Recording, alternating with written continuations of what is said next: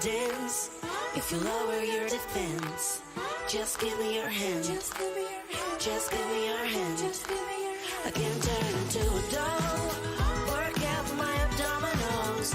If you give me your hand. Just give me your hand. If you give me your hand. Just give me your hand. You can drown my fire, but never kill the embers. Give me your hand.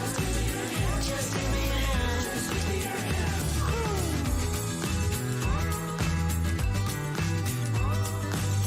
Just give me your hand, babe. Give me your hand.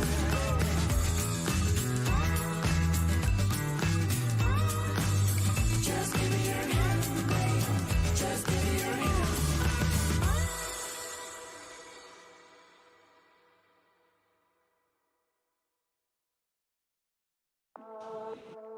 Mit dir ist alles Urlaub, mit dir ist alles Urlaub, mit dir ist alles Urlaub, mit dir ist alles Urlaub. Jedes Mal, wenn ich in deine Augen schau, seh ich das Meer türkis und blau, wir träumen uns davon. Und wenn draußen weißer Schnee vom Himmel fällt, bauen wir uns eine neue Welt aus Glitzer, Schneebeton. Ey, die Zeit vergeht im Flug, wenn du bei mir bist. Die Sonne scheint für dich und mich. Mit dir ist alles Urlaub, mit dir ist alles Urlaub, mit dir ist alles Urlaub, oh. Mit dir ist alles Urlaub, jeder Tag ist plötzlich leicht. Wir brauchen nichts, nur du und ich, das reicht. Mit dir ist alles Urlaub. Bunte Cocktails mixt du mir am Küchentisch und auch die Kokosnuss ist frisch vom Laden nebenan. Mein Bikini macht sich gut auf deinem Balkon. Die Chiller-Playlist hast du schon auf Meeresrauschen an. Ey, die Zeit vergeht im Flug, wenn du bei mir bist. Die Sonne scheint für dich und mich. Mit dir ist alles Urlaub. Mit dir ist alles Urlaub, mit dir ist alles Urlaub, oh. Mit dir ist alles Urlaub, jeder Tag ist plötzlich leicht. Wir brauchen nichts, nur du und ich, das reicht. Mit dir ist alles Urlaub. Mit dir ist alles Urlaub. Mit dir ist alles Urlaub. Mit dir ist alles Urlaub. Mit dir ist alles Urlaub. Mit dir ist alles Urlaub.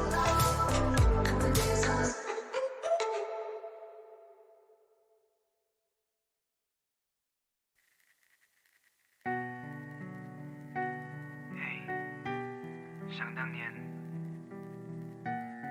你承诺的事情，到现在还算吗？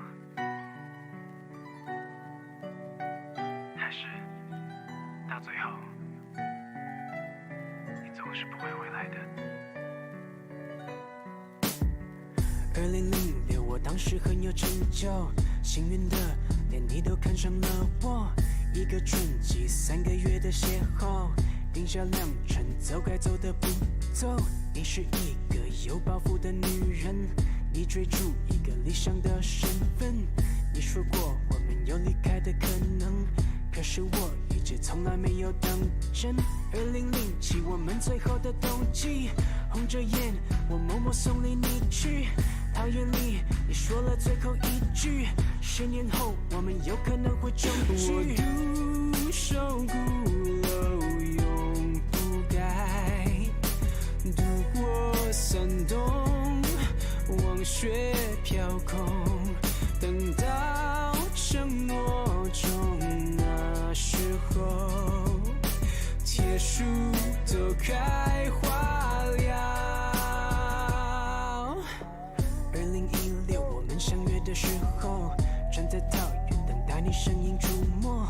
我相信，当你出现在眼前，我们感觉一点都不会改变。这是我一生最期待的一天，身上穿着我最必听的一件。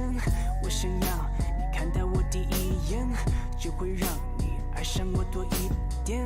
这一天，我一直等到午夜。回家路上你不在我身边，这一天它终于让我发现，我活了没意义的10年。我独守孤楼永不改，渡过山洞，往雪飘空，等到承诺中，那时候铁树都开花了。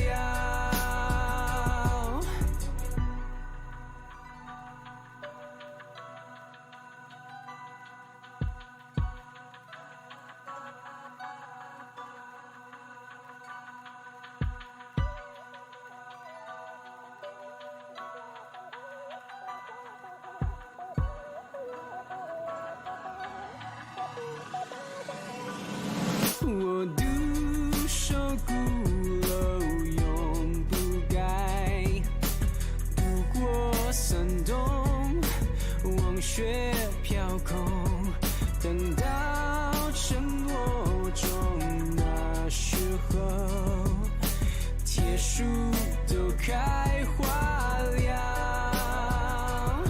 我独守孤楼永不改，渡过山洞，往雪飘空，等到承诺中，那时候铁树都开花了。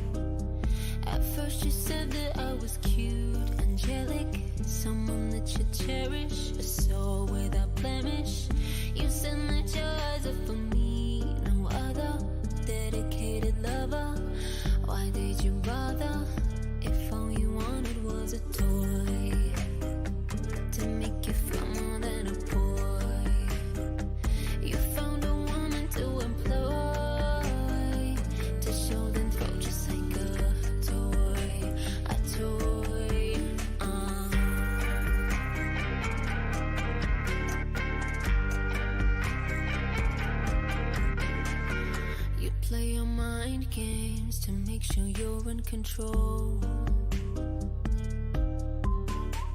You do the wrong thing and tell me it was my fault. That's why some heard I was rude and jealous, insecure and hellish, and all-round wreckage. Told me to give up on my dreams, ambitions. You set the conditions, 'cause you're on a mission. Think you mistook me for a toy, to make you feel more than a boy. You found a woman to employ, to show them throw just like a toy, a toy.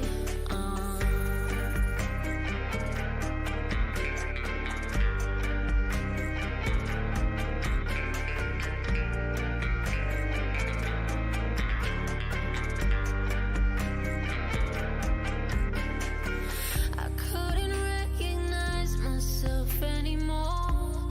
You turned me into some other. Hope you find a woman you won't destroy. Just don't treat her like another. Like another. Another. Like another. Another toy, to make you feel more than you found a woman to employ, to show them purpose like a toy.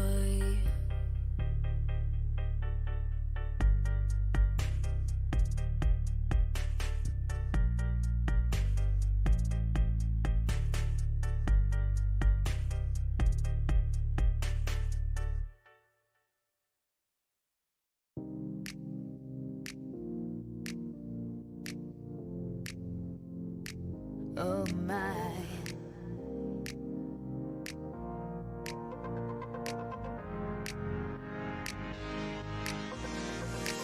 I've been all night waiting for you to come home.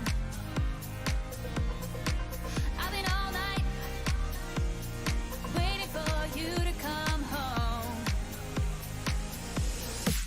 Oh my, come on, let's do this dance tonight. I gotta have you, boy, you're playing with my heart. We look around, but we don't see nobody else. Nobody, nobody. Give me your loving, give me your loving, give me your loving, Oh my. give me your loving, give me your loving, give me your loving. I couldn't find nobody else like you. Been let down each time that I've tried to find another, but I always come back to you. We're a perfect match made in the fire. You know you can't fulfill my desires. Many try, but I only got you in my eyes. In my eyes. Oh my, come on, let's do this dance tonight. I gotta have you, boy, you're playing with my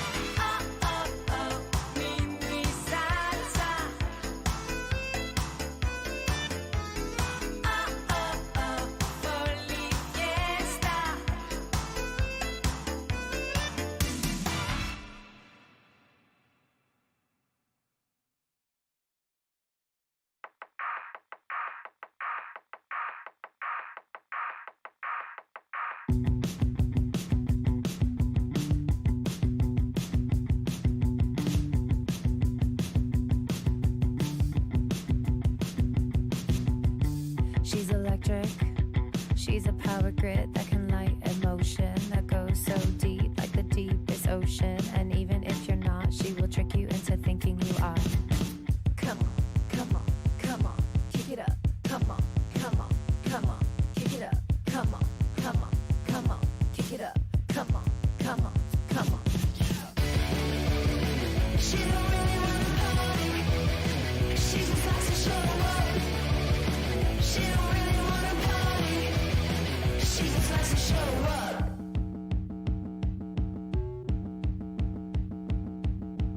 Never really care what you're driving in. Never really looked at what you're walking in. Never even knew you existed. Never even knew you existed. She don't really wanna party. She just likes to show up. She don't really wanna party. She just likes to show up.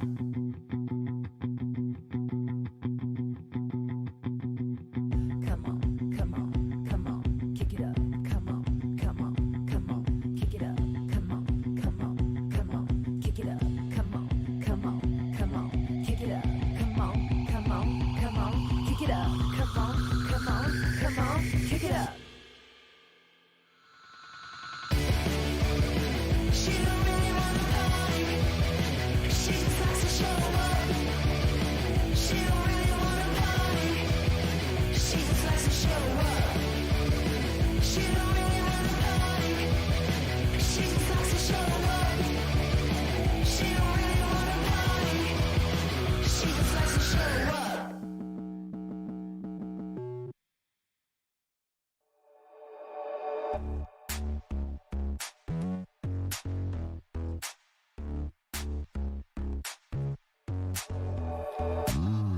흔들리는 나의 눈빛 모두 알고 있는 걸 아무리 숨겨보려 해도 가려지지 않는 걸 I'll never miss this chance make it dance 해가 뜨는 것도 모르게 Dance time to dance 집에 가는 것도 까먹게 우거진 너의 하얀 불을 좋아해 움켜진 문제들은 모두 가볍게 손 들고 태워 이 순간을 밝게 녹여진 분위기는 뜨겁게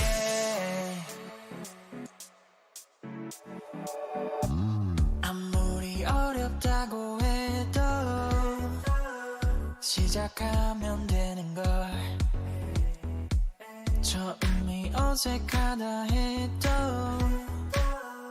이미 익숙해진 걸 I'll never miss this chance make it dance 해가 뜨는 것도 모르게 Dance time to dance 집에 가는 것도 까먹게 우거진 너의 하얀 불을 좋아해 움켜진 문제들은 모두 가볍게 손 들고 태워 이 순간을 밝게 녹여진 분위기는 뜨겁게 우리 둘이 눈을 마주보고 춤을 춰보자 우리 둘이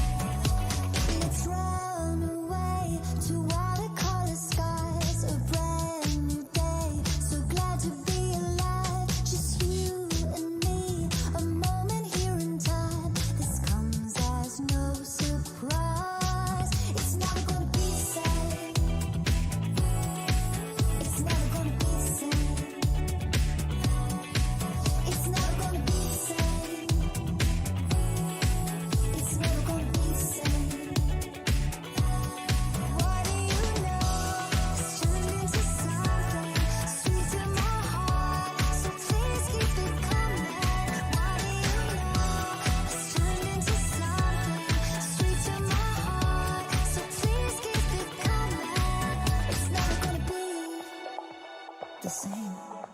It's never gonna be the same. It's never gonna be the same. It's never ever gonna be the same. It's never gonna be the same.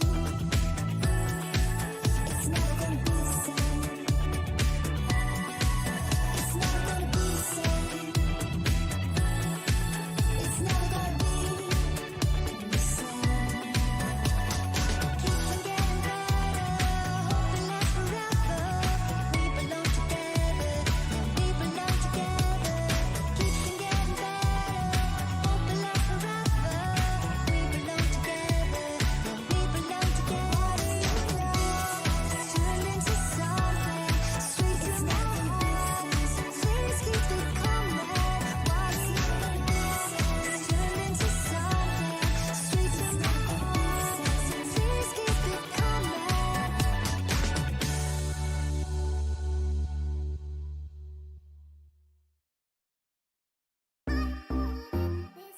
Yo. Know what I'm saying? You know me, I got the confidence. She loving the vibe and then she wanna give me compliments. Yeah. Say you know me humble, but you know I got the confidence. They loving the vibe and yeah, you know they love the ambience. Yeah. You know how we moving, moving. When me step in so fresh and clean. Man a real bad boy, man a machine. Man a in the spotlight like magazine. About to go crazy, it's a mazzoline. Swagger that I ain't yet seen. Been hustling since 16. And everything brand new, pristine. Moving like a king, so you know me need a queen. In the irate, money on the way, so me smiley. You know we gonna do the thing my way. Everything figure, everything on time, it's on schedule. Girlie says she love me, so me let the blessings grow. She will never switch sides, that is what I know. Moving like a Lambo or a Beamer. Sim Simmer with the feel. You know me, I got the confidence. She loving the vibe and then she wanna give me compliments. Yeah. Say you know me humble, but you know I got the confidence. They loving the vibe and yeah, you know they love the ambience. Yeah. You know how we moving, moving. They know how we moving, truly. The bad boys in a whip like a movie. The bad girls in a pool or jacuzzi. My God, they wanna take off their 2 pieces of fleshy. Everything me say is catchy. Say I need advice, girl, just ask me. Me know with no bad vibes, they could pass me. And anyone with bad mind, them can't match me. Like a taxi, man, I always sitting in the backseat. Real big boss, man, I stay classy. I got peace of mind and it relax me. I give thanks and praise to Selassie. You know me have to stay high. Oh Lord, touch the sky. I'm staying through the eye. You know me, I got the confidence. She loving the vibe and then she wanna give me compliments. Yeah. Say you know me humble, but you know I got the confidence. They loving the vibe and yeah, you know they love the ambience. Yeah. You know how we moving, moving.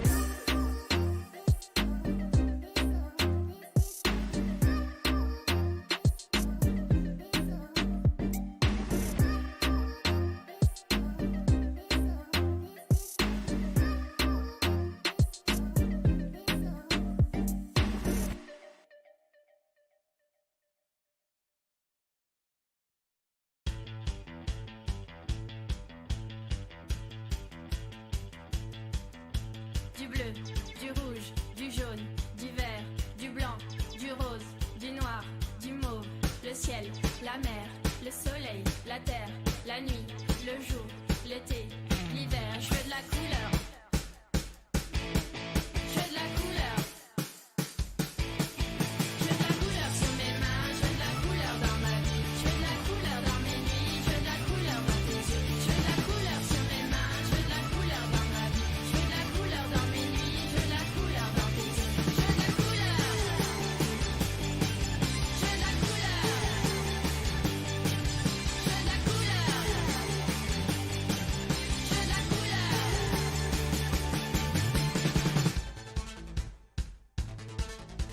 Du bleu, du rouge, du jaune, du vert, du blanc, du rose, du noir, du mauve, le ciel, la mer, le soleil, la terre, la nuit, le jour, l'été, l'hiver. Je veux de la couleur jaune, Je veux de la couleur. Je veux de la couleur sur mes mains, je veux de la couleur dans ma vie. Je veux de la couleur dans mes nuits, je veux de la couleur dans tes yeux. Je veux de la couleur sur mes mains, je veux de la couleur dans ma vie. Je veux de la couleur dans mes nuits, je veux de la couleur dans tes yeux. Je veux de la couleur. Je veux de la couleur. Je veux de la couleur.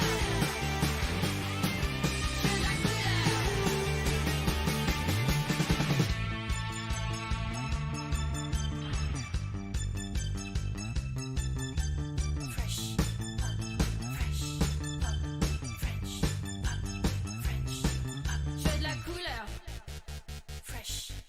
Je veux de la couleur. Fresh pop. French pop. Je veux de la couleur. Fresh pop. Je veux de la couleur. Fresh pop. Je veux de la couleur. French pop. Je veux de la couleur. Je veux de la couleur. Je veux de la couleur sur mes mains, je veux de la couleur dans ma vie. Je veux de la couleur dans mes nuits, je veux de la couleur dans tes yeux. Je veux de la couleur sur mes mains, je veux de la couleur dans ma vie. Je veux de la couleur dans mes nuits, je veux de la couleur dans tes yeux. Je veux de la couleur. Je veux de la couleur. Je veux de la couleur. Je veux de la couleur.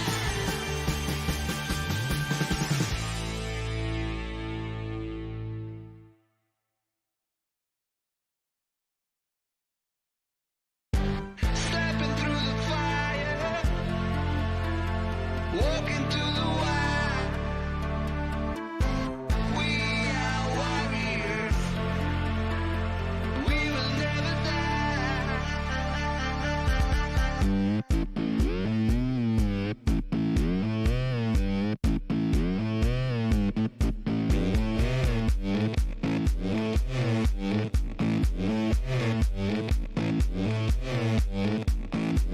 Stepping through the fire, walking to the wire.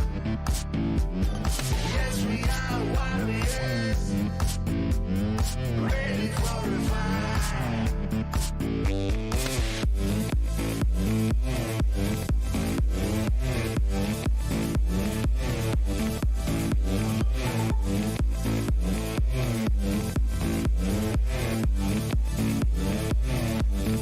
Stepping through the fire, walking to the wire.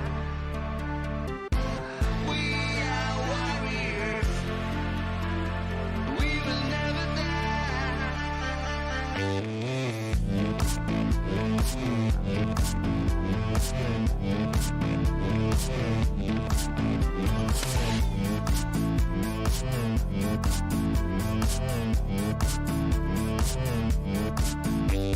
Stepping through the fire, walking to the wire. Yes, we are warriors, ready for a fight.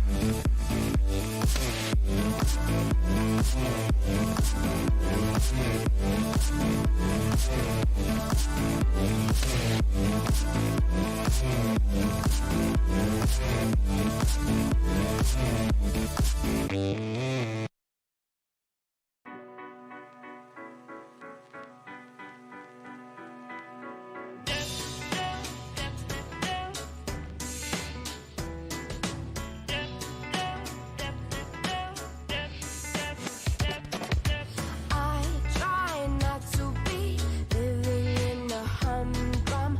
Don't ask me to be just as great as the next one. You try to give me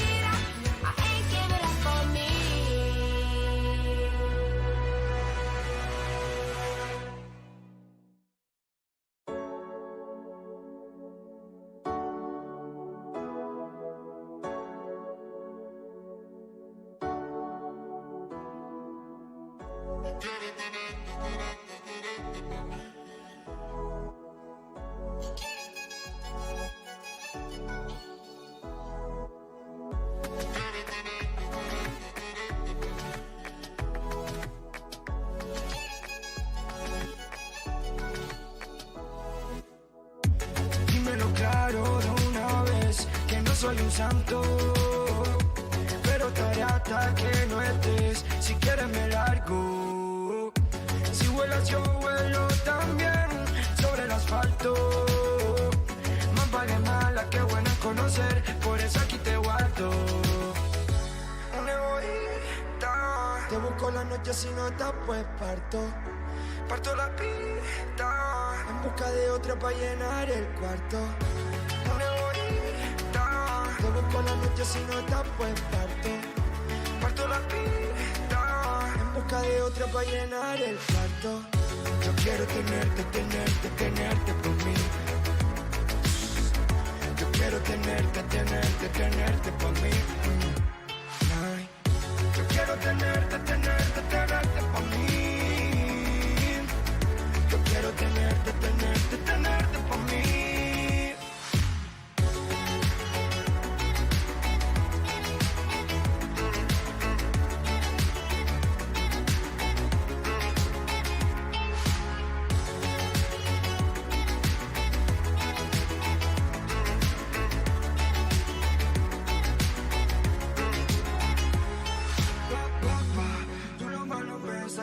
Si me ves solito no ataca, como si me saca. Sé que mi cara me delata, yo te visualizo con nata.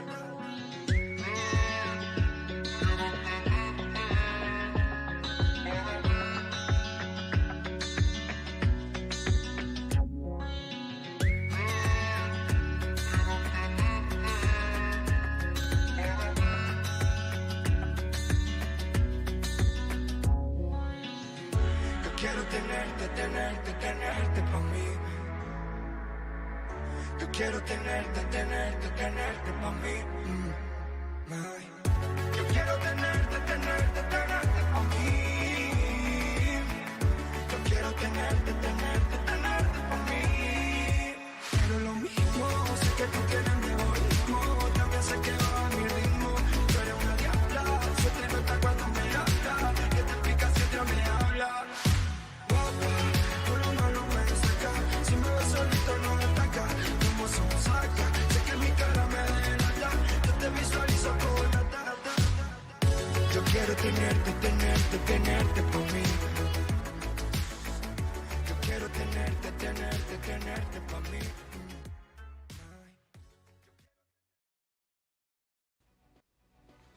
So our tale begins in a foreign ancient land, a land ruled by dragons and magical creatures.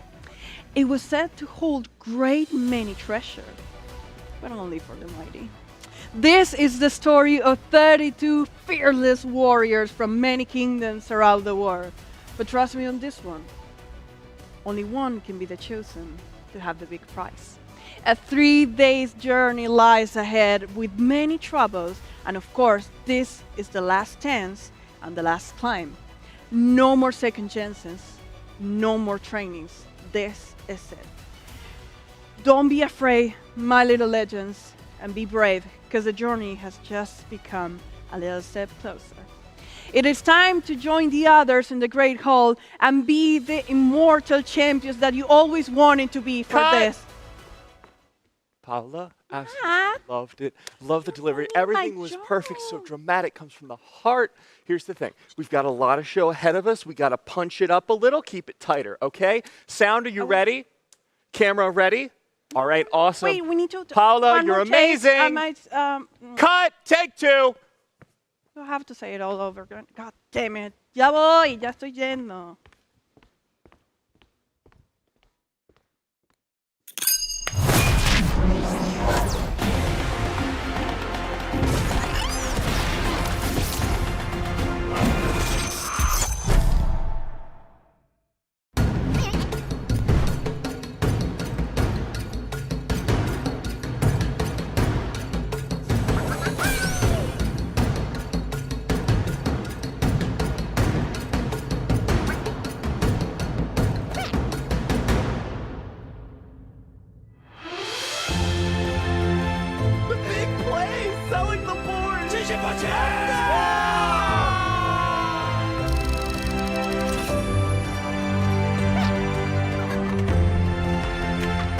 One more wave from Deja will be enough. Start to finish with full dominance. Lilo from China. He's just the god of TFT right now, fully online. And it looks like Shiso has won the final lobby.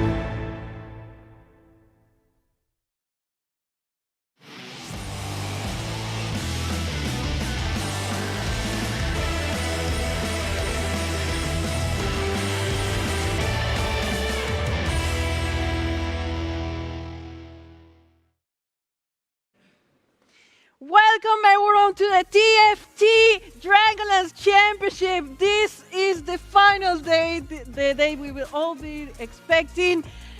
32 players from all around the world are here to compete head-to-head against each other to decide who's going to be the best TFT player from the world and, of course, be crowned on this set 7.5. My name is Calypso. I'm going to be the host in this amazing tournament, but I'm not alone here. I have great high-quality casters and analysts with me. Is here Nigeria and Counterfeit. Guys, welcome.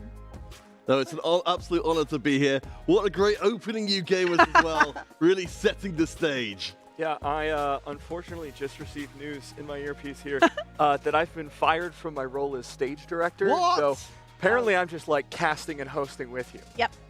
That's a great start. I love it. Oh well. Welcome. Yeah. I hope it doesn't come with a pay cut. Okay, so guys, on Sunday we're gonna have a new champion, and I have to remember in this tournament that we have new faces and some legends that are coming back again. Yeah, I mean, I've been really excited getting to see all of our players coming up here. The qualifiers for some of our regions didn't even finish until last week. We had the EMEA finals, of course, and then TOC 4 just finished a couple of days ago. So coming in hot, a lot of these players. What do you think about the play? Yeah, I mean, absolutely. As you say, we've got a chance to potentially crown a two-time world champion here at this event, which is a pretty unprecedented event in TFT's history. You know, it's honestly, with the field of players is absolutely astonishing. I mean, even Ramos is excited to be here, of course, on the road to set A. Just a goofy little guy. I love it. Okay, so first of all, before we start the games and all the chat about the metacams, we have to set a new reminder that for the first time in a TFT Championship, we have Pick'em. Finally! Yeah. I am very competitive, so I really wanted to expect this from all. So if you're a tryhard or just want to set your luck, go check that on riot.com/TFT words. Oh, we have QR right here. All right, okay. that's. Here. We have a put that back up? QR to scan that. All That's right, I missed great. it. Do it during That's break. Great. Guys, you feel your Pick'em, but there's a reminder. Well, Yeah. I've been talking to a few different people, and you know, I think there's certainly very specific players. I think we've got like a really big divide between people, what people are hoping will happen and what they're expecting to happen. I know They want to happen. Yeah, I mean, to be fair, Day6's been telling a great story since the beginning of the set. One of our players this day, promising to get to Worlds, promising to make a major impact, and a lot of people I've been talking to have had their name on his lips. Great. And man, let's remind the people that this Pick'em is closing before game 1. So if you haven't done it yet, I mean, how to run. you still got time. All right. I'm going to be dealing with it during the rest of the desk. If you ever see me off camera, expect me to be just finishing those up. Of course, I wrote them ahead of time, naturally. And of course, if you want to follow along on the conversation or just like say weird things at us, I guess you can. But head over to Twitter @TFT, #TFT Championship for all the news, updates, all the bants around the competition this weekend. And we're also on Instagram and Facebook as Play TFT, so you can join the conversation on any social media you would like. Guys, I really want to talk about the potential we have this year and this championship, so why don't we go and meet the regions? I'm ready for it. Yeah!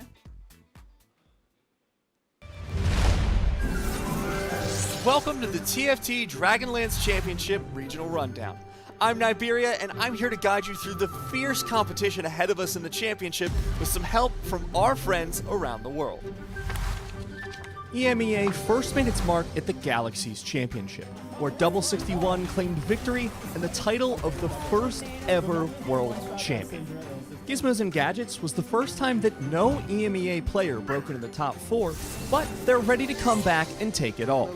With 2 new faces in Lelouch and Noel leading the pack, and our Galaxy's champion Double 61 making a triumphant return, EMEA's players are ready to claim the crown.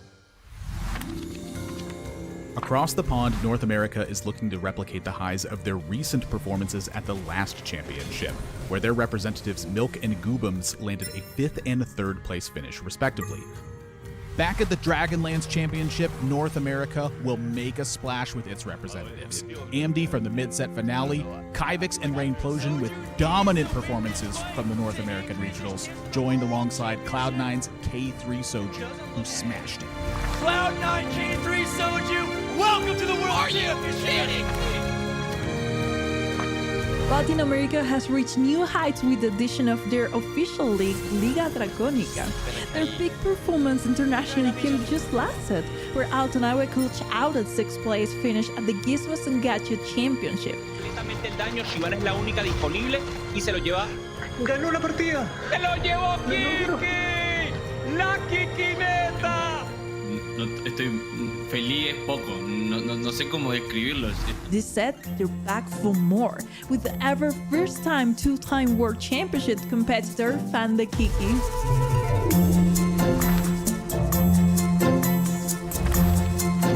Brazil is as passionate as ever about teamfight tactics and ready to show off their improvement as a region. After Elso Lucas' incredible performance last chance qualifier, we're expecting an amazing performance from VCLF, SuperX, and Content 1, who are looking for a higher price to beat the regional record of top 4 placements and bring home the crown.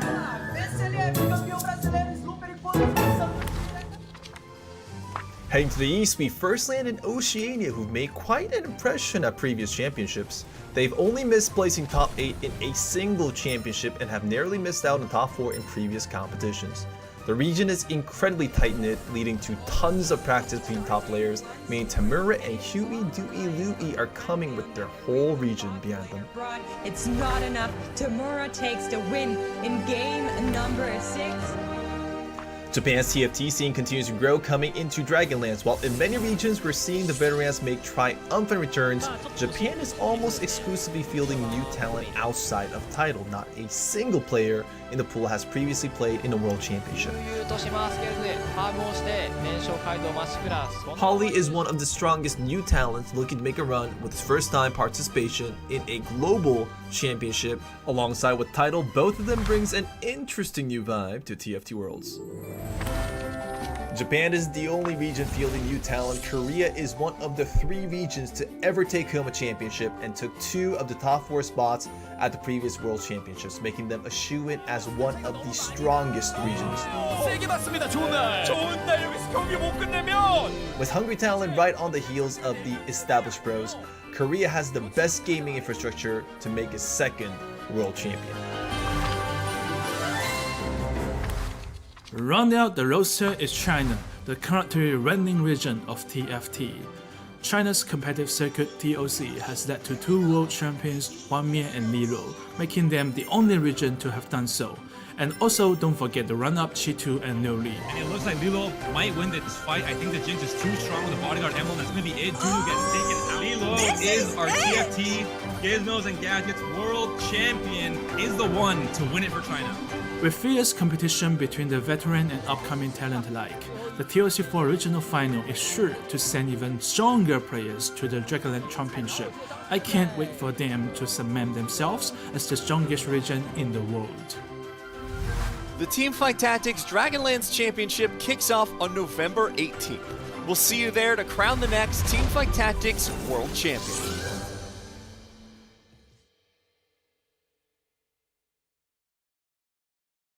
I love this type of video because it's not just a person.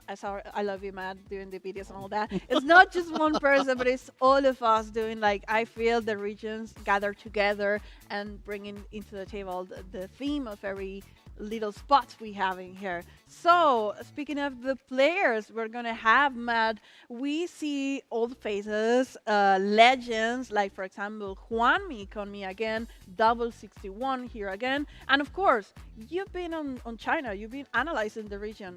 It is pretty strong in TFT. Yeah, they're looking really good coming out once again. China has a really strong history in most competitive esports, but I think in TFT they've definitely made their mark. The only region that's produced 2 separate world champions so far. So far, here's the chance to change it. But they were looking really good coming out of the TOC. The competition was absolutely insane. So I'm looking forward to what they're going to be able to bring to the world stage this set.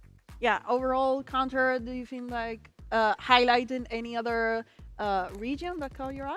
Oh yeah, I mean, of course, a lot of times people are definitely going to be judging the regions, but just how big they are, because of course you've got access to a much wider player pools.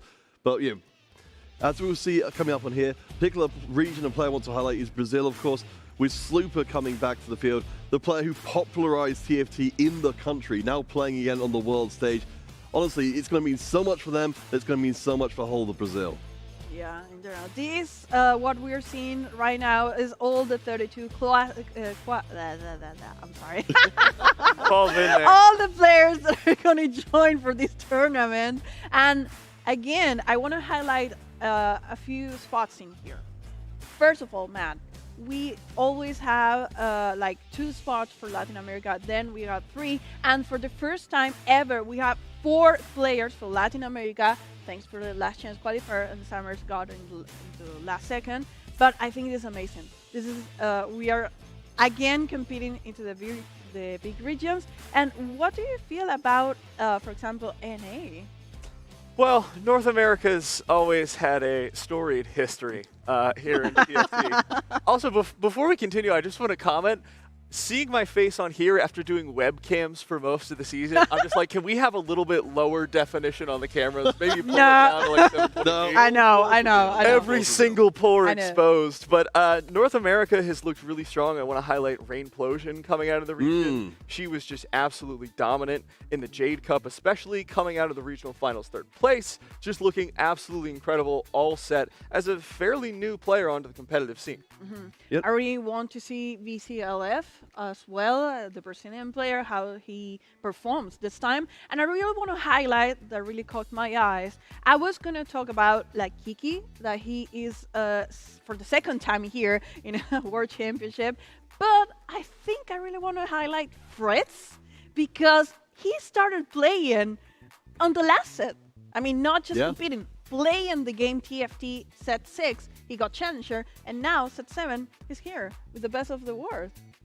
Yeah, I mean, there's so many players who've managed to make the short-term impacts, make the long-term impacts. One player which I particularly want to bring up, of course, is from Japan, Title, who proved an incredible level of domination in the regional finals. We've had Holly mentioned a couple of times, of course, because he's been making the rounds and talking to a lot of the Western media, because of course being a Native American themselves.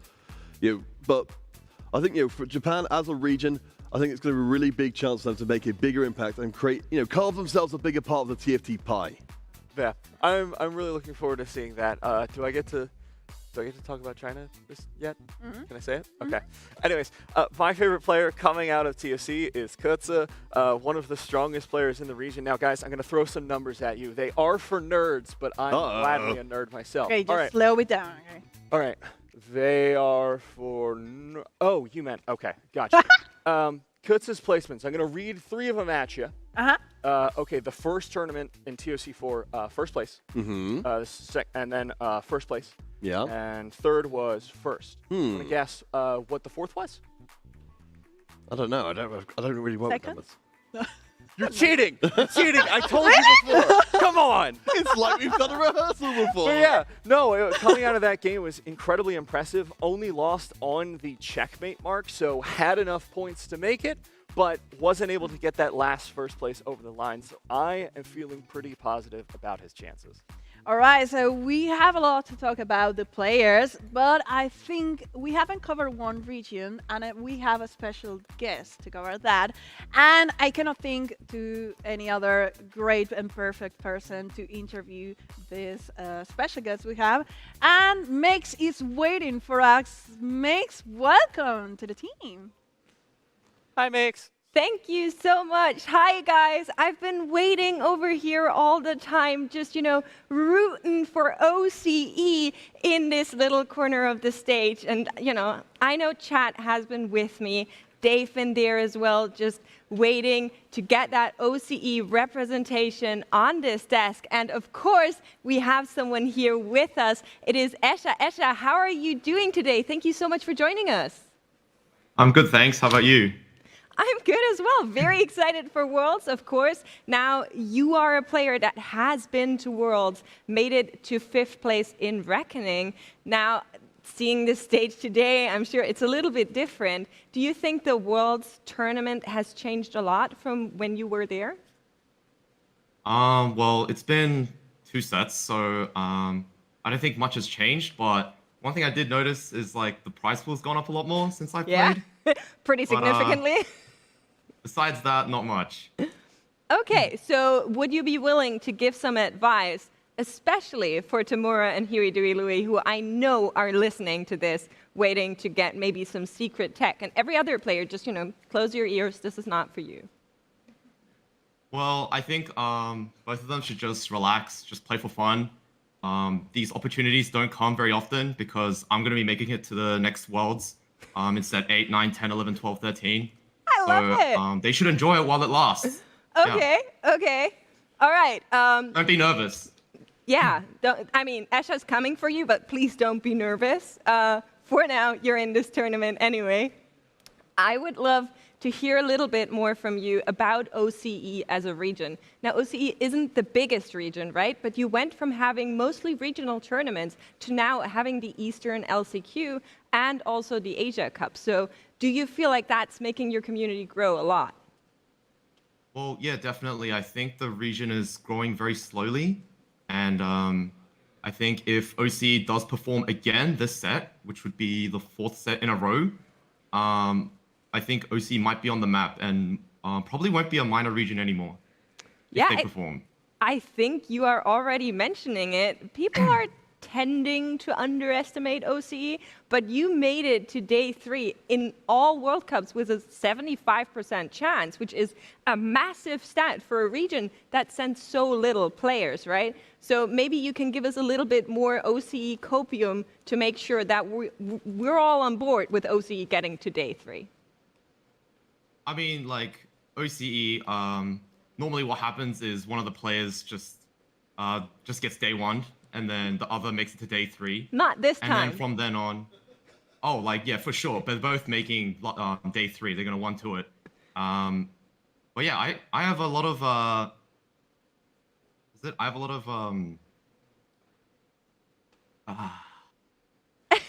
It's okay. No worries. I forgot what I was gonna say. Oh, no worries.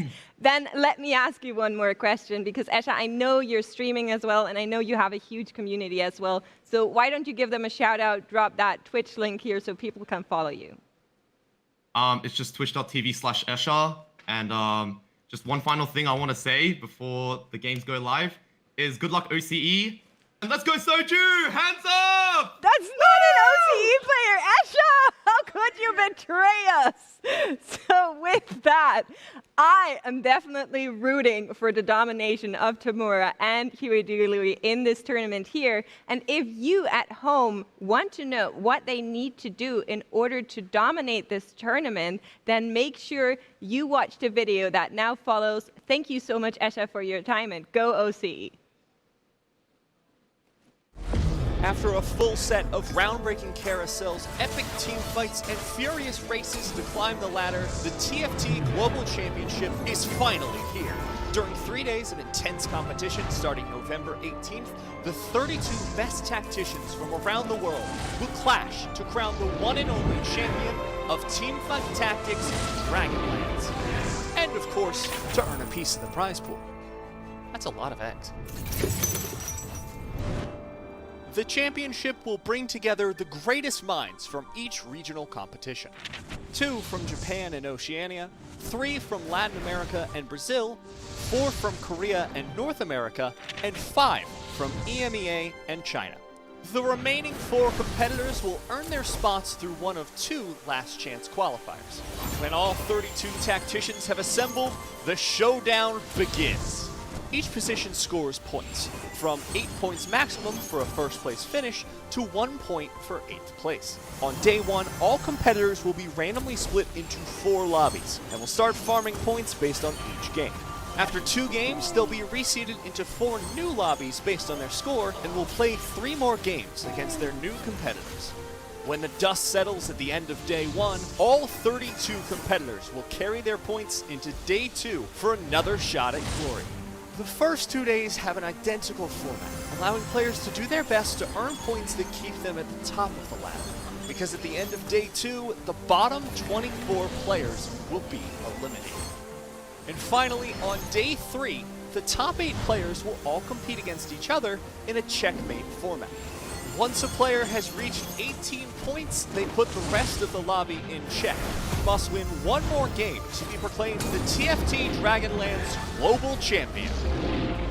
Tune in November 18th to 20th to watch the ultimate big brain battle. Get ready to hear them roar. Back again here, and it really caught my eye that Max was saying like, go Oceania, and then Isha was like, go Sashu. No, Yeah. apparently Oh! Honorary Oceania, they get a 3rd seed this set, and it's actually going to be North America's K3 Soju. I didn't know this coming in, so I this couldn't is fit great it into information. that video. Yeah. Thank you. And we've seen many changes in the format that was the video we just shown. If you have any doubt, any question, please go rewatch the video. Matt put a lot of effort into it. It took very long, and you wouldn't believe how many takes it takes to do it in this voice. Okay, speaking of changes, Peter, we can talk a little bit about the meta that we are expecting on this set. We know every single tournament has a micro meta inside of it, but what if we talk about like the basis? Oh, sure. I mean, I'd like to, if we can, I'd like to get a reaction shot from Matt for each of these ones. We've basically got 5 compositions that have been played over 100 times between the different regionals. Of course, we've got Dragons. We've got the Jay's Siphon kind of coming in and being a decent top 4 comp as well. Okay. We've got Zaya. Oh, yeah, I like her. Yeah, what do you think about Deja? Cooler than Zaya. Pretty significantly. Are we rating the compositions by is it cool or not? Deja. Well, look, here's the thing. We've been watching so much Zaya early on in the set. She kind of fell off. She wasn't invited to the party anymore because she can't carry a board to save her life, quite literally.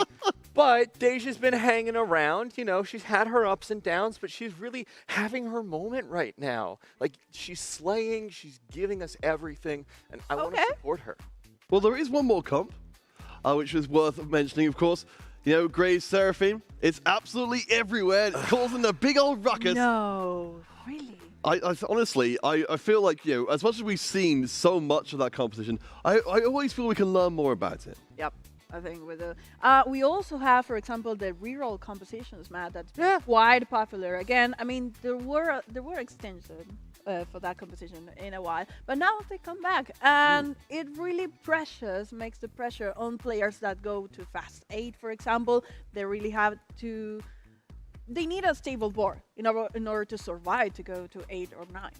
You know me, I'm a reroll enjoyer, just slamming that D button, no thoughts, head empty, just, oh, another one. Oh, a piece of candy. Oh, fantastic. You know, But got a it's bunch so of 2 costs. dependent. But it's so dependent on hitting that. Yeah, at the competitive level, it does take actual skill. But like in solo queue, I just press the D button. I'm having a great time. I mean, but we're on championship. Yeah, they're going to be having a hard time. It's going to be awful. Well, but if, for me, if we're talking about rerolls which can go absolutely crazy or absolutely into the dumpster, I mean, my favorite one in that regard is got to be Lilia reroll. It's, you know, so in the MEA region, surprisingly large amount of players actually managed to take it to a top 1 performance, but it was also a trap comp, you know, for a lot of other players as well. Yeah, that was. I mean, the comparison is like 2 cars on the same road, maximum speed against each other. I mean, one of them might slide away or they're gonna crash. This is the reroll comparison I always do. I love it. But I feel like we can be talking about meta all the time, and we do have a lot of information, and we have a bit more of time. So if you should join me, I really want to show you something really cool we've been planning with the team. Come on, guys. Show me. What's all this then? We prepared for you for the first time. We have the Academy open. What? And with the special guest, Bebe. Welcome. How are you? All right, thank you very much for the introduction. I'm doing fantastic. I join you with the new World's Academy with our lovely students, sure, yes, yeah. And our beautiful caster. Today we're going to focus on exactly what makes the Seraphine Grace composition work and why this composition was one of the best in the previous regions. If you look onto this new equipment, this new board right here. Ooh. High tech. I love I've never seen something like this before. The resolution is incredible.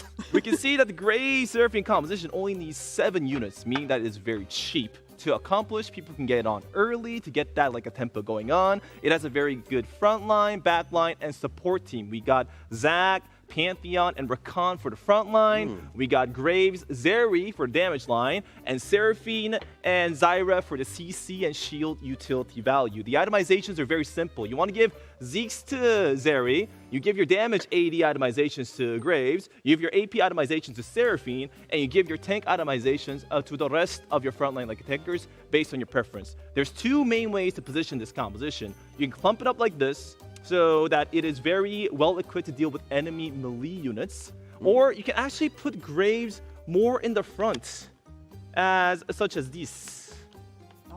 Like this. We can move our units board by board, keep Zyra near the Seraphine so that she gets the shield value. And we put Zac and Pantheon in the front. We're actually missing one piece. Wait, what is this? 1, 2, 3, 4, 5, 6, 7. What's number 8? Something's off here. We'll fix it in post. Usually when you hit level 8, there is one more unit that you're supposed to add in. It's supposed to be Lee Sin. It's supposed to go here. But if you don't have a Lee Sin, it's fine. Don't panic. You can move the units one step here and position like this so Graves can get through the enemy front line and kill the enemy back line such as Zyra or Deja. So this position is actually much more fit against focusing long-range carry units such as Zyra or Deja. Any questions? Professor Bebe, I forgot my pen in my bag. Can I go get it? No. Oh, okay. Okay. Okay, Professor Bebe, I do have a question in here. Mm-hmm. Let's say with this meta, like you said before, there's many players going to this composition, but sometimes we see players forcing this, and it's not good. What can we tell to go to this composition? What instinct do we have to force this? Now, that is a fantastic question. Fantastic question. Thank you. All right, now, the most important thing in deciding for going for a specific composition, whether it is Seraphine Graves or not, mostly depends on your itemizations and augments. Now, Seraphine Graves usually use items such as Zeeks and Edge of Night, so you want to make sure to have a lot of swords to make that comp working. So starting from the first cursor, if you pick the sword, if you're offered itemizations that can help you build into items such as Zeeks and like Edge of Night, then you are more likely to have a successful Graves Seraphine composition than people that do not. Professor Bebe, could you tell me what this all sounds great, but what is this comp good against and what is it bad against? That is also a very good question. I just want the pen. All right, that's also a fantastic question right here. Now, the Gray Seraphine composition actually does not have a matchup. It is a composition that is very flat in terms of battle power, so it's not really countered nor counters a specific composition. Ooh. Yes. So usually when you expect the Gray Seraphine composition to lose, it is usually when your level 8, level 9, 4 and 5 cost 2-star opponent carries are online and outvalue your composition. That's usually the timing for when it loses. But before then, it should be good against almost every matchup. Matt, do you want to try again? Okay. Yep. Okay. Focus, Matt. Okay. You can do it. Can I have a piece of gold? Yeah, sure. No, I got a question to follow it up. It's good. What do I spend this on in this composition? Because it's level 7. I'm gonna have a lot of these, more than one, but it's a prop. So what do I spend all that on? Well, Matt, that was actually a good question. Good job. Nice. All right, so as you can see, the Gray Seraphine composition, we don't need to look at the board. The Gray Seraphine composition is actually a very cheap comp. it only requires 7 units, meaning that you don't need to go spend 40 or like 90 gold going for level 8 or 9. You can use that money instead to reroll for Graves, a Pantheon, a Seraphine, and all the units that is needed to make the composition work and happen. So you just need to focus on getting your 2 and 3 cost 2 stars first. Right, and then you find Graves 1 star, you find 1 Pantheon 1 star, so you get your 4 cost 1 stars, and then you save up economy because that should be enough to save you eco, and then you can decide to go to level 8 to find maybe like a Graves 3 star or the rest of your upgrades. If you can't find a 4 cost 3 star, you can also go all the way up to level 9 and look for Bard and Soraka for support finish. Professor Bebe, if everyone else is taking this composition, you can't find the units, is there anywhere else you can put these items to make a different composition maybe? The Graves Seraphine composition doesn't really have that much flexibility. Usually if you decide to all in onto a Graves Seraphine comp, you're rerolling at level 7, so the only thing that you can maybe go for is Dark Flights, but not that much flexibility. Okay. Okay, one last question. This is genuine. If you have we were talking about the items, for example, the belt, the sword that we need in the carousel and that. But if you have a belt, what should we prioritize? The Seeke or the Morello? That is actually something really important to discuss. Do we want to make Morello Nomicons with the belt? Do we want to make Warmogs for tank itemizations? Or do we want to make Zeeks for the extra like a damage on Zeri? Now, we're not going to discuss Warmogs because you're focused on damage itemizations. If you want to, the decision to make a Morellos or not depends on how much healing your opponents have. Like, do your opponents go for like a 5 Js into a lot of like a HP regen, into a bunch of Bloodthirsters? Or do they just go for flat damage, like a bunch of Swift Shot, like a warrior compositions, right? If your opponents don't have much healing, then it is better to give Zeeks to Zeri and Graves so that they are able to mold down the enemy composition immediately. That way you won't feel a difference whether they have like a healing or not. But if the enemy does have healing, it is better to go for healing reduction to get that like a healing output to decrease and do damage that way. Okay.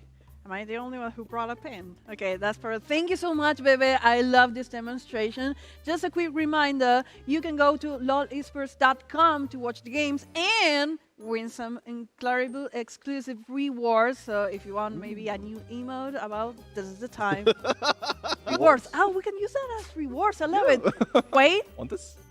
They're telling me they have the first game ready. I'm really excited about that. I think we've all been waiting for this. So the casters are gonna go and get it. Frodan, Admirable, and Max, welcome.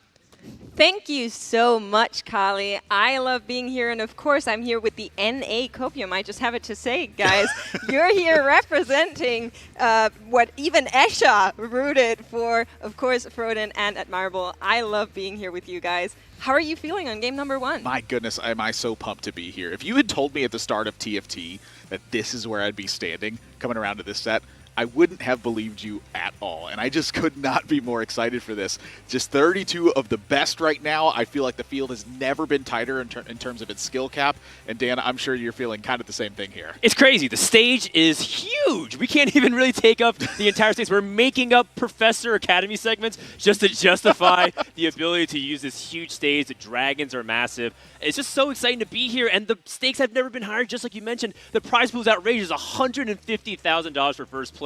That's life-changing money for a lot of these players. Yeah, absolutely, and they will all be fighting to get that money, of course. But first, they must pass 10 rounds of TFT, and of course, the first one is going to start in just a little bit. I see you, chat. I see your win game very soon. I think if we're ready, we can have a look at the lobby already that we're going to be hopping in. And I know there's something very exciting for you guys. There's something very exciting for me. So why don't we hop right in? One of the first things that comes to mind for me is just how many returning Worlds competitors there are in this one. I'm looking at, Dasic making it for the first time, but Double 61, third time to be here. Dan, it's just so exciting almost anywhere you look at for this. I mean, looking also at people who have taken a step back away. Slooper, able to get that third place in the Galaxy Championship, coming back again after, having an opportunity to become a dad and experience life outside of TFT, and now he's back. But how can we not talk about the great North American hope himself, Cloud9 from Maryland, USA. It's K3 Soju. So much expectation falls upon his shoulders because he doesn't represent just North America. He kind of represents the popular influencers and streamers from the West up against these players from the East like Xunge from China, who is also an incredibly strong player. Yeah, 100%. I think Soju is the one player that everybody wanted to see at Worlds. If you could name drop someone, it would have been Soju. And of course, he is in now and has a lot to prove to the community, to himself. But just by making it here, I feel like he's already shown that he can do it. I mean, that's a big part of this, too, is like you just have to stamp that. When a player makes it to a global championship, that already is an accomplishment itself, but there's one more step to make in this one. We're kicking it off with Double 61, who started off with a glove and is finding a belt off of this one, Dan. Yeah, let's get it started. Day 1, round 1. We're on Double 61 POV, a player who has made it to 3 championships, often touted as the player that North America respects the most from EMEA. And I think it's rightfully so. You look at his results, look at his stats, look at his consistency. Also, he's so mysterious, Mix. It feels like not many people really know much about him outside of France. Okay, so let me tell you a little bit about him. He's super young, right? The last time he won the EMEA champion title, he was 18 or 19. So very, very young player, much younger when he won the World Championship. And there was a little bit of EMEA history that we like to forget, where we were very excited about sending Casey Double to Worlds last set. Yeah. And we were expecting him to be our hero, our savior, to come back after sets vanished. And he got day 1. Yeah, the performance on that particular championship wasn't so good. But he said he wasn't going to be practicing with Valorant coming into this one. And so we're jumping over to Daysic's point of view, there's something very big that I want to point out about this, okay? Daysic does not post a bunch in the social media stuff. But what Daysic had done is in July, he said he'd be competing on a global stage. Now, I know a lot of players say that, but Daysic just doesn't really say that much in that regard. He hasn't, but the few times he's shown up, he's done really well. We saw him early, for example, in Gizmos and Gadgets, and get that Innovator Extraordinaire Supreme. I'm not exactly sure what title he wants to go for, but here we go already. Oh my God! 2-1 Prismatic Augment, which will shape the entire landscape. I see a lot of specific trait-based ones. I also see some generic powerful augments, but some of the most difficult ones to evaluate are econ-based. Do we take things like Golden Tick in the bottom left for Slooper? He chose not to. He took Cybernetic Implants. There's also some really powerful augments that might be redundant. If you look at things like Assassin Crown, for example, bottom right for Bintum Korea, does he take that? Is anybody else playing potential Dark Flight? Because people will look for that opportunities. And then you introduce with Daysic in top left with 2 really strong augments, Celestial Blessing 3 and Preparation 3. Those are some of the most powerful prismatics you can ask for. I love this feeling, too, when you get all 8 perspectives of this. Oh, it gives you that feeling of how much chaos is actually going on in these styles of lobbies. We do have 8 players here. There's a lot to go over in these spots, and so I'm glad we get to take these perspectives and kind of break them down one by one. Absolutely, and I was very excited for it for a second, but he picked so quickly you could barely see it. Xunge not going for the Cursed Crown, which is one of the augments that can give you so much strength, but at such a cost. Yeah. I think Cursed Crown is really high risk, and I think we're at game 1, so no need to take something very risky to start things off with that. However, one thing really I want to call out is Daysic already slammed a blue buff while playing Preparation 3, meaning that he's not going to try to go for something default like a Seraphine Graves Water Gun composition. A lot of people will probably think about Protector's Vow, try to play off that tier, maybe start going for Z's components. Daysic is a very flexible player. Let's see what he's going to be playing later in this game. Yeah, I do agree with that too. It's kind of unusual to see him have this commitment feeling style of line when you slam that blue buff. Like you're saying, like, hey, I want somebody who's going to cast a ton as we come into this. Yeah, you might look forward to Lagoon Soam, but that's a really unusual comp to play. A lot of people are down on it. Speaking of a comp that I think is a little bit on the underrated side, we have Swift Shot Emblem Slam with the Rage Blade, which gives My Paradise 2 possible lines. We can obviously go with the traditional Swift Shot line of playing Xayah, Rage Wing, Guild units, have a really powerful late game comp that scales with a ton of stats. The other option would be to go for a reroll Yone composition. It heavily depends on whether or not My Paradise has that angle. You can see that Yone on the right side of the bench. Keep an eye out for that. Yeah, he's just waiting there, lurking in the shadows to come out and do some slicing. But for now, it has to be the Nidalee that carries this board, and that she will. My Paradise is trying to build out the board strength here. I'm always very excited when I see the Swift Shot Crown, just for the pure option of maybe going into 5 Swift Shots, which just makes me incredibly happy. It's true. Ever since they buffed the late stages of Swift Shot, 4 and 5 switch hard. Actually, a huge jump. Speaking of huge jump, Nidalee 2 also brings stability. A lot of people are off the Astro hype train ever since the beginning of the set. Astros have been repeatedly nerfed, and that actually scared so many people away. It's all about Shimmer, it's all about Lagoon. Those are the econ traits you play, but people forget if you have 2-star Astros to get started off, it's just as effective. It's powerful as well. Like, you're getting that gold from it. Your units are still 2-star, so they're going to be naturally stronger than 1-star units. There's just no really other way to consider it right now. I'm looking at My Paradise 2 coming out of a 3rd place in the Legends Cup for Dragonlands, and usually they tend to tout themselves as the strongest Seraphine Graves player from Korea, and a lot of the peers also agree with this. So seeing this be just a completely different line as we open it up, where you're just not even anywhere close to being able to take that. Sorry, I'm laughing because I talked to My Paradise and I was like, hey, you know, it's so great that we get to talk to some of the Korean players. How are you feeling? Do you think Korea can win? And he was like, yeah, absolutely. I think we can. And I was like, are you going to win? And he went, no, I went 8-8-8 in this Korean. That usually is a good sign, actually. Not having a huge ego about your play and staying humble and observing. I think that's one of the biggest things, the mental going into the tournament as we take a look at the early carousel choices. So remember, Bintum did start off in a little bit unusual position. He ends up taking a spatula. We'll see if he's able to capitalize on that later on. Did he end up taking things like that Assassin Crown?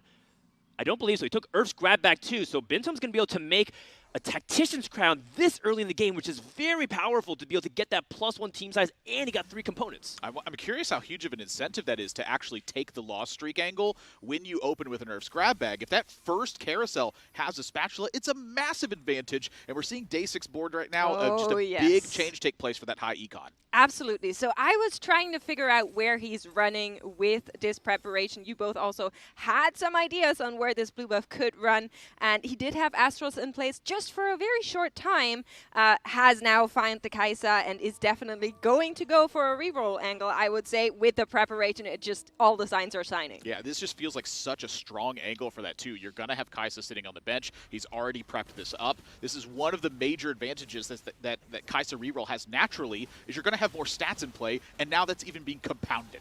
It's a good point. Kaisa reroll is the most dominant 2-cost reroll that we usually see perform. However, it's not a composition that's easy to pull off if more than one person plays it. Yeah. And so Dasik putting a line in the sand saying, like, I want to be able to play things like the Kaisa reroll, is it going to pay off for him? And then the other part of the equation is, will he be able to even hit it, right? There's obviously a really big boost because you're getting Lagoon, you're getting Shimmer, so a lot of econ compared to other reroll traits like the Yone.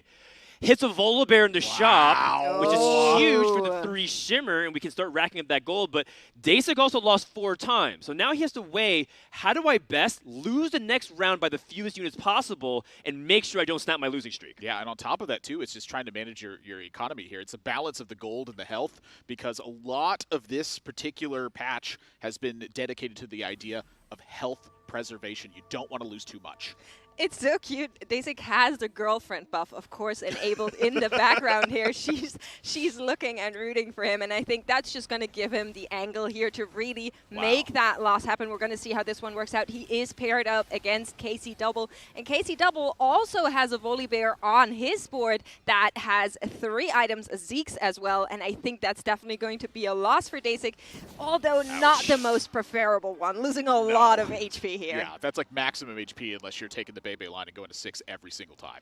Bintum also at 64, so Day 6, surprising despite getting 5-0, is not the lowest HP person in this lobby, and that's the dynamic with 2 basically open forward players. They had to play very weak boards. Unfortunately, both of them didn't match into each other and took maximum damage. On the opposite side, no one at 100, but My Paradise is the player streaking. We saw that he had that Astro board. Has a 2-star Yone as well. We have our commitment. My Paradise is in an excellent spot. Yeah, and this is 2 things I want to highlight here, which is number 1, this is Dawnbringer. So it's not the best Mirage that's available for this, but it still can be quite strong. Your front line's a little bit more tanky, and inevitably, really what Yone wants is just more time.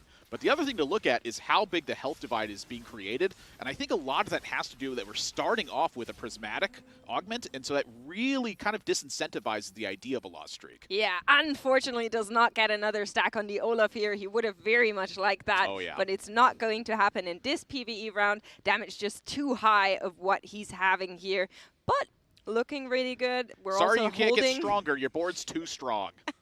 Yeah, actually, Bib's that also could be there. like a small thing that he could have improved, right? He didn't have to play a 2-star Skarner. He could have theoretically weakened his board to give himself an opportunity to get that passive Olaf stack. And it's just those really tiny things. We don't know if 4 attack damage changes the entire game for My Paradise. It probably doesn't, but it could. And that's what's so scary, because even if it costs him 1 placement, that's 1 fewer point you have for going to day 3. And again, I want to really emphasize that point. It's very rare that these little things make a big difference. It's just that when they make a difference, the difference is big. Absolutely. So with that, I do kind of want to check in with Bintum and see what they are at, because as you said, Froden, 64 HP is not a lot to work with in 3-1, has been lost streaking even harder than Dasik, and I just want to check in and see what the board looks like. The last time we saw them, there was a Tactician's Crown that we talked about, so where is this board going? Yeah, we already see where Fritz is going to. He wants to kill everyone through cringe. It's a Dark Flight, Shroud of Stillness on the entire board. No one can cast on time. The question is it another Prismatic Augment coming up at 3-2? Oh, okay. no. Okay, we're taking a step back. It's just a silver augment now. Everyone can breathe. Yeah. Short break is going to be welcomed by the players. A little low impact. We are seeing Dasik once again taking his time with the augment choice here. The one person I want to call out is Fritz in the bottom center. One, he's rolling, so he's trying to establish Assassin board, but he's taken 2+ Assassin augments. A very unusual variation of Darkblade we can see is making units like Graves and Assassin playing Neela alongside him, and all of a sudden you can get access to a vertical Assassin trait that's really uncommon, and the best part about Assassins is not many people are playing comps that are resistance against it. You look at things like Yone that wants to stay in the back line, guess what? Assassins are going to jump onto it. You solo Deja or Kaisa as your backline carry, and everyone else walks to the front because they're melee. They're also going to get swarmed by Assassins. So Fritz has a potential to potentially sweep this entire lobby by surprise and catch them off guard. Yeah, we're just switching. I absolutely agree with you, but I'm seeing something that's explaining what's going on. KC Double has been on fire, has the 5 Shimmer scale on lock. We saw the Volibear earlier. It's not even a Volibear 2, but just look at the sheer barrier he is picking up there. Yeah, it's also needlessly big gem, which is a really powerful 3 shimmer for the late game that gives you so much power based on the amount of gold, and you're able to get that much bonus damage. And also having Mogul's Mail giving tankiness on basically an itemless Itis. So at this point of the game, Double 61 is one of the primary players that I'm looking at to win this lobby alongside My Paradise if they're able to get that tempo rolling. But you have to look at other players of how they're going to try to come from behind. You saw Dasik, for example, did end up winning, stabilizing 2 rounds in a row, but players like Bintum has yet to win his first match. Yeah, just now hitting a Jax 2 as well on this one. And I absolutely want to highlight the point of how much gold that KC Double is cranking in right now. Finding this Itis on stage 3 is a massive improvement. The Shimmer Scale items aren't the best, but they're good enough to get the job done. And you don't have to have the best board available in TFT. You just have to have a board that's better than everybody else. Yeah, and better than everybody else is what Fritz is trying to do. Already spent that gold, as we called earlier, is on 25 here, but it hasn't quite led to board strength just yet. He is on the 4 Assassins. The Dark Flights are just not working out as much, but it might turn around here. He waits on his roll down. He has a pair of Rengars and has to play a 1-star Aphelios, has what looks like 2 copies of Rel 2, so a very strong imbalance. His front line was a little bit too strong and his back line's a little bit too weak, or rather his damage is. Kitty cat. Losing this fight is also a disaster. Rolling on 3-2, the purpose of doing that is to strengthen your board's streak for the rest of the stage and have that tempo advantage going to stage 4. Fritz has none of that. Yeah, naturally behind as we come into the carousel right now. There is comeback potential, but again, how much experience can you really have with vertical assassins? I mean, speaking of experience, I think it's exactly the right keyword here. Fritz is one of the players that has very little TFT experience, basically came into the game last set and is now at Worlds. So for me, with Fritz, is not so much about, oh, we know this player does that, but about the acceleration that he will be able to do during these 10 games, because I think he has what it takes. Oh, we'll see. North America has gained a lot of respect for some of the players. Fritz is one of them. They're even talking about how Fritz, they think, is the strongest player from Latin, while some people say Tex Summers, who was also competing in a different lobby. Let's check in with Double 61. This man is rich. Look at him. 53 gold, level 7, has a couple years on the bench, can even hold things too. That just means that he's going to be incredibly strong and likely to go to a fast 9, be able to play for that Dragon board. Can anybody take him down? It looks like he did lose one fight, and it's probably to a player like My Paradise who could chop through things like the ice very quickly. Yeah, My Paradise is at least still on fire, so we know he hasn't lost for now. But maybe Shungo can take something down here. He seems to be on a Jade angle. That's not something we see a lot of in recent days. Yeah, Jade is a composition that is pretty straightforward and also has a lot of flexibility with how you play things around you. You don't even have to play Siphon if you want to play just a vertical Jade, depending on your setup, especially if you get a +1 Jade augments.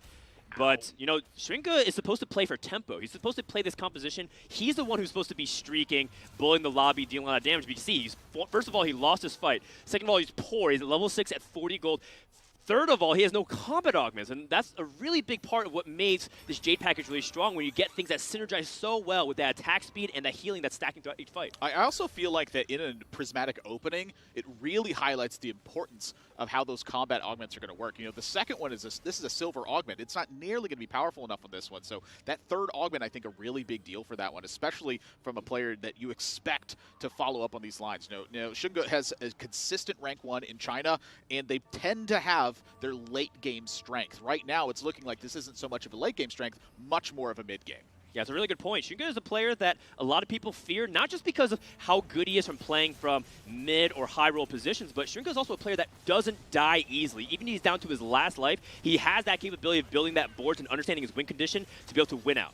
Yeah, and we are seeing him meet up with My Paradise here. My Paradise, of course, on that Yone Swift Shot angle we talked about, was able to pick up preparation in the silver augment. It's just going to get a little bit of extra value out of that with the reroll comp he is rolling on, has now found the Olaf too as well, and it is going to be yet another win for the Korean player. Really big win here for My Paradise to be able to keep that streak going, get that gold, because you notice he has only 3 Yones still. His entire bench was a Twitch 2, extra Jaxes. Where are the extra Yones? So it seems like while he does have the lead, he was not able to stack that Yone count to get it early in stage 4. I expect that streak to be snapped sometime in the next couple rounds. You know, this is a big question I have about this too, is when you're going this Yone reroll, Dan, is how often are you supposed to forego the other units when you're behind on those Yones? How much should you emphasize focusing solely on picking up Yone? It's true. Sometimes you even skip that and just go to level 7, level 8, and just say, I'm going to play Yone 2 and try to play for like a safe top 3, top 4, and that's a valid strategy. But the question is he in too deep? He's rolled so much at 6. He's made another Jax 2 on the bench. I don't know. That's really hard opportunity cost if you've spent so much gold to roll and you hit nothing. Yeah, it's also going to come down a little bit to what other players are holding, so some scouting might be something you want to do. Of course, Shungo currently rolling, so just holding these for now. I'm not sure if he's going to keep them on his bench after that. But we are seeing the overlay from Blitz.gg come in and striking. We just have to call it out. The gold difference in this lobby as well as the level cliff between these players. Yeah, and you're seeing so much gold get spent on this round as players try to strengthen their board. You're looking at the rolls from the Thieves' Gloves on this front line right now. I'm looking particularly at the Gnar and how much AP you get, which inherently gives you that AD damage. Just look at how powerful this Jade board is when you're not able to crack that front line. And this is a really important round for Shunga because the level 7 roll down commits him to staying at 7 for a long time. This composition is extremely expensive because you need so many tier 4 units. Big damage being built to Bintum again. Shunga needs a strong augment coming in third because I don't think he can top 4 reliably from this position. He's also even chasing things like Gnar 3. What's going to happen? Yeah, what is going to happen? You are talking about it, the Jade. Just, I'm very, very curious where he's leading us with this and where that is going to go. And we're in the prismatic once more. Gonna be another statement augment for these players. 3 players got think fast, but I just don't think that's the position that they're in. A couple of other things picked up. I'm looking at top center for Double 61. He is going for the cap. He has Dragon Souls. He's going to be able to fast 9, get that 6 Dragon online. Again, he has now increased his win share that much more. He is the likely player to go first in this lobby right now. I don't know how he keeps doing it. It just feels like when Double 61 is online, he is just full steam ahead. Absolutely feels like consistently he gets miles ahead in these kinds of situations. But this was all enabled by this Shimmer Scale opening. Yeah, and there's an Ao Shin on the board as well. Of course, Double 61 just leveling to 8 early, but I kind of have to name the kitty that's waiting here. And, I mean, great direction. I think we can definitely expect the sport to do well, but of course other players will try to get in the way of that, and one of them is for sure Dasik, one of EMEA's best coming in here, did pick up the Exiles, so just a little bit of extra time and extra sustain to keep alive here, but I'm not sure it's going to be enough. Really interesting spot here for Dasik where he picked Exiles and Battle Mage. That means that he can't get full value on both. Or he has to sacrifice one. In this case, he's sacrificing the Battle Mage. You can see lacking a little bit of damage to be able to cut through things. And also, Dasik stuck in reroll hell. You know, we've talked about how, yes, Kai'Sa, if you're able to get the conditions, can be one of, if not the strongest reroll composition in the game. But he's just not hitting at a fast enough cadence. He does have a little bit more HP to play with, as he's at 49, thankfully winning out in stage 3. But you can see, Stringo just hit, Shielyu 2, Fritz has hit, Rengar 2 as well. Other players are now getting their boards online. Things are heating up in this lobby. Yeah, I want to emphasize the call from Dasik there, too, to take the Exiles and get away from the Battle Mage aspect. You're weakening his Silver Augment to strengthen a Prismatic Augment as Kai'Sa 3 gets hit. This is a major deal for Dasik right now. Does he put in the second row, or is he going to continue sacking to get Exile value? Because Kai'Sa 3 has a pretty decent amount of HP when you give her the Dragonmancer buff, so you could theoretically get that benefit from Exiles as well. Chooses to take a safer route, and My Paradise is happy to see that because Yone is a lot safer. Yone, by the way, My Paradise, still stuck on 6 Yones, so the contrast of how the rerolls are going on both sides is showing themselves in this fight. Yeah, I absolutely love this positioning for this specific fight, looking at the Kai'Sa, just ensuring that she's not going to be targeted by the Yone before all the chunky units in the front are gone. She will survive here, and I'm pretty sure she can deal with that route. You love to see that. And also mentioned that, you know, Dasik is set up here for the basic ideal outcome for this Kai'Sa build. The Infinity Edge, the Jeweled Gauntlet, the blue buff, there's really not much more damage you can deal. Yeah, it's basic Dasik. Just wants to go for the classic crit combination. Also could go for Giant Slayer. Kind of depends on the lobby. Giant Slayer's a lot better against Dragons. So if he knows he's going against Double 61, who will be playing Dragons, he can play for the late game win condition. That's assuming he gets the bow. And he's beelining for that bow potentially, but he's thinking about the glove. Is it going to be the bow or is it going to glove? Oh. And this is great planning. A lot of people would automatically autopilot and say, Jewel Gauntlet, Infinity Edge, that's a classic thing like ham and cheese, but I'm going to go with Giant Slayer because I recognize that the player I need to beat late game will be a player like Double 61 who's going to be going for that dragon. That's excellent recognition from Dasik. Huge macro line. Like, that is like some Giga Brain 5-head stuff going on. Okay. It is, absolutely. We love Dasik. But another player that we love, Soju, currently hit the Graves too. He is on an 8 loss streak. This is not looking great, but he just found something that he so desperately needed in this comp, and that is the upgrade on the Graves. Oh boy. Upgrades. I'll tell you what, when there's multiple 2-cost reroll players, it is more likely that each of them hit as long as they're not taking the same route.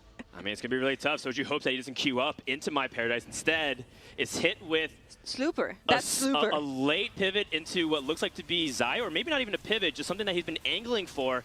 Does end up going with the Graves. They can get good angling. A big disarm from Rakan also to stop the back line. This Graves 2 is really hard to stop specifically at this point of the game. The question is, will Soju be able to keep winning after this fight because he can't afford to lose? Well, first of all, he needs to get through that one. In the backline is a Varus, and that one has been stacking up the Rage Blade, but Graves is onto it, and that win seems to come through here. Whoa. But it was not an easy one. That was closer than I thought it would be. Yeah, it's much closer than I thought it would be, but the thing I want to point out there is the Graves items right now. We have a cloak that's just floating on the Graves here. Soju almost certainly is gunning for the Edge of Night in this spot, but that means you're going to have to find an item finder, plus all that gold you're going to commit to the Treasure Dragon to make sure that you find it.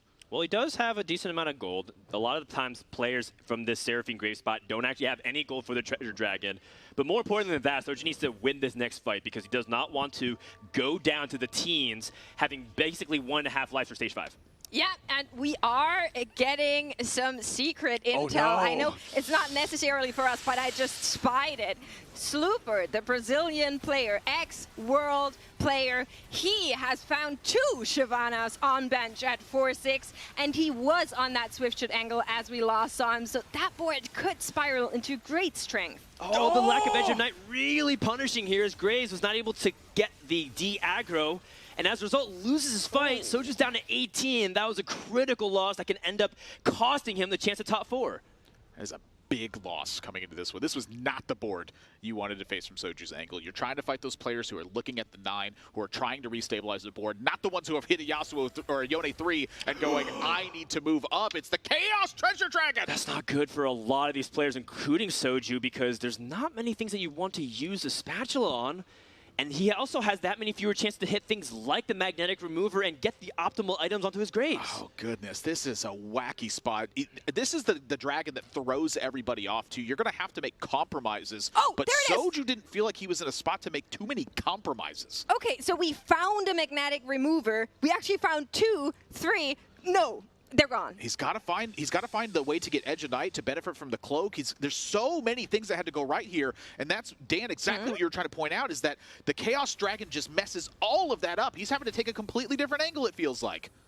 So what do we go with? Shojin, Infinity Edge, Hand of Justice. We can reforge stuff. We can reforge components. Oh, he reforges the engraves entirely. He just sends it and hopes that he has 2 good items to be able to put it on guarantee with Infinity Edge and Hand of Justice. Oh, yeah, sorry, magnetic remove. I thought he used his Reforger. I apologize, I misspoke. But this is just still really awkward in general. Can Soju find a way to stabilize? This looks like a very dicey situation. This is just crazy what's going on right now. Xayah 2 hit by Slooper in this one. Double 61 rolled from 120 gold to 0 to get a Dragon board online. And now Soju absolutely needs to win this fight. The Graves in a great position to do this. Focuses on the Kai'Sa, takes it down pretty easy. Beantem is in trouble. Yeah, so Soju finding yet another win, but as we keep saying, he needs to continue this trajectory. He cannot be winning, losing, winning, losing. He needs several wins to climb back into the healthy part of this lobby, because My Paradise and KC Double are up there. Yeah, Bentem, by the way, started off with that Tactician's Crown. We thought he was in a pretty decent spot. He chose to reroll Kai'Sa, and what do we say at the beginning of the game? That there's room for 1 Kai'Sa player. Dasic hit, and then Bentem is still not hitting. It's a very difficult situation for him. Yeah, this is not a difficult situation at all for KC Double. I'm pretty sure this is illegal. So what happened was he racked up so much gold, 120 to be exact, with the 5 shimmer scale that we saw him on for a very, very long time, and he rolled all of that down. I want to point out here, too, that despite having that much gold, he still doesn't have a 2-star board. So keep that in mind next time you're going for level 9 in Dragons. You need a ton of gold or a ton of health or both. I mean, he doesn't have all 2-star dragons, and the Rengar can potentially snipe things like that Aushin, but the Rengar ends up chasing things like the target dummy in the bottom left, which is actually a huge move there from Double 61. Here comes the Lightning Rain, kills off everything, and just look at how powerful this Dragon board is. I mean, it is 6 dragons. Yes, they're not 2-star just yet, but they're still going to do a heck of a lot damage. Oh my goodness, Bentem out in 8th place, and guess what? Right before he died, another Kai'Sa 2-star appeared, which means he rolled his gold during combat and hit Kai'Sa 3 right before he died. Like, literally, I was on his bench. He just had to survive 1 more round. He would have made Kai'Sa 3. That's a shame. That's sad. I'm very sad. But, Fritz, 1 HP, maybe top 5 anime plot twists coming around here, turning it back in and trying to save his life. 6 Darkflight, 4 Assassins. We saw the Assassin angle very, very early. Did go for Windfall to get some econ back, but it's not looking great. So this is the version of Assassins that I'm not sure about, where you sacrifice Darkflight Essence as opposed to building Zeke's and use Assassin Emblem just as another carry. We'll see whether or not he can survive. He's going up against Slooper, who has that big Xayah damage coming in, but Xayah is weak against specifically this when you have nothing like Titans or Edge of Night to drop the aggro from Rengar. So Xayah is down, and that just means that Slooper has only his Shyvana to really deal damage with his Jace.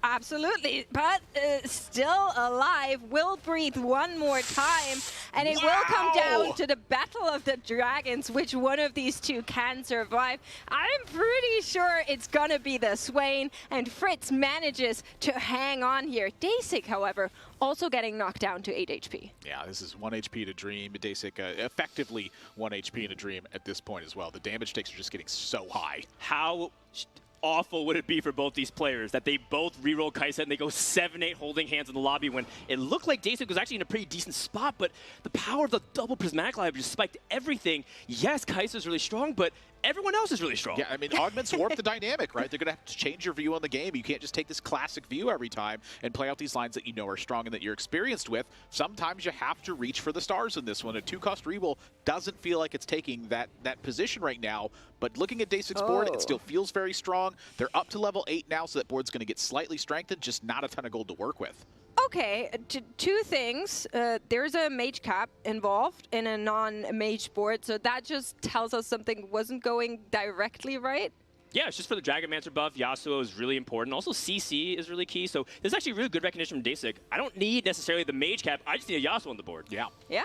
Absolutely, it does have the Yasuo as unlock for those 6 Dragonmancers, but he's gonna go up against My Paradise. Their Shroud of Stillness hitting the entire camp, however, not the Yone that's in the back left corner, and all eyes are on the Kai'Sa. As she's onto him, he heals back up.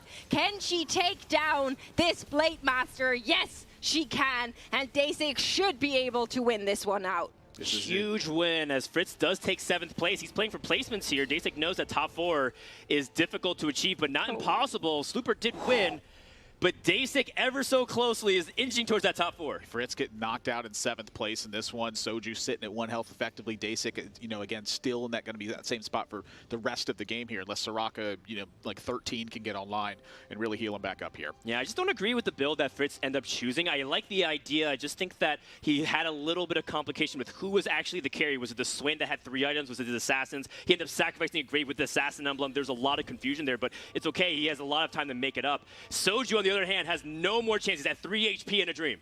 Yeah, and this is, oh my gosh, again, against the, I feel like every time we swap to Soju, he's facing off against the Yone board here, but the Graves is on the correct side for this. You want to take down where the heavy damage is first, and right now, the Pantheon is holding this down well, but the Graves turns to the left. Now, that hold down from Bard could be a big deal. Buying it a little bit of time could be the difference in the world right now. The Graves absolutely soloing this, does not get focused by the Yone. That's a huge win for Soju. Incredible positioning here from Soju to be able to get everything work. Rakan was able to disarm for twice, was able to chain CC with Bard and Zyra.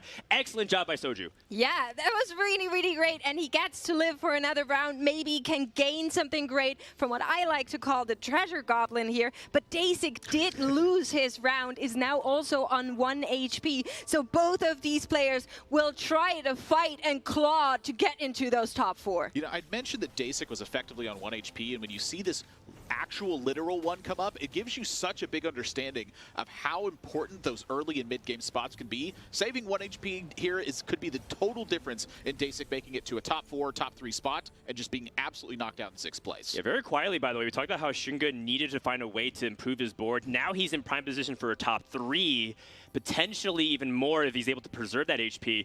Who is going to queue up in this double 61, though? That is the big question. Yeah. Every player is just sweating, peepo shaking, hoping, please, not me, double. I need at least 1 or 2 more rounds to top 4. I mean, he's been on a 5 win streaks with that 1-star backline. It's going to be looking stronger at this point. I am not looking forward to facing double 61 right now. No, absolutely not. So let's see where this one goes. Day6 will meet up with Shungo for now. It is going to be the Jade board that we saw so early. Let's see how that Kai'Sa does. In the background, Shroud of Stillness going on to that Soraka, delaying the heal, delaying the sustain that the Jade board needed, but the Kai'Sa is moving around. She's still untouched, and we're swapping over here to see Soju getting eliminated by Casey Double. He was unfortunately the one that met the dragons, and Day6 finding another win. That's so big. Soju took -20. There's just no way Day6 would lose by that much. So an excellent job to pull top 5. This might be where the buck stops, though. He has only 2 matchups. My Paradise and double 61, who again was primed to win this lobby very early on. It's really about who's playing for second. Heads or tails? Heads or tails? It feels like this is a big part of TFT is those variables. Looking at that last fight too, something I really want to highlight is the positioning here from Day6 and spreading out the board. That Shioyu occupied so much time away from the Kai'Sa. I feel like that's what bought him the round. Yeah, we are going to go into the fight first. So let's see if it is going to be the Dragons. And Dasik might just meet his fate in this round. Let's see how they do. The Shyvana has been leveled up to 2. The same is true for Aoshin. The lightning rain will come crashing down and annihilate the entire board. The Kaita is only standing here with a Zek in her defense, and I don't think she can do it. Dasik getting knocked out in what could be 5th. My Paradise survives. 4th place guaranteed. Top 4 stands. Yeah, that's a really nice 5th from Dasik. He was contested. There was a lot of awkward matchups that were in the lobby, and not to mention his augment setup was not ideal. And then you also mix in the fact that players like 61 is just crushing his way through. Yeah. I'm pretty happy with the 5th there. Yeah, I honestly, like, sometimes the 5th feels like a strong placement in these ones, because again, we're not just playing one game and then moving on to the next spot as we get a glimpse of when there's 4 players left, one of the features we're going to be looking at here. But you're playing over 10 games to contest for that day 3 spot right now. That is absolutely a decent spot for Dasik in this lobby. Absolutely. I'm happy with anything Dasik does, you know, true fan club. But My Paradise and Shungo will meet up here, and that could be the end for My Paradise. This is looking like a pretty tough one right now, but there's not like an immense amount of damage that's crashing in. It's really, can this Yone tear through this and actually get onto the damage here? The Jace is going to be pretty tough to take down, but we have built up a lot of stacks onto this Rage Plate right now, plus we're getting that additional shred from Twitch and from this last one's been sitting here. That Bard, however, is a big deal right now. Yone's getting focused. This is absolutely not what you want to see. Oh my god, the Braum stalled for 27 seconds in this fight. My Paradise is dead in 4th place. And Shungo, the player we talked about, you never count him out with a top 2, putting China off to a great start. Yeah, I mean, I think we're all like secret fans of Shungo, but we also have to name Slooper going down in 30th. Did find the Shyvana 2 earlier on, did have the Xayah 2 online, but it just wasn't enough to keep up with the Dragon board. And to me, what is crazy, the Jade board, we are seeing them here in a side-by-side, and Shungo just has managed to make this board so strong. Is actually going to be reforging here into the Soraka through looking for more bards, but that's not going to work out. His win condition was to go for a 3-star legendary, but he recognizes he can't win this fight. This is effectively a concede from Shungo. He says 2nd was the highest I could possibly get. An excellent job from both these players. Shungo also made it work. We said maybe a siphonless Jade was possible on the table. He made it work when I know a lot of players in this field could not. Yeah, it's a big call out to make there too in a spot like that, going for the vertical Jade, and then also the big call of the actual gamble all in at the end. You have to hit a 3-star legendary or your hopes are dead. These are great calls through and through. Yeah, and Casey Double taking the win in game number 1 of our TFT Championships. I want to say our champion of EMEA has returned, it seems like. Wow, you say our as if you're representing us as well. Is he I playing for North America myself, too? So. Look, listen, we do that a lot. We actually claim many players as our own. Apparently, there's also people who are here at the Dragonland Championship that were born in North America. Talking about like Holy, who represents Japan, but You're he a was secret born agent? in North America. Yeah, Tex Summers was also born in Texas, or and as a result is kind of half North American. Is 61 the next one too? I don't think you can get this one. To be honest with you, we're going to hold on to our double EMEA and X World Champion. He's just that great. We're not going to let that one go. I'm sorry. I just love the way these first lobbies pan out. It feels like every time we get these exciting scenarios, the prismatic augments also show up. Thank you, Mortdog. But again, that's one of the big things I want to highlight about this, is that there's so many different dynamics that can change things. And this one with a double prismatic lobby, you absolutely have to change your view. And I think that 61 having that strong start nailed it in that one. Just a perfect view of it. An embarrassment of riches at the end of the game. Like, what better could you possibly do with a board like that? I mean, we got to see 6 dragons. That doesn't come out so often. I think that alone is already a great start into our championship. And of course, I do want to remind everyone of the format. They're going to play another round in that exact lobby, and that just might turn things around as players are starting to adapt to each other. Of course, there will be a reseeding after game number 2, so maybe everything turns around, right? We have 10 games where they need to manage to scramble up the points to get into the top 8. That's right. For Bintum, for Soju, these players that finished bot 4, yes, kind of devastating to start off your Dragonlands Championship campaign with a bot finish, but at the same time, we still have a lot of TFT to play. But at the same time, we also have only 10 games over 2 days. Usually when you play 2 days of TFT competition, you see 6 games, and then you're able to move on by cutting either a percentage or half the field. That's not the case that we have. We have 2 days of competition, then we cut to the top 8, giving players more sample size, but less games to do it to make that final lobby. We'll see if anyone adjusts their strategy going to game number 2. It is kind of interesting to look at from that spot as well. You know, the fact that you have 10 games makes you feel like that, okay, consistent finishes, these are going to get the job done. But at the end of the day, we are cutting 75% of the field going into day 3. So you do have the time to do it. It is a little bit of a limited sample size, but you know, this is a world championship at the end of the day. I want to know who is spiking it and who is taking advantage of those opportunities that are offered. And so it's going to come really down to who is going to be very consistent. It's not just about the flashy 6 dragons with all kinds of explosions with double 61 win the games. It's also about players like Slooper getting 3rd place, right? Being consistent with Xayah, a composition that I think is a little bit underrated. People either love or hate Xayah. And I know specifically South America, LATAM and Brazil are saying Xayah, I think, is a great comp if you're able to unlock the power. And I think Slooper showed why that was. Yeah, absolutely. Xayah, I think to me the big default is always that it's so expensive in order to get this comp really where it needs to be, and that's just gonna cost you either econ or HP. And if there's somebody like KC Double in your lobby that has 6 dragons, and every time he meets someone they're gonna take a chunk out of their HP, that just turns everything around. Yeah, and also the dynamic of what prismatic augments can do to a lobby. You look at players like My Paradise, you look at Bintam who's rerolling Kaisa alongside Daysik. These 2-cost rerolls actually can do really well or even win lobbies, but not against the 6 dragons. So as much as My Paradise look really good, and we're like, yeah, maybe he's top 4, could he play for that first, ends up hitting Yone really late despite other rerollers in the lobby, and then also running into double 61 repeatedly. Yeah, and with that, we're going to go into a short break, and after that, you're going to hear from our analyst desk on what they thought about this lobby and what was going on in game number 1.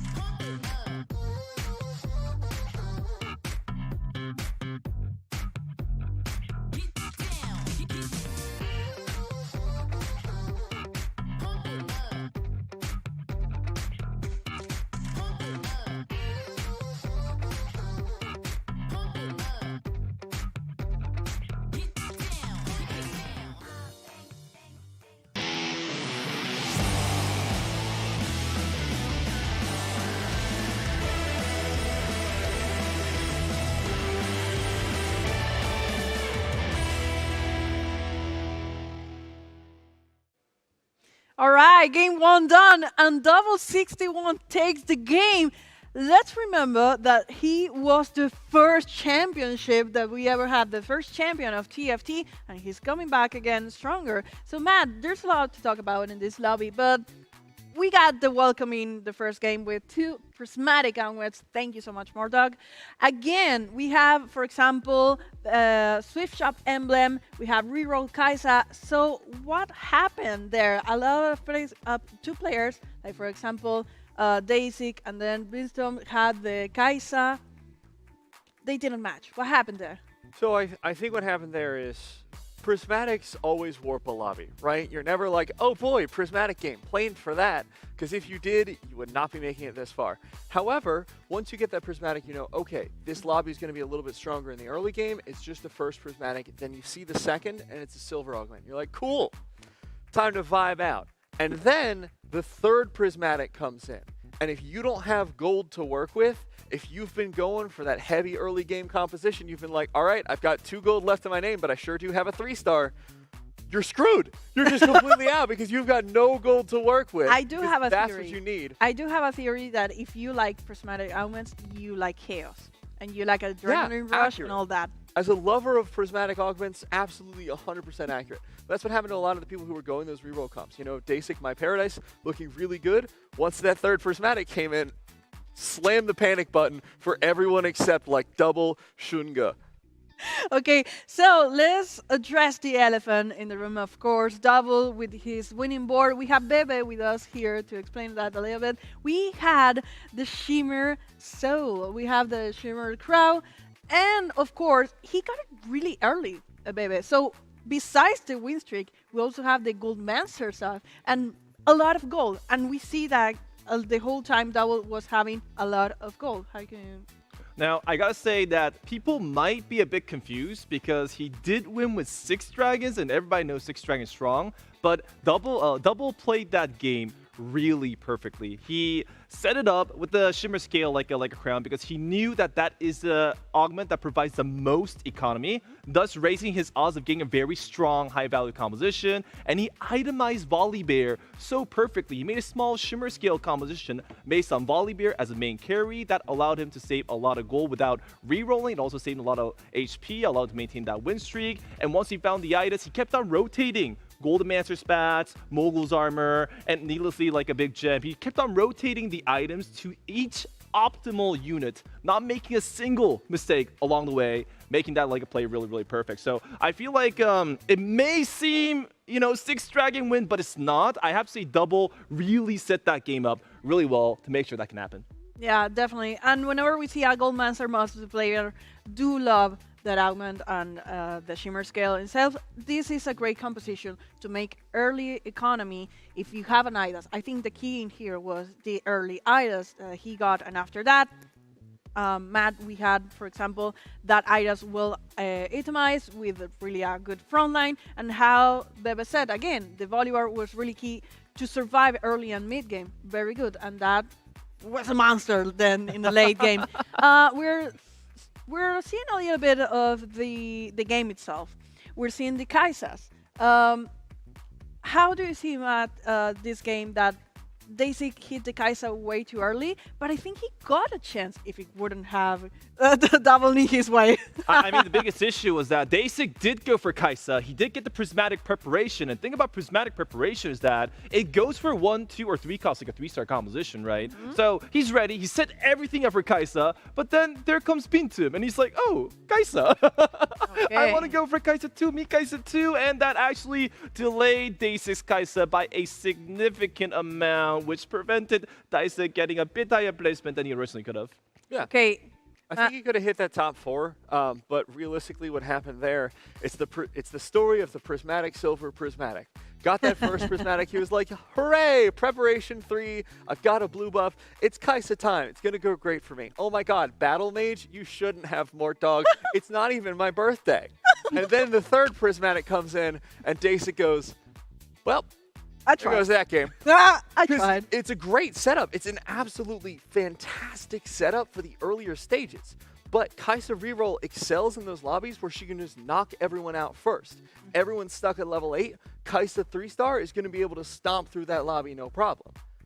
But everyone got to 9. Everyone got a 3rd prismatic. So the people with all of the economy to work with it were just stronger than Dasik. So it's a little unfortunate. Like you said, Bebe, it was just so close to him making the top 4. That was bad luck with Double. I mean, as a fellow like a ladder warrior myself, I was really rooting for Dasik, you know.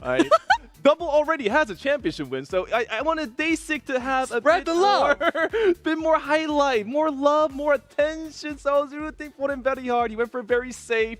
2-cost carries are very good for getting top 4, so he went for a very safe composition, and alas, it was not good enough. Okay, quick overview of other compositions we've seen in this board. For example, Soju that had the Seraphine Graves. We've been all talking about that composition. The thing, Matt, he didn't perform well on early game and mid game, and he was really struggling. But that composition is so strong that on every stage you get in mid game, if you just hit the things you need, that's it. I mean, the thing about Soju is that he went for a really good composition, and he actually should have gotten a very fair placement. He played really safe. He went for like a tiny times for the extra HP, but you know, like 6 dragons, early prismatic lobby into a bunch of monsters. Exactly. He did his best, and he played really good. He brought a really decent deck to the composition as well too. It's just really unfortunate that it was a prismatic lobby with a bunch of monsters.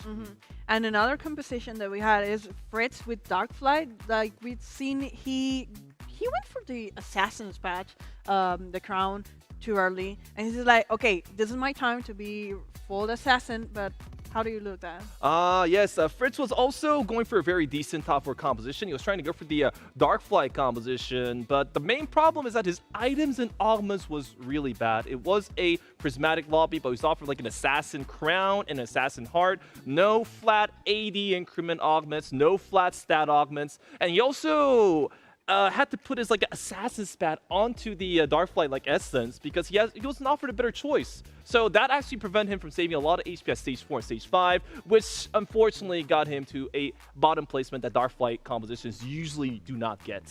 Okay, we have to see how the second games perform, but Matt, what do you think about the players that got like top 8, top 7? What do they need quickly? Well, I'm going to ignore those players because they're not the ones that I'm rooting for. I'm looking for Shunka, Jiao. I'm looking for some representation here in lobby number 2. Second place with a full Jade composition. You got to love it. Hoping he can do it again game 2. Okay, game 2 is ready, so we're going to jump to the caster. Guys, let's go to this second game. Thank you so much, Kali. And of course, I am still here with Froden and Admirable. My name is Makes, and we have the pleasure, after that crazy double prismatic game 1, to take us through game 2, Froden. And I'm very excited for it. Yeah, and it's also the craziness of what's going on in the other lobbies, right? We have 24 players here, so we have to figure out what's happening in different lobbies and who's able to qualify, right? 32 players.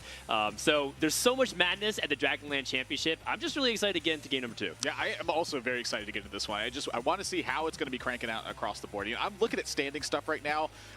There's a couple of players that I was expecting to have strong openings to this one, and a couple of them are not doing so hot right now. You know, I've been touting Rainplosion pretty much this entire set. I still have a very strong amount of faith, but she did finish 8th coming into this first game here. You know, Beantum was a player I had my eye on as well. We saw Beantum go 8th in our first lobby that we had. Brix is a player I feel like everybody had their eye on. They finished 8th in this one as well. It's just, any way you slice this, there's always going to be players that's like surprising to see them in an 8th place position. That's just kind of how a global championship's going to work. I was going to say, it's almost like we are at the World Championship of TFT, and we brought all the best players, and we're all expecting them to do really, really well. So I think, you know, there ought to be some players that go 8th that we don't expect them to, especially you noted Rain. I know Froden trains with her, but Rain tweeted earlier saying she's still sick, doesn't feel too great. So I'm just hoping she can play as well as she usually does. It's going to be tough for a lot of these players. You mentioned Rain being sick, but Also, I guess the pause, right? People are excited. They were like ready again to game. Looks like we're holding just for a second here. Looks like we have to get all the technical issues resolved. Let's talk a little about other players. Let's highlight players who did do well. So we had Taito from Japan, one of the breakout players from that region in particular. People don't know much about Japan, but every now and then, pretty much every other set, we have one Japanese player making a really good run to the final lobby. So look out. A lot of people are hyping Taito. Can you even call it a run? Okay, I feel like we have to repeat this one because Taito, in their way to the championship, only took 3 games to qualify for Worlds, and that was a second place, a first place to reach that checkmate, and then a win to end up the competition. That's true. In his past 2 tournaments, he's on a 3-lobby win streak. If you go back to the Japanese regional finals, he's still technically putting on first. So his average placement over the past 4 games is absurd. So definitely a player to watch out for. Many peg him as the strong player from JP. And then we have Dongul from Korea, able to kind of avenge the Korean players who fell a little bit short. And then Hwanmi from China. This is his 4th consecutive championship for TFT. That's incredible. It's a record that we don't know if anyone will break anytime soon, but right now it's Hwanmi's and he starts off with the first. I mean, how does it just keep happening? Like, this is inherently a game that has a variable base to it. It's a game of skill? Is that what you're telling me? Yes, it is a game of skill, but inherently there is a base of variables, and they're not always going to go your way. Like, Mortdog can't just keep cranking the lever in your favor every single time. It's true. But they keep overcoming it. 4 global championships in a row. That's ridiculous. I think if you look at the Chinese players, all of them are very, very scary to face off against. But you have to respect Hwanmi as like the goated player, I want to say, in like all of TFT. So far, right? When you say all of TFT, we've had, you know, a handful of championships, but that also makes it even more impressive. The fact that we've had so few championships to really prove yourself, and Hwanmi's been at almost every single one of them. Missing one? Missing one? Missing one. The first one in the Galaxies Championship, which I think was kind of like a little precursor, right? EMEA likes to think, oh, we won a championship. It's like, yeah, you won the very first one. Let's talk about it like years down the road. Did you win any? We came really close. Well, we haven't had Dan and myself at sitting at the the actual player lobby, so no, of course we haven't won one yet. Not yet. This championship. Oh, is that? Do you want to bet on that? We're slow starters, but it's not about how you start a TFT tournament; it's how you finish. That's right. That's absolutely right. 1 health and 1 dream. It might be like League of Legends, where Europe gets one at the very beginning and then never again, and then just holds it over North America while we try our best to fight every set after set. Just watch.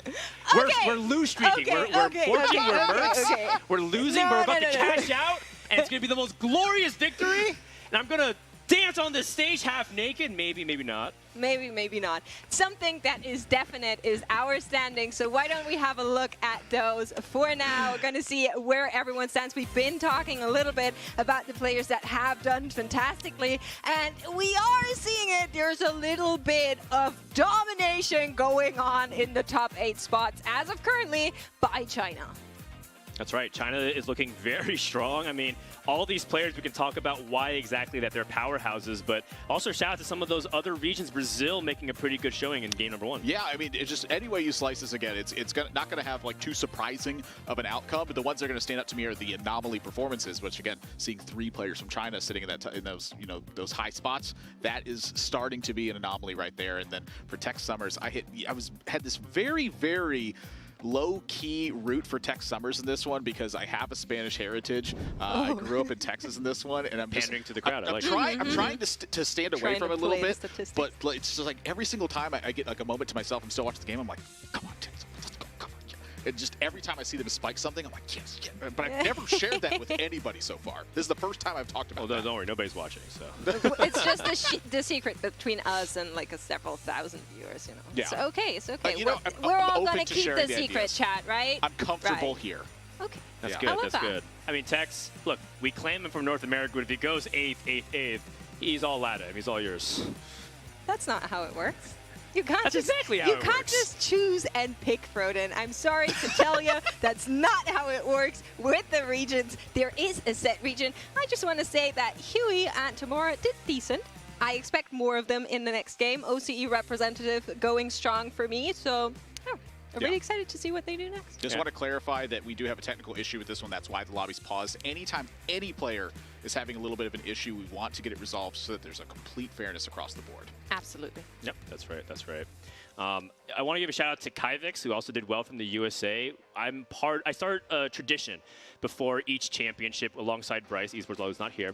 We start like a digital locker room. We have a Discord group. We decorate it in North American propaganda, and we just try to get people hyped up before each game. And Ambi was like, man, after my first game, I threw the easiest first of my life. I totally punted it. He's like, but make no mistake, Kyvix is going to be the world champion. So Kyvix apparently popped off in game number 1. We'll see what happens in game number 2. Starting. Let's go. We missed the first carousel, doesn't matter. We're looking at KC Double, the man, the myth, the legend, the guy that won game number 1, our EMEA hero, and he has a bow. Yeah, kicking off with a bow, finding a tier right off the bat from that one. Dan, I'm curious how in favor you are of slamming the tempo items in this one just to preserve health. Like, is Shiv something that's really on your radar? It kind of depends on the situation. If one, you have a good Shiv item holder, and 2, the purpose of slamming preserving HP is whether or not you can either streak from that or benefit greatly. If you're going to be losing anyways or in a win-loss, I don't think slamming Shiv is worth it. Gotcha. Yeah, and we are getting the Mirage overlay coming in the top right corner. That's going to be Spell Swords, and usually when it's Spell Swords, there is a little bit of a beeline going on. Yeah, Spell Sword definitely changes a lot of the ways that you have to look at Mirage. You have your eye on Deja mostly when it's enhancing damage at the end of that spot. But Spell Swords is kind of a unique one because a lot of times you're putting an Archangel staff on to Deja. You want to like a little bit of sustain there. You know, sometimes we've seen Guardian Emblem slammed onto a Deja. I feel like with this one, you're okay to just slam a bunch of bow items onto a Deja and dust your hands and call it a day. That's so interesting because you're right. A lot of people think, oh, Rageblade or RFC, which is really good as we take a look at the 2-1 augment, but it kind of depends on their itemization. Some people just slam whatever powerful AP items they can get as well. Yeah, and in come all of the augments. Some players picking really, really quickly. I see a build different offered for KC Double is not going to go for it. Goes instead in a little bit of a fiery direction, but some players are still open for it. Yeah, I'm looking at the people who have choices. Like, for example, Soju could pick Dark Flight Crest. Soju's very confident in his Dark Flight play specifically. And so he has called it out to me as a composition that he's going to play. Dasik chose to reroll and only has 10 seconds left. Has opportunity for Loot Master, Thrill, or Lagoon, which pushes him all specific directions, except for Thrill, which keeps him generic. Ooh. Chooses Lagoon, which is a little bit unusual. Not many people are often making that choice. We'll see whether or not it pays off for him. It's kind of a pretty risky take in this one, but I'm pretty confident in Dasik's ability to call when they should commit to a composition. I do feel like this is one of those spots. A lot of this has to do with the fact that you have the Morellos ready, that you have a belt on the bench, that you have early Lagoon. Everything kind of lines up right now for this to be the take, because one of the most powerful things you can do about Lagoon is unlock the later powerful stacks. The earlier you get those rolling, the more likely you are to snowball the board. Yeah, if you look at the data of how compositions performed across regionals and in-houses, the composition that gets the most eighths is Lagoon, but their win rate's actually quite high. So if you're able to stabilize and clear that am I going eighth barrier, then you're probably a likely player to potentially even win the lobby. And speaking of a player that won a lobby title in that previous game, actually went with the Lagoon Mages and got a first place. So we already know that this comp can do pretty well at Worlds. That's true. I wasn't aware of that, and that's really good information. I'm sure other players are going to adapt. Pay attention to how players are even like thinking about compositions. They might see other people perform well with tech that's hidden, right? They practice with everybody in scrims, but they prepare by themselves. Maybe there's some secret tech to comps that we don't know about that people are going to pay attention to. Yeah, and for those of you who've been paying attention to the boards that we've been kind of jumping around to, there's a really big thing I want to point out in this one. When players are very confident in the lines they're going to take, they tend to slam these items early on. It's not just the players who think they can put on a win streak. A lot of times, it's very important to conserve your items and build the most ideal things you can, because the caps on the boards tend to be very high. So if you don't have ideal items, you are inherently gunning for that 4th place spot. I'm loving what I'm seeing around the lobbies right now, players holding on to them because they don't have a clear direction. Yeah, exactly. And you can see Double 61 says, you know what, Rageblade is just generically good with Sunfire. I can play pretty much anything with that. Like, Rageblade is quite an open slam. AP comps can use it, AD comps can use it. He can even still go back into like a Deja point. You mentioned Rageblade being a common item there. And also, Double 61 is known to be a player that can play all kinds of mid-game boards. That's why he's one of the most exciting players for me to watch. Yeah, I mean, I love seeing that too. It's just players who are so open and don't necessarily commit to early lines. It's a wonderful thing to see. Yeah, and KC Double is currently building out some extra board strength. We are in round 2-3. We have an Ezreal 2 if we should so feel inclined to put it in. But for now, it's just going to be the Yone with a little bit of a beefier frontline, and I feel pretty great about this start. It's pretty interesting that, oh, do they swap it at the very, very end there? Nope, Ezreal 2 still on the bench. This is a pretty interesting take on this one, valuing the Mirage higher than a 2-star unit that's cranking extra damage, Dan. There's just no synergy with Ezreal. Doesn't have the Swift Shot, and also he has a Yone pair, so it's like awkward because if you put the Ezreal in, you put Ezreal with not a Rage Blade to sell the Yone. Doesn't feel really good. So I think Double 61 saying, I'm just going to roll with this, and I think my board is quite strong enough. He sold the Ezreal and even pre-leveled. That's how committed he is to the current state of the board. I'm actually a little bit worried because we saw a very similar tendency from Double 61 in the EMEA finals, but very early he had a Lilia with some great items. He had a second Lilia on the bench, and he ended up going bottom 4 because he was never able to finish off that Lilia 3 that he was looking for at the time. But for now, we're going to go into the carousel here, and we see Soju is on 30 gold. Wow, but he finds a Rengar with a belt, and he's playing Darkflight. He has that open sword, can make that Zeeks. That is so a big deal. He's rich. All in TFT and he's in real handsome. life. He's handsome. He's good looking. He's hangs with the charismatic. hottest dudes. He wears the freshest clothes. And he I'm also has just a going belt. to let you guys going with this. No. Okay. Please, be my guest. That's right. He's giving thumbs up to us 40 here. gold now. 40 gold. Wow, he's insanely rich. So the question would be, how much does Soju roll at 3-2 at level 6 to try to stabilize? Because Soju has one big weaknesses in his mid game historically, which was that he over-rolls, and as a result, sabotages his ability to play for an even higher cap and higher finish. At that same time, though, you know, a big thing that sabotaged him was his weakness is that he was too greedy at times as well. It's true. He's like swinging on the pendulum. Yeah, and when I was talking to Bebe about this Darkflight comp, one of the biggest things he highlighted was the power that you have because you can roll on level 6. He just sold off the Rengar debt he had, so right now does have the belt available. Did slam it to get that Zeeks. Is of course not going to have the unit for now, but I feel like with the direction he's given, he already locked into the Darkflight. He already locked into the Zeeks, so he's not going to roll for Astrals here. Yeah, not really rolling there. And also, as we take a look at Fritz, just the last note on Soju, he does have an open option to roll at 7 as well. Some people say, you know what, rolling at 3-2 isn't even good enough. I'm going to play the Swain variant that wants to play a lot of Rengars. Yeah. I might have to go to 7 a little bit earlier and roll for that instead. Just taking a look at Fritz. You know what? This is something I did not see immediately. It's the Goldmancers. Yeah, huge. This is the most powerful thing you can have on the Shimmer scale. It is. And if you're able to farm even just 1 or 2 times during the stage, it can just make profound difference of making that interest gold and getting that much more ahead in econ.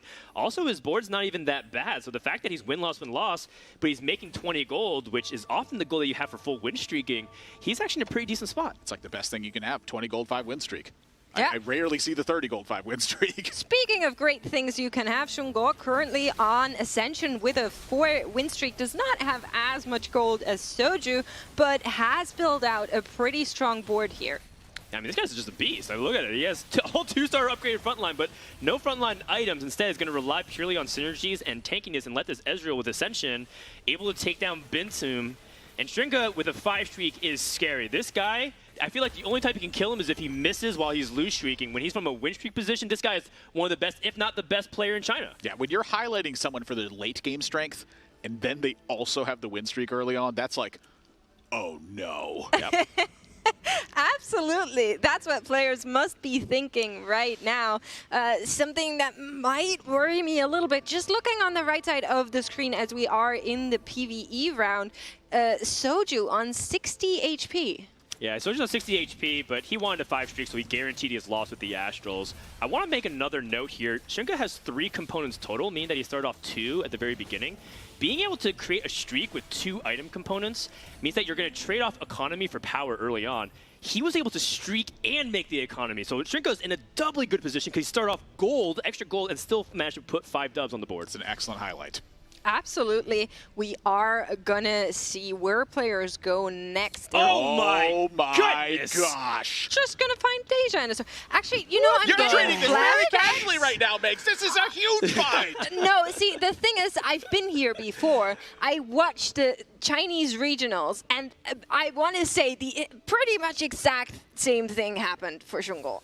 It's like so crazy. How can a player get Mortdog that much? It's yeah, that is not normally. Checking PC. I don't know how Shunga is able to get Deja here at 3-1, which is also kind of exactly what he needed. He was having problems scaling that Ezreal. Now he has Ascension, so he has basically a clock. You have to get through my front line. He slams the Sunfire Cape very astutely to try to take down Double 61. And if Double 61 with this 2-star Yone can snap the streak, that would be huge for the Frenchman. That just absolutely would be one of the worst things that can happen too, is getting that streak broken as well. It's the two players at the top battling for right now. The Ascension hits, the Deja's got some stacks, but that Yone is untouched. Is that enough though?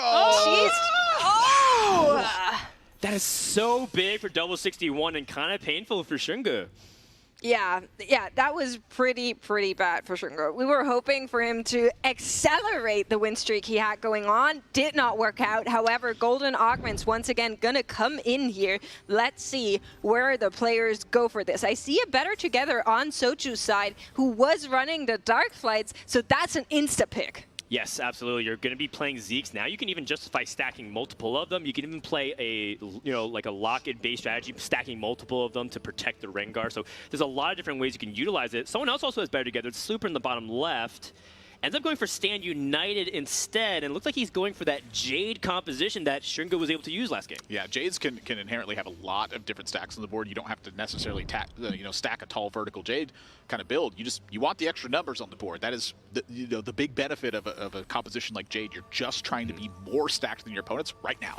Hopping on board with Soju, who is not rolling at 6, by the way. Looks like he's going to go for that 7 that we talked about. So sack 1 or 2 more rounds. If he wins this round, he'll really want to win the next round. It's going against Double 61, though, so I don't know if he's going to be able to do it, because Double 61 has been quite strong, but that big spike from Better Together might swing things. Yeah, I absolutely agree. The board that Soju has will take a win here. I'm not sure the Yone is going to clutch this one out for KC Double. And like you said, he will be looking for wins now. However, 60 gold he has at the moment, looking pretty rich and healthy going into this Dark Flight angle, and really showing how much HP can be a resource here to optimize your economy. I love that.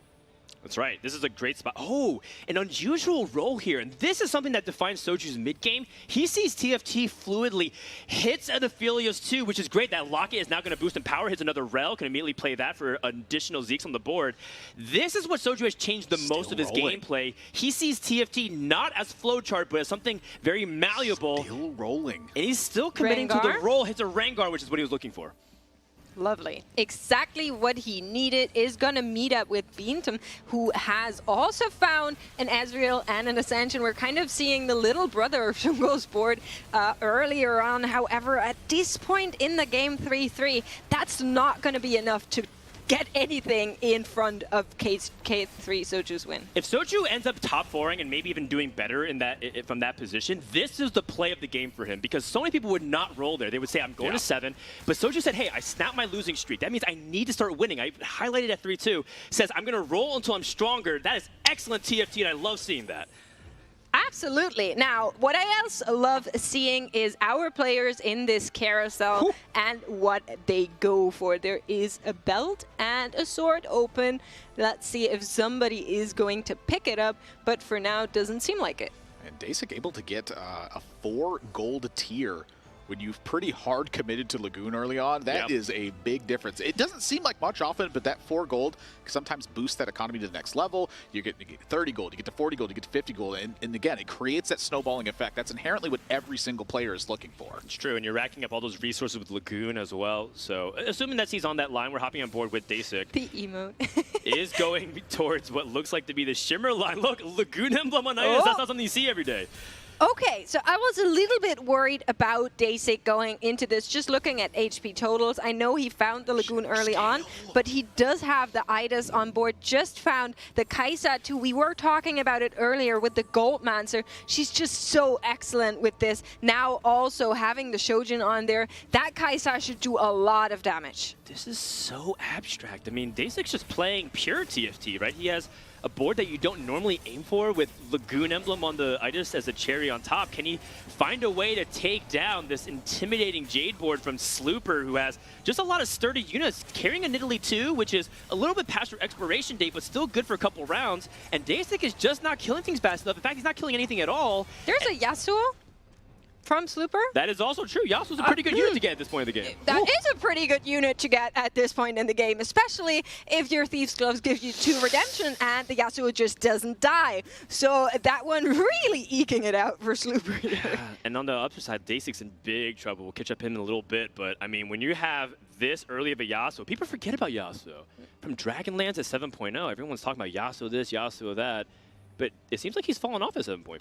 It has fallen off quite a bit, but there's one thing that's still highlighted about Yasuo, and that's the CC that he has. When he's jumping around the board and he is nailing these big stuns at critical times, all the boards right now are trying to get a chain effect where you are able to sweep your opponent's board. Again, highlighting that snowball effect that you're trying to create in this set. When you have this Yasuo this early, you are absolutely not only favored to take down fights, but you have that utility later on to have the CC. Fully agree.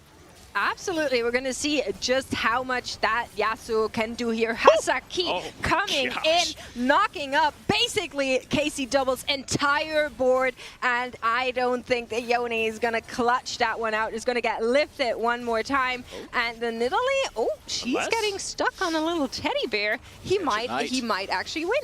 It's a Rage Blade scaling diff in the Ascension. KCW actually gets a pretty crucial win. Looks like he was doing very well, 100 or almost close to 100 HP, but now it's 74.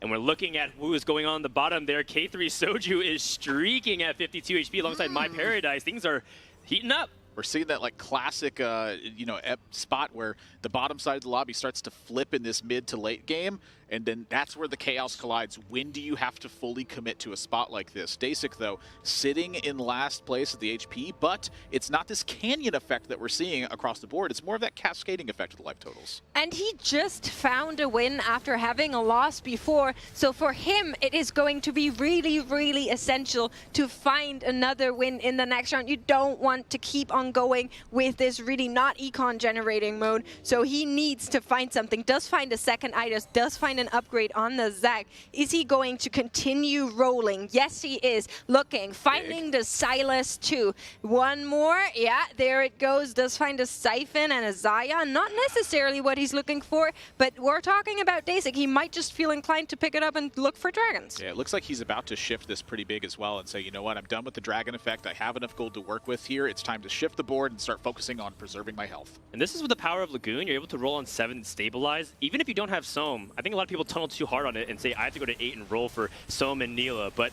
this is a pretty stable board. But he's going up against Shioyu too with Bintum, who has 3 items. Celestial Blessing Ascension. This is the item combination that you're looking for in particular when you're playing Jade, because it scales at Shioyu. No Edge of Night to pull aggro away from it, so Kaisa is targeting it. But there's just too much pressure coming the other way. D6 has another loss. You look at desperation. He did not want to see 13 damage at 4-1. No, definitely not. And I feel like he's right there at being able to, again, hit that tipping point, but it's just not there yet. I mean, a Shioyu 2 on 4-1. In this economy, it's also just one of the naturally bad matchups that you're going to have. A team that inherently has just Mystics at hand. Yeah, totally. Absolutely. We are going to go into the augments. However, 2 players insta-picked. The rest is still going. We have some rerolls available. These are the last augments, so you might just want to redo them, but doesn't seem like players want to do that. Yeah, I mean, a couple players rerolled already, so they have fewer options. Really interesting choice from Casey Double in the top middle, going for pay to win. Having that Gold Mancer is going to be really strong. And in fact, Fricks has the same exact option as well, but you know, whether or not he ends up going for it, he has to choose a reroll, but he only has 10 seconds left. Ends up going for Big Friend 2. I think it's a really underrated augment. Damage reduction is really strong, especially if you can combo with really high HP things like Guardians or Bruisers, so we'll see whether or not he's able to capitalize on it. Absolutely. For now, we are checking in with Casey Double, who, similar to Shunga earlier, has found a Deja with the Goldmancers and a Yasuo, so really has that Spell Sword enchantment unlocked on these 5 Mirage. And let's just see how this one plays out. Enemy board did find a Zome, but the Zome doesn't seem to be doing so much damage here.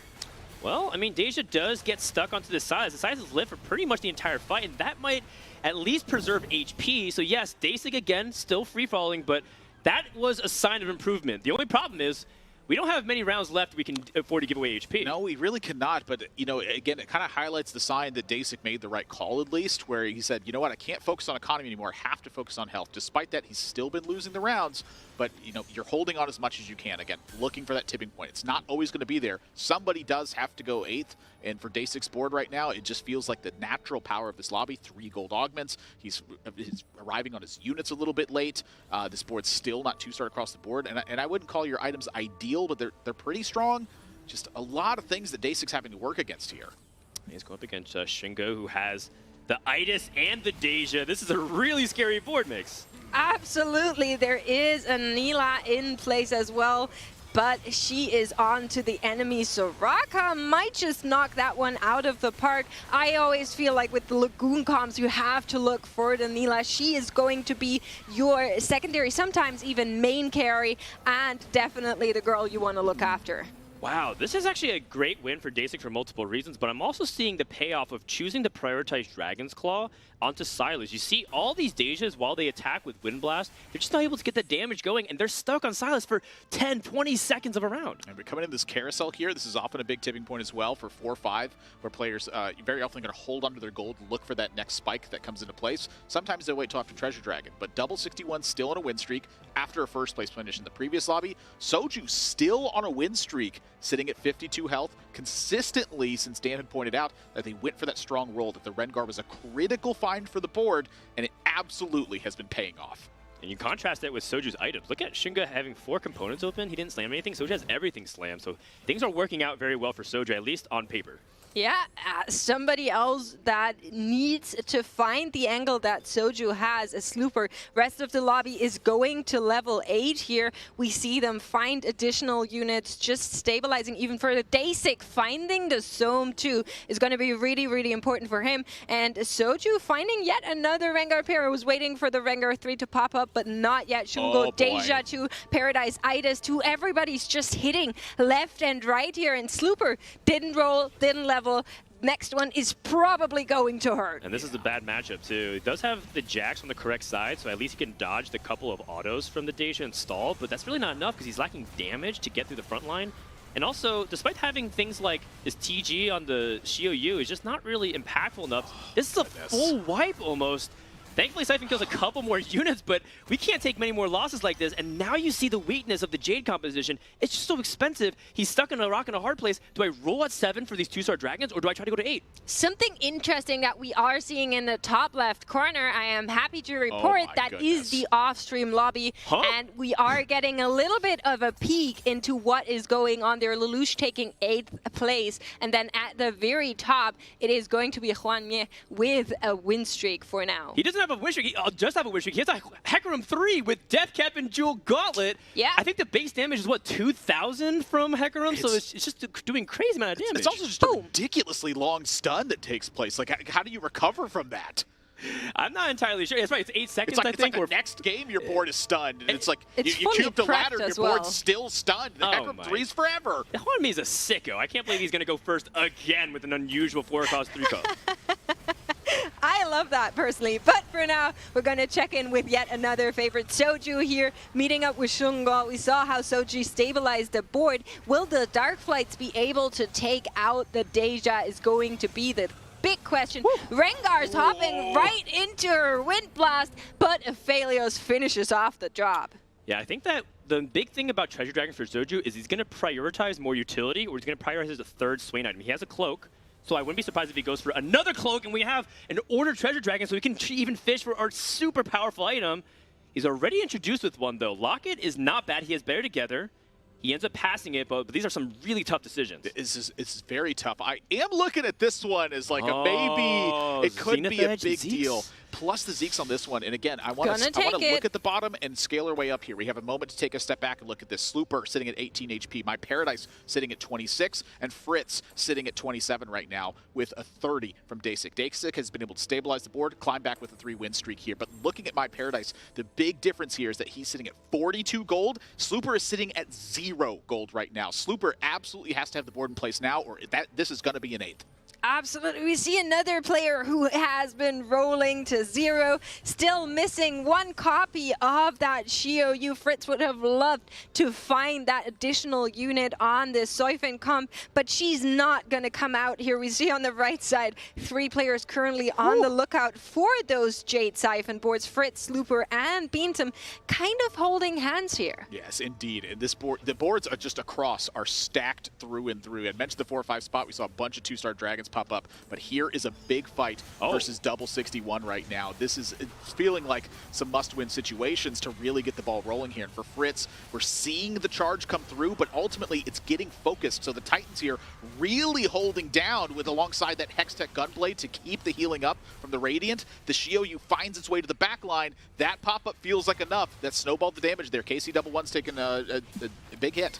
Yep, double 61 needs to find that Deja too if he wants to be competitive for this stage. Fritz, if he hits the Xiaoyu, actually could make a really deep run. His itemization is fantastic. He finds a Soraka to replace the Wukong. That is massive. All of a sudden, if we can hit Xiaoyu too, this is the variation of the composition that people say is the strong version that people want to play. Yeah, there is something else going on, though. My Paradise just found an Aesol too, and I was a little bit worried because he was streaking at the very early and the beginning of the mid-game, was leading the lobby, and then seemed to be free-falling, bleeding out, and we see what was going on here is on a little bit of a Guardian angle, and will meet up with Fritz, who just found the Soraka that we talked about. I mean, this is not a bad fight matchup. Aesol actually is much stronger versus Jade. Soifin, not after Soifin bites the Aurelion Soul, does end up escaping the Rampage, but it's much stronger if you're able to scale and get the Ascension. Guardian Shield. Guardian Shield. Rampage charges away, but it just doesn't look like we're able to kill the Xiaoyu. The healing from the Soraka is also so massive, and I think that as much as My Paradise is collecting gold, he might just be dead, and he is in 8th place. It's just the Soraka, such a punishing effect there. You know, Dan got super hyped about seeing it, and in that matchup in particular, it can really change things because the Aurelion Soul, you're trying to deliver this damage, you're chipping out over time with the big scaling effect of the black hole hitting the entire board. That's completely neutralized by Soraka. Yeah, I was really excited about the Aesol. In the end, it wasn't enough to blast his enemies into oblivion, but we're going to check in with Dasik. Dasik and Slooper both on single digits here. This might just be the last fight for Dasik. He did find a Nila, he did find a Soam. We're seeing the removers being left open, and he will meet with Slooper. One of these is going to get knocked out. I mean, it might be a pretty good matchup here because Lagoon was a counter to the Soifin meta. If he's able to capitalize, Nila does end up taking a big bite, but the Edge of Night keeps it safe, and that's why it's a really important item. And no one's tagging the Somm, and now we're scaling with Earth's Angel to the final stage. I just don't think it's enough. Slooper might be dead, and it is. It's a top 6 for Dasik. Wow. I mean, somebody has to lose, unfortunately. I was really excited to see that board go a little bit further. Now, Soju also getting knocked off from the win streak that he had going on. Shungo double and Soju are all up there trying, wriggling around and fighting for those top spots. It's really important that Slooper died because his death is Fritz's gain. If Fritz can get that Xiaoyu too, again, I think he's going to make a deep run in this game because he's well positioned. He has good traits as well. He's prioritizing Mystics, hit that Soraka. So he's a player that I'm looking forward to maybe to get to that top 4 alongside Soju and Shinga. It's really about who can get that 4th spot in the top 4 and maybe fight for first place. Yeah. I'm looking at the positioning from the last one. You know, a lot of times it's kind of a terrifying look when you see a Xiaoyu on the same side as your Somm in this spot. It's one of like the main priorities you have for Xiaoyu is getting it to the back line and cracking that damage that they have. Just not able to get done. No items, not a Xiaoyu too. So Dasik's positioning very comfortable in that spot. And honestly, despite the fact that it's such a low health total, the Dragon's Claw I feel like is really holding down this front line and giving enough time. Yeah, we're going to see the board in action one more time. Let's see who he's going to meet up with. It will be KC Double with the Deja 2 Idas 2 board. And I'm once again just going to focus on that Nyla. She is on to the Soraka, going to take her around. One more slice and the Deja falls. It is just annihilation by this Nyla. She is gonna take anything down in her path, and Dasik is going to find another win here, one way or another. This is what we're talking about with Assassins, the power of Neela, where you're able to get to the backline axis and kill things like Deja, and you're able to, more importantly, protect Sohm. And this is why I wasn't picking Casey Double to be one of those candidates in top 4, because I just think that his board has a lot of weaknesses that's being exploited. There's multiple assassin threats. Soju also has Rengar, but then if you clump everything, that means you're so much weaker against the AoE that can punish that. How does Double 61 solve this puzzle that's right now in front of him? You know, that's an excellent question. I mean, it's, you know, I'm looking around for it, but I just, you know, I can't really find out what it is. There's a particular word I'm looking for. I'm not sure I should use it. So for Double 61 right now, I feel like it's all about positioning. It's dodge the assassins, it's get in the right spot, and make sure that the wind blasts are targeting that corner and punishing it. I mean, look at what Shringo is trying to do, but a Zephyr from Dasik on the front line, trying to get backline access immediately. Yeah, that's really, really beautiful. However, his front line on the other side is going to get taken out by that Bard for a second. Is not going to stop them from moving on to the Deja. Once more she falls, and once more Dasik will try and clutch this one out. There is a Yasuo that's still blocking the path, but he has now also fallen. And I just want to direct your attention to something else, because Tech Summers, you were speaking about them, Nathan. Yasuo 3 in our lobby. North America, let's go! He's Argentinian, stop it! Kiss kiss my red, white, and blue ass.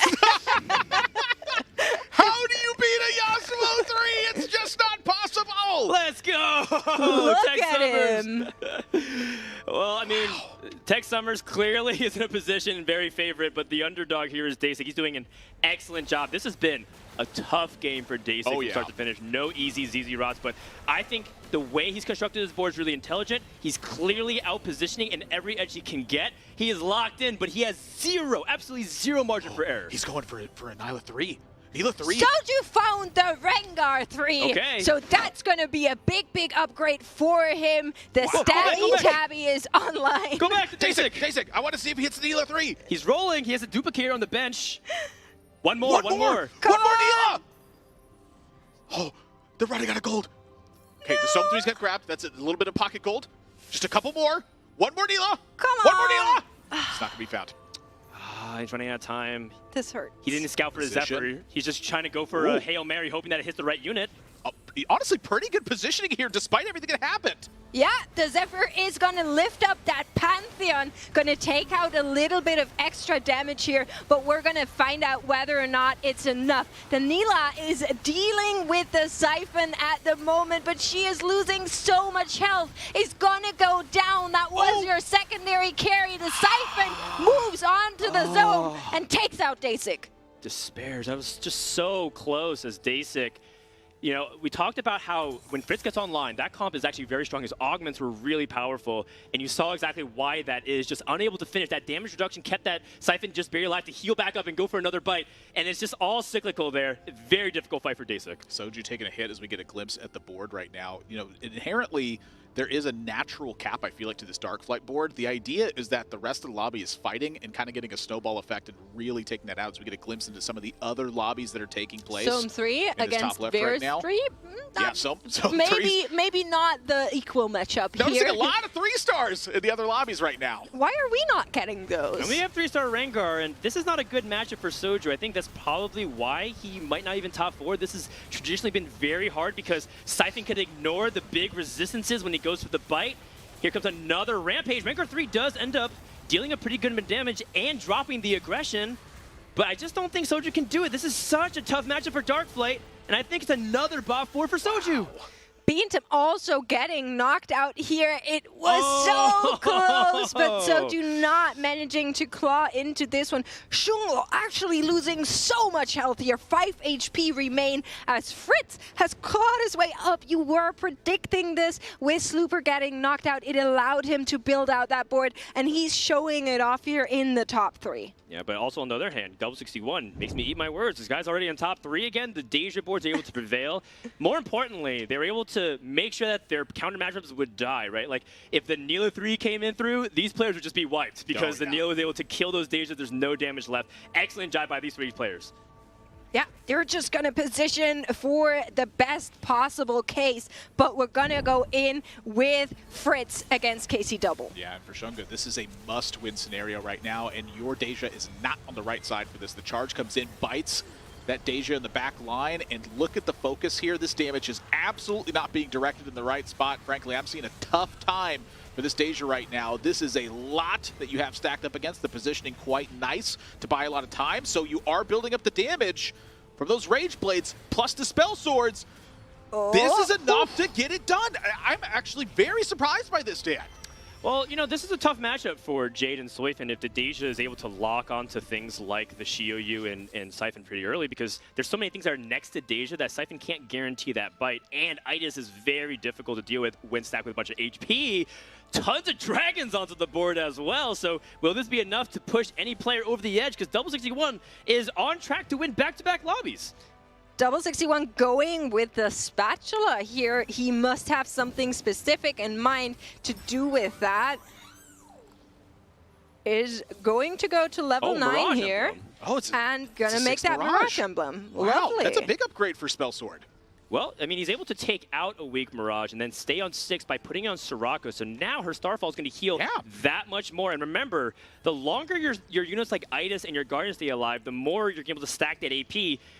Double 61 has constructed such an intelligent board, and it's no wonder he was able to pull himself out of that bot 4 deficit.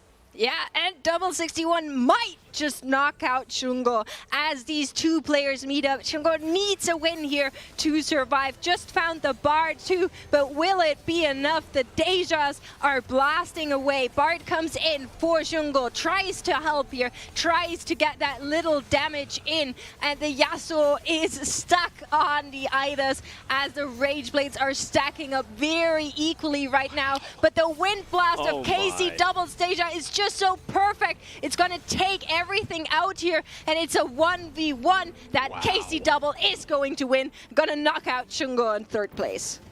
That Itis is just unkillable. That was entire 30 seconds of focusing onto that Itis, but Stoneplate Gargoyle, the Warmogs, and the Declaw is the perfect counter to the opponent's Deja. Yeah, plus you have the Guardians on there as well. So you're having to chew through the shields that has the Dragon Claw, that has the Stoneplate on this one. Like, that's so much damage you have to deliver as we go into this final fight right here, where I feel like, Dan, positioning is everything. It's positioning is everything, and Double 61 has the opportunity to try and solo or clump up to try to protect the Deja. So here we go. A lot of little last-second movement as we come into this one right now. For Double 61, it's not a must-win.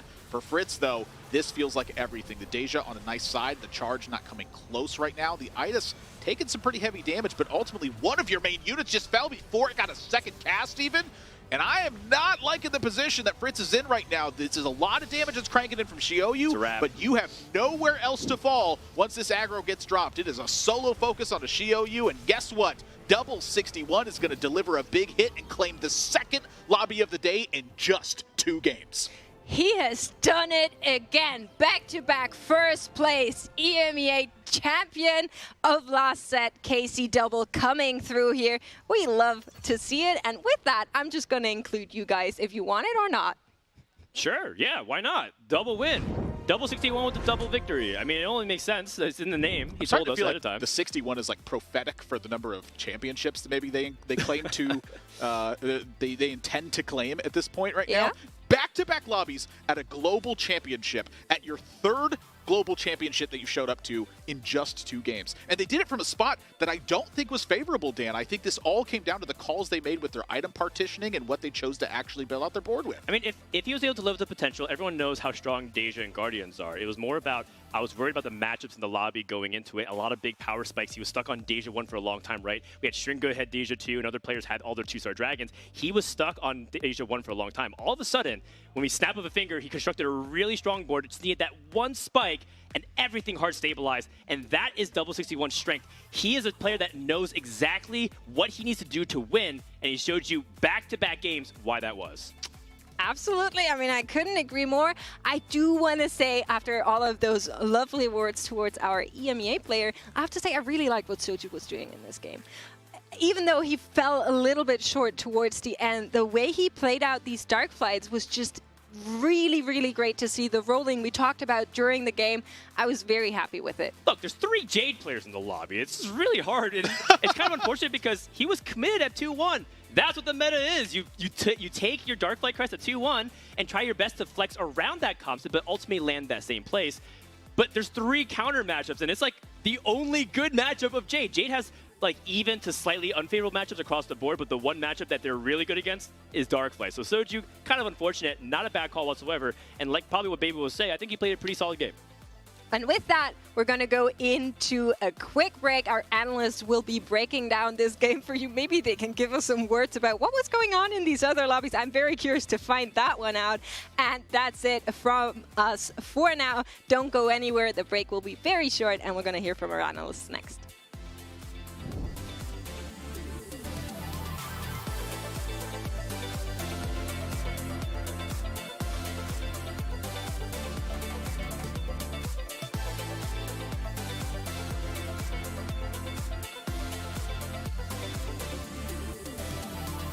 Gold, he might just be dead, and he is in 8th place. It's just the Soraka, such a punishing effect.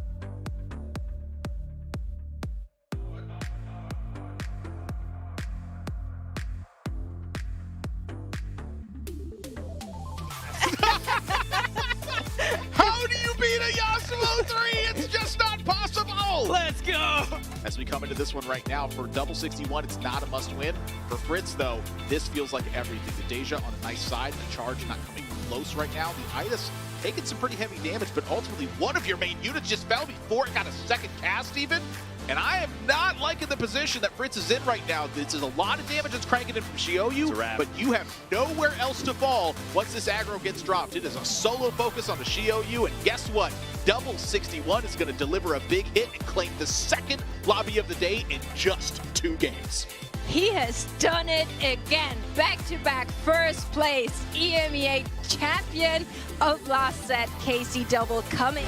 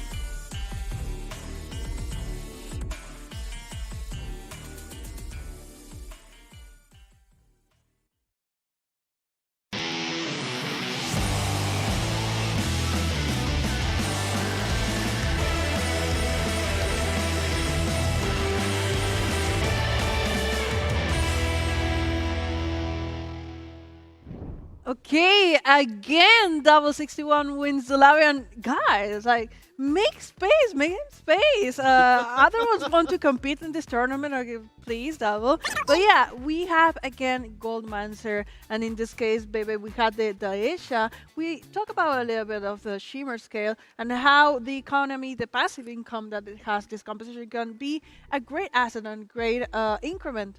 But what happens in this lobby? We had a lot of AP, and we start seeing these compositions turning into more mystics and elements like that. Would you talk about that?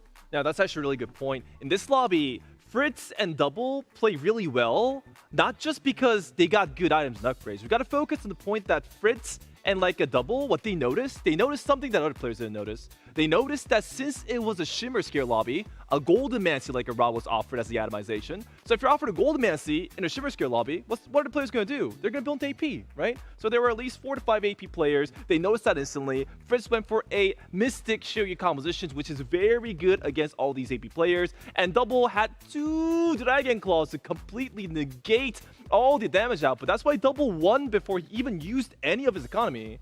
That's what happened. It was like a game of counter who counters who, then I'm countering you, but I see that and I'm countering again. And Peter, we see a lot of Jade Whispers with the Siphon contested as well. How did that went? Yeah, I mean, as we said, I think absolutely the Dragon's Claw is a much better solution than trying to shove Mystics in when Mystics are in short supply. I do want to point out here from Double 61, their argument here, one of their options, pay to win, another way to kind of push up that Deja damage. It's already very, very high with the Gold Monster stuff, but pay to win an even further boost to make it a world-shatteringly strong unit. Definitely. So, definitely, Shimmer scale is taking protagonism in this in this scale. I mean, another elephant in the room is that I'm pretty sure in this like a lobby, what happened to the Darkflight player? What happened to like the Soju? I'm pretty sure everybody's like really wondering about that. I honestly think Soju brought really good comps. He brought a Grave Surfing composition and he brought like a Darkflight composition. So these comps are very cheap. They're very strong, very good for getting top 4.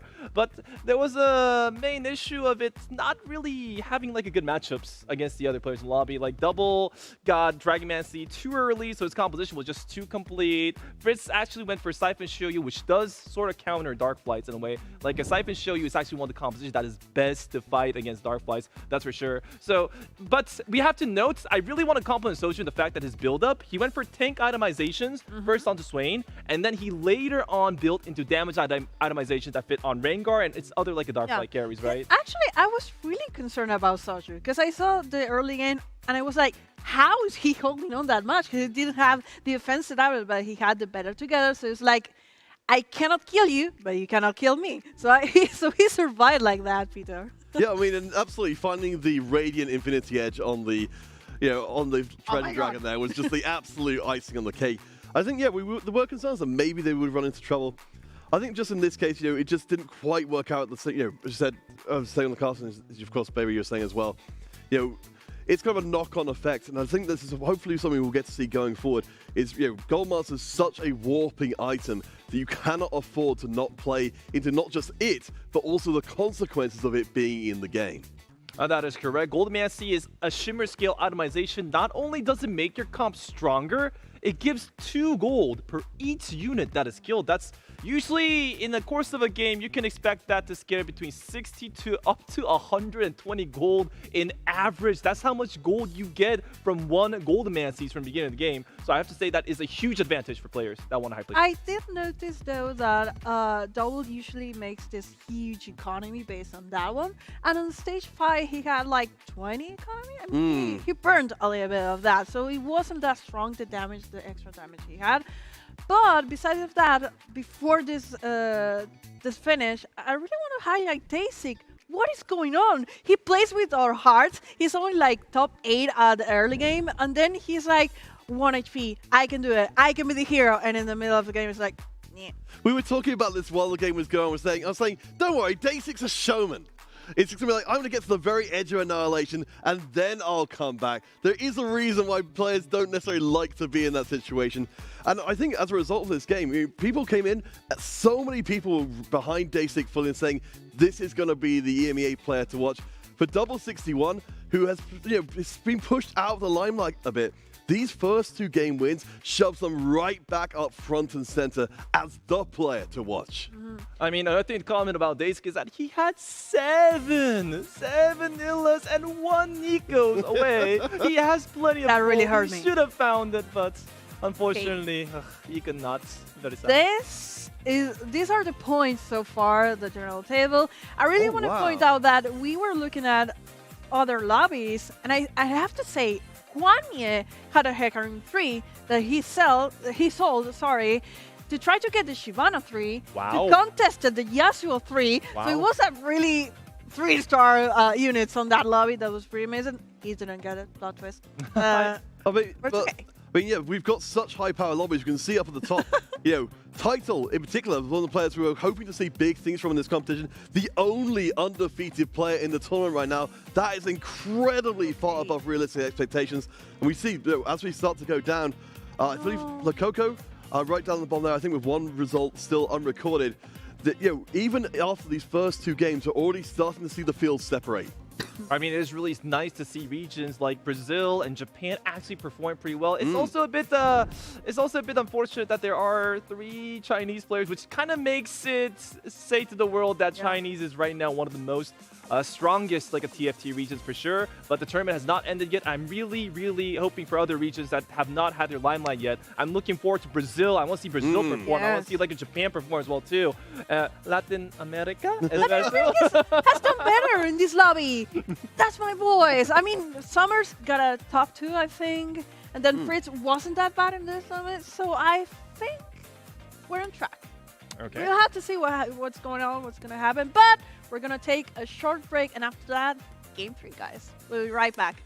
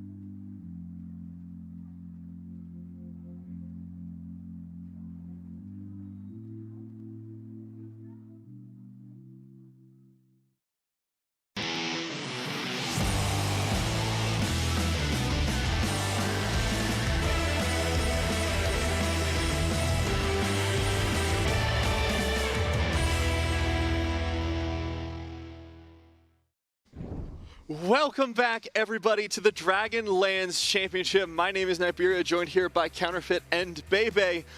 Just before we got back here, we were all like dancing, and you guys can't see them, but there's pallets underneath us, and I'm wearing heels, and that was a very dangerous proposition, so I'm glad that's over. But there's a dangerous proposition for our players coming up. No elimination risk here for day one, technically. But if you don't come into tomorrow, if you don't come into the elimination day, day 2, with a massive Dragon's Horde, let's say, of points. Thank you, Peter. I was worried that nobody would laugh cornily. If you don't come in with a massive amount of points for day 2, you're stuck playing that first to 8 style. You're stuck going for only the absolute riskiest comps. Well, I mean, the kind of mitigating factor here is we do have snake seeding, so you've got a chance to directly go against the players that are doing better than you. It's always, of course, a tough ask to say, you've got to get a lot of points, and you've got to get them at the expense of the best performing players in the competition. I mean, it is very nice to have a 2-win like elite streak, but there is 10 games in total, and of course, the 10 games that does not guarantee anything. Anybody can make any placement. Anybody still has a chance to get into day 3. I think we've got to look at the leaderboard as well, like coming up to where we've come from. You see up at the top, Title, a player that you were talking about earlier during the pre-show, and I personally definitely was underrating, coming in out of a region that isn't exactly known for being a powerhouse competitively, to first place in a row. Absolutely unheard of in any circumstances, but it's showing that Japan has grown a lot over this last set. Yeah, it's literally against the best players in the world. Yeah. I mean, it might be a little bit too early to say, can Title be, to Japan what Slooper was to Brazil? We know, from speaking to Holly before, saying that, normally the standard of play is, a little bit lower in Japan than it has been in other regions because it just hasn't been the same base of players. But I think, if we still continue to see this strength from performance, hopefully we'll be seeing a lot more Japanese players to come. I mean, it's very nice to see regions like Japan and Brazil get the sweet, sweet limelight that they do deserve because they are trying very hard to get a good placement in these worlds. It also is very important to note that Europe and China has been doing very well. Double with the double first place, and China, all the players from China getting very consistent placings in the top 8 ladder. Between right double and Title, we're really at a risk of just making some real snaker sentences. Just like, can Title bring home the Dragonlands of Japan title? Wait, hold on. Some of those words were mixed up. But I'm really excited for seeing the regions. Unfortunately, for my predictions, I came in here, I was like, don't worry about it, guys. Klutz has got this one locked up. He's going to be doing great. He's currently sitting at 3 points. So, not the greatest of starts. But, we've got 2 days. We've got 2 days. I mean, we've got 2 days to get. And let's see, so how many more games is that going to be where we can have the gold monster stuff completely warping everything? You're making me do math, but you gave me enough time to do it. It's 8 more games. 8 more gold monsters! I'm excited to see every single one of them. And that is correct. Is there anything that we should note in the next game in particular? Is there anything that we need to introduce to the viewers and the audience? Like any specific players or... I want to keep looking forward and keep an eye on the compositions because one of the things we brought up in the pre-show, one of the things that has held true for all of TFT competitive history is there's going to be some micro metas that are adapting from day to day. A lot of times, those compositions that let you be successful on the ladder and even in competitive play in your own home region aren't going to work out on the international stage. I think the biggest example for me is that China, I think, has the most regional difference in meta. They don't go 9 very frequently. Most of the games end before that point. So for Fly and Kudza in this lobby, they're going to have to adjust to that international style. And it's been shown that their, fellow Chinese region players have been doing that very effectively, but they have yet to catch up. And we, of course, as Kali mentioned, Texan was having a hell of an interesting last game there. We get to see just how close to the edge of the potential ceiling of the current, competitive TFT play these players are flying, where they could be, selling off 3-star units, throwing everything in the furnace to defeat the undefeatable. I'm just really wondering to see if we're going to see more Shimmer skill compositions, people actually one-sidedly blowing the tournament with the economy, or whether we're going to see a lot more safe comps like Grave Seraphim, reroll comps like Yone, Kaisa. Will these cheap comps, 2-cost, 3-star composition actually be able to make a comeback, or will it be heavily like a Dragon focused? I do think a big concern, of course, we saw in our first round of play, 2 different lobbies were won by Dragon 6 boards. So, if we get that kind of thing happening again, I think we really kind of push out a lot of the reroll comps. If we don't, then suddenly we have, a lot more leverage out of playing reroll and getting the strength in early. One of the players I want to highlight coming out here as well, all of the Hungarian fans at home, don't worry, I got you covered. Noelle, of course, coming in from a region that hasn't had a lot of representation. EMEA, plenty of representation. But Hungary, we've had 2 players go very deep into our finals from Hungary, of course, Sadi as well. But Noelle has made quite the showing coming in and very nearly taking it all during our finals. Yeah, I mean, incredibly impressive. Of course, this is one of the things which has been so great about this Dragonlands Championship here, is we are getting the chance for so many new players to come in and get their first taste of this high-level competition. As much as it's, we always hope to see the 2-time, champion coming in. Hopefully, as well, we get a chance for someone new to take the biggest spotlight of all. I mean, I completely agree. Not only do we have our reigning champions like Double and Hua Mei, we also have all these new stars from various regions. It's no longer 1, 2, or 3 region focus. It's every region that's actually making so many beautiful plays and so many beautiful actions. All right, let's take a look at those standings overall again. As we do see, yes, a little clumping down there at the 10th, 11th, and 12th, man. I think Callie's going to be very excited about this one. Argentina has taken 3 spots. Yeah, I know it's Latam, but let's be honest. 3 Argentinian players. She's going to be, enjoying that one for the rest of her days. Sitting there 10th, 11th, 12th. This is some tight grouping as well. We can see 5 players on that 9-point breakpoint. Yeah, and of course it's going to be so important. We're really looking towards the positions which are most able to contest for that top quarter of players. If we look for the rest, we can see Korea not having the best of times so far. Still a little bit of time to make up. But again, the snake seeding means that if you perform low in the first couple of lobbies, you will then be facing up against some very tough opposition. Like, right now, Korea actually is having very poor scores at the moment, I know, but I believe in the Donguri. Donguri is actually a player that's been playing since TFT Set 1. He has the most experience. He has a very successful YouTube channel where it goes like, woo. all right. Can you demonstrate that one again? No, I cannot do that. He does it much better. One-time deal. I mean, the thing about the Korean players right now are very cute. They're very cute players. They're very polite. They're very well-mannered. And they are also very meticulous and creative. So I am very interested to see how Donguri is able to make this work. Well, being well-mannered is, of course, the makings of a great TFT player. I agree. You must be polite when executing one's opponents. Of course, the person coming from England would talk about the importance of manners. Next up, we'll be talking about queuing. But we're going to be coming into game in just a little bit. I promise you guys, it is on its way. But I do want to highlight as well, like you were saying, we do have one Korean player sitting up there at the top, but most of the regional standings are dominated by both China and EMEA. So, that's correct. I mean, just other regions might, need to kick it into high gear. I'm just saying. You can't just give it to EMEA on a silver platter, guys. I would focus on Argentina doing well. We're seeing more Latin. I will say Brazil is also doing well. Never forget that Super is a previous top 3. He got top 3 at set a 3 worlds, so he's also a very talented player as well too. We're seeing much more regions in action, and we never know what's going to happen in the future as well too. Yeah, still, of course, we mentioned the EMEA. I love that we are finally on the track here, because, of course, double 61 last time round. I think, remember, of course, the EMEA regional finals that time. We were shouting and screaming about double 61, saying, this is our player who's going to smash worlds. Nothing can stop him. And it just didn't go that way. Yeah, well, our doubter out there, I don't see him, but he's sitting there in the talent area.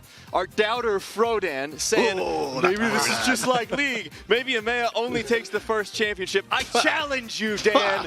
We're going to take this one home. All right. We're full of fight here. We're full of fight. You need to ground us, baby. Ground us in the Korean politeness.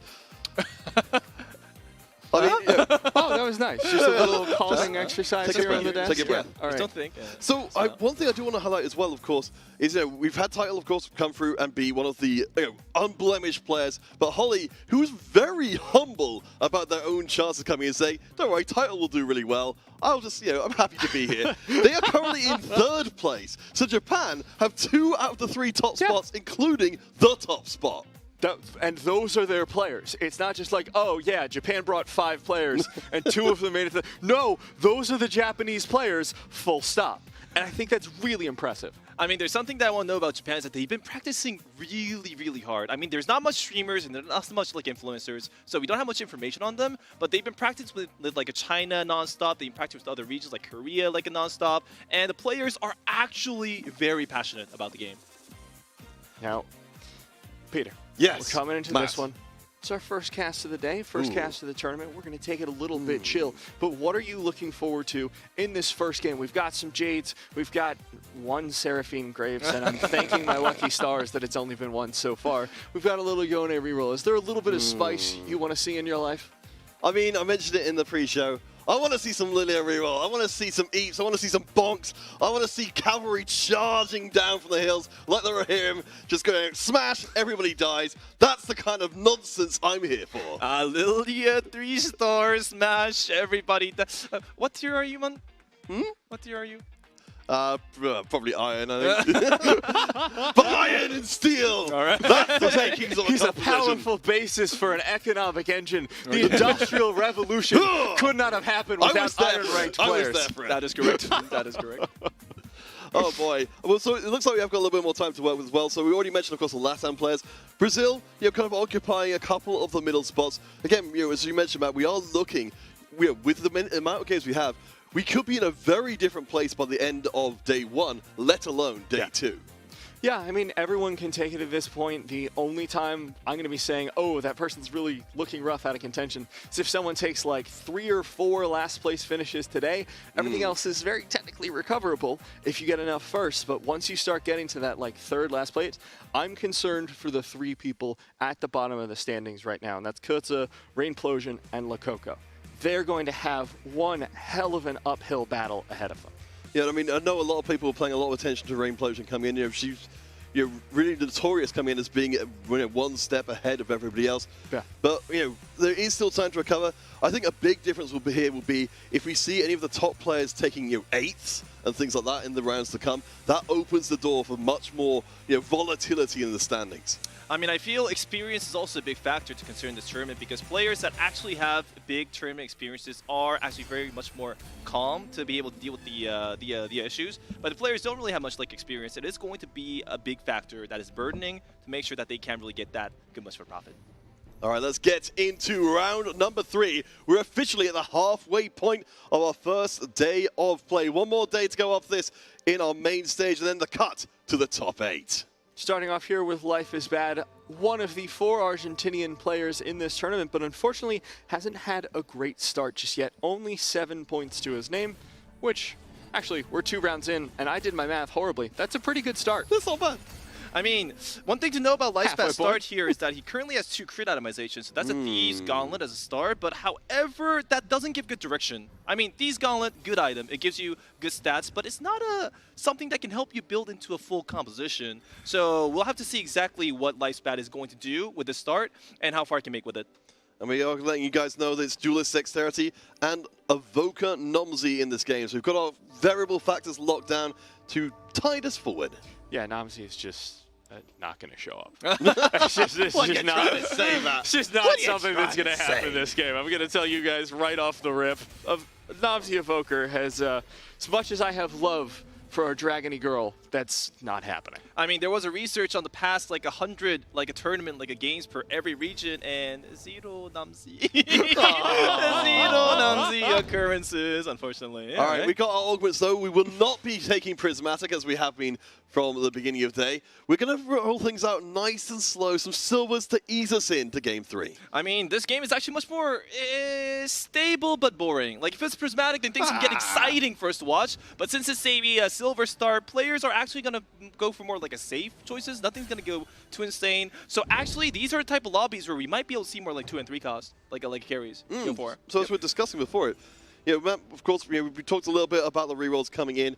So what kind of comps do you guys like when the augments aren't necessarily taking over the game and it's just down to raw comp power? Well, I think one of the things you can do there, well, obviously you can't do the Yone. You really need that range increasing augment from scoped weapons 1 or 2.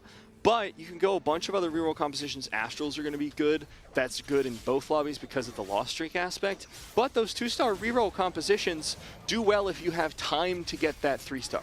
If you're in a hyper-fast lobby and you get denied the chance to roll, you're out.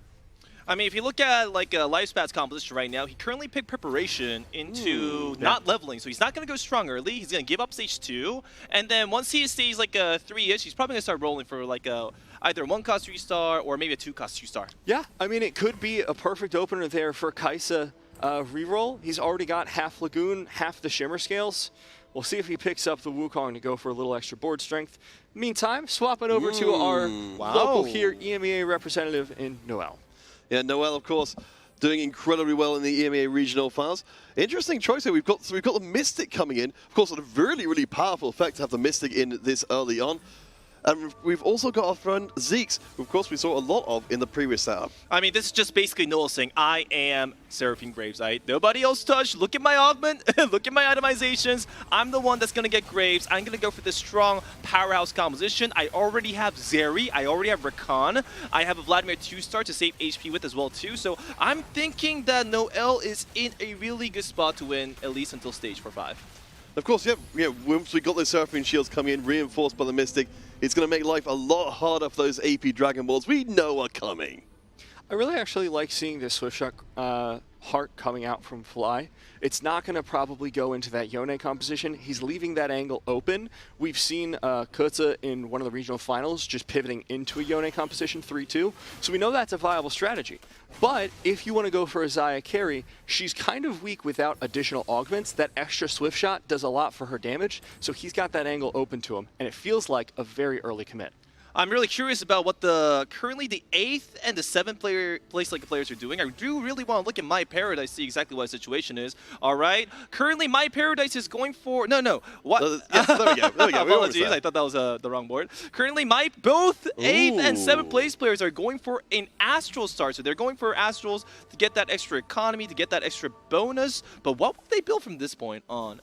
Well, I mean, we've got a pretty solid setup so far. We've got a lot of the 2-stars in there and a very solid front line indeed. Up against Kezi, we'll see how they end up doing. We have got an Archangels building on the back line for our Chinese player, so they will have that inevitability on the round. I mean, what I'm really curious is that he's got an Astral Start, but he's building into Zats. He has these Kaisas on his inventories. Does he just want to throw away this Astral beginning and go for like Lagoons? But I feel like that's a bit inefficient in gold usages, right? Because you either go for the reason why you go for Astrals or Lagoons is to get the economy in the first place. But if he goes it like this, then he can't really get good economy and he can't really get good like a HP management, right? So I am quite curious about these choices. We'll see what he does going into Carousel, of course. He's still got that open bow. He's got the Archangels complete. To me, it's reading more of a Deja angle, but we'll wait until the last Carousel there as My Paradise picks up a rod and Fly picks up a belt for their compositions. I mean, we'll just take a quick moment while we've got the chance just to go through our current status of the lobby. We have got 3 players who are undefeated coming out of Carousel: Tex, Kelly, and Noel. Yeah. So that's a pretty high volatility situation going to the second half of stage 2. Yeah, if that HP gap gets bigger, it's just very fast for those bottom players to head out. And then it's about who can finish with the highest cap board. So if you're going for a Kai'Sa reroll, for example, just theoretically, maybe not the game to do it. Currently, we're looking at Tex Summers' board at the moment. He currently has a rapid fire cannons on Varus, and he does have a very base like a Bruiser Swift Shot composition. Of course, Bruiser Swift Shot is a very strong composition for the mid game, but I am very curious about that rapid fire cannon choice because I feel like he could have made a Runeans if he just waited a bit more longer. What do you guys think about that? Yeah, it's interesting. Of course, we've definitely been seeing that much more from the Yone side of things, but it is surely a huge amount of raw attack speed right now. Of course, they are protecting a win streak, so I think they're going to have to put in everything they have to make sure that stays up until Crux. You can see him on the camera just vibing before this, dancing on cam. Always loves to see our players having a good time. His board, a little less so, but they're hanging in there. They got to the back line. They worked it out. I mean, the reason why he could have made like a rapid fire cannons is that he's currently on a full win streak, right? So maybe that one item was decisive in order to maintain his win streak so that he maintains his advantage so that he can get at least one more higher placement. But I am very afraid to see exactly what this deck is going to build into. All right, we'll keep an eye on them so far. It's worth noting again, we had the 3 players who were on the win streak from before. Now it's down to 2, Tex and Noel. Maybe they'll even get a chance to face each other in this last round. We shall see if it does. How does he already have a Graves? How is he already at level 6? It's 2-6! Noel, what are you up to? What shenanigans are afoot? Oh, God. I think we gotta check this one. Of course, Noel, with a second and third place come in, still a very, very strong performance from them. They will not be win streak versus win streak, though, heading into stage 3. I mean, I am very curious that currently Noel is actually offered a chance to add a Lee Sin that is actually very free, like a Tempest, and very good CC value. But he actually chooses not to go for that and maintains a multiple Cannoneer setup for more like a burst damage instead. This is probably because he thinks that he has enough frontline that if he has just more damage, he will be able to maintain a win. But I don't know if that was the correct choice behind right there. Well, have had it confirmed. It was 2-6. They found that Graves to add to the competition. So just easy things. EMEA players do all this all the time, don't worry. Yeah, of course. It's all skill at that point. And I think it's really cool for Noel. And as much as I freaked out over it, genuinely, this early at Graves 1 without the rest of the core of the composition is not as strong as you'd like. You need that healing, you need defensive items. I mean, it is devastating for Noel because he did just invest around 16 extra gold. He could be at 30 interest gold, which is really not that bad if you lose your streak. I'm pretty sure he himself didn't expect it either because he thought he was very strong. I thought he was very strong. Like, that Grave showed up really, really fast. So right now we're going to see into creeps and let's check exactly what items we get for the future. So as we mode, we are looking to try and bring that Graves online really and fully to make use of that Ziggs and make a really strong competition. Again, Tex Summers remains undefeated out of course, the last round. Tex making the big climb. They went last in the first game and then first in their second game. So they're definitely a player of variable proportions. Definitely on the up. You know, you can't go much higher in the graph. You kind of have a flat line from there, but it's a good start to be sure. Let's invest in some stocks here. And it's just as simple as finding a Seraphine on 3-1 as well. I mean, I'm currently really enjoying Noel's spot. He was offered his composition really fast, so he has good direction, and he's also offered a chance to make time results if he wants to on the Graves to maintain his like a setup, or he can just go for like Edge of Night with the component later. Oh, is this another Shimmer Scale Golden Dancer lobby? I told you! It happened, the prophecy! It's all Gold Monsters as far as the eye can see. Oh, man. Japan's actually going to perform really, really well in the serve this game number 3. We do see now what Fly was working towards, has that Olaf in the front line. Terrifying possibility of still going for Yone as the Augment round is coming up. But like you said, Peter, coming into this one, the Gunblade plus the Goldmancer Staff on Holy, great start for something like a Deja pivot in the mid-game. I do, of course, remember that Holy is going to be the top performing player, I believe, in the entire lobby coming in. So definitely the player to beat. Again, you really want to be going after these big name players right now to give yourself a chance of making day 3 at all. 62 HP, so they're going after him pretty hard, I'd say. I mean, right now, Holly really needs to get some kills on these Gold Masters because now that I recheck his situation, his board isn't really that strong, and his Dragonmancy's not on a real carry, so he might not be in a good situation. Let's check out the augments for all the players then. I do notice we had a pay-to-win sneaky in there as well, so maybe we'll see that coming through. But yes, as we look across the board, we can see, of course, our crop of more generic augments and the more specific ones. Bebe, what do you guys feel? Where are you kind of leaning on the kind of spectrum of you want to have like really pointed augments versus really generically strong augments? I mean, usually in high-tier lobbies, you do want to go for combat augments, so you're strong during the mid-game phase. The mid-game phase is actually the core difference, whether you have like a combat augments or not, whether you can win or not, really depends on these augments. So I do really hope that players actually pick more aggressive choices. Yes? There's going to be the pay-to-win pickup as well. We've seen this coming out a little bit more frequently in competitive during the back end of this patch. Previously considered a fairly bad augment, still people's opinions on it aren't super high, but we're seeing it find a lot of success even in a previous game. We saw Double go for it and find a lot of success. Now that it only costs 2 gold to get that massive boost instead of needing to level up, that means it also lasts you even while you're at level 9. Matt, I've got a hot take here. I think that will shock the world really to hear. I'm ready. Pay to win is in fact the augment of the tournament. Do you know how I know that? How? Because Dragonlands Championship, DLC. I'm just saying. He's cracked I'm the just code. saying. I've seen through the Matrix. I've seen for life. Sherman, Pay take to him win. down. Take him down. Uh-oh. What's that red dot on my forehead? Of course, coming out of the augment rounds, Holy still on that loss streak, 40 gold in his bank, but it's pretty soon he's going to need to start reinvesting and getting a little bit more on that board. But he might just go out too fast. I completely agree. Right now, all these boards does not look strong. And right now, we moved on to My Paradise, actually going for Astral 3 stars. Oh, this is a very, very rare composition. For those who don't know, this composition is a comp that usually uses 1-cost 3-star Astral units to save HP during your mid-game, and then you finish off by getting Luxury as your main like a DPS carry. Usually that's how the composition goes. So right now, My Paradise has a really good front line with War Mods and Ionics on his Vladimir, and he is preparing the itemizations for Lux, but currently his HP is much lower than what this deck is currently supposed to be. And as you can see by his opponents, Astrals are also contested as well too. So since his itemizations are poor and he isn't really saved as much HP and economy as he should have, I don't know if My Paradise is in a good spot. I think Lux itemization is one of my favorite topics because you talk to every player right now and they're just like, oh man, IEJG, what a waste of time. What an awful itemization. Then other players will be like, what would you go other than IEJG? You want to go like Archangels with no mana? What a nerd. Well, I'm trying to remember who it was who was saying it, because it certainly wasn't me coming out of today. Good start. As I said, it's a big contest between, do we bring in a mana item to allow Lux to cast more often, or do we go pure damage to allow for her to actually kill the backline with any kind of regularity?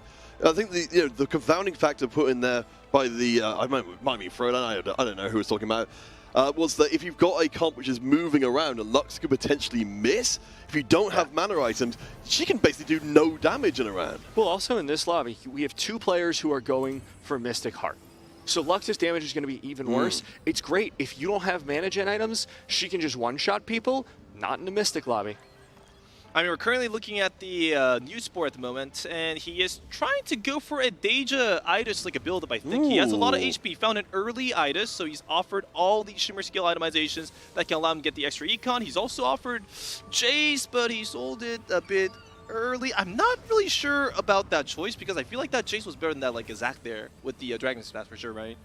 So we were looking, of course we saw Darkest rocking this out most memorably in the EMEA regional finals and doing some pretty darn good work in the first couple of games. I expect we're looking for an Aurelion Soul later on. The only problem here for Newt is they do not have very much money. If they can't keep their win streak going, then they've got no cash to reach the late game at all. That is completely correct as well too. Newt has gone for a Dragon Man's spec, but he gave it to Zach, which can't kill anything. I'm not gonna lie. Zach will not be able to kill anything. He was offered much more better options to go for, and he skipped that. And wait, will he be able to win?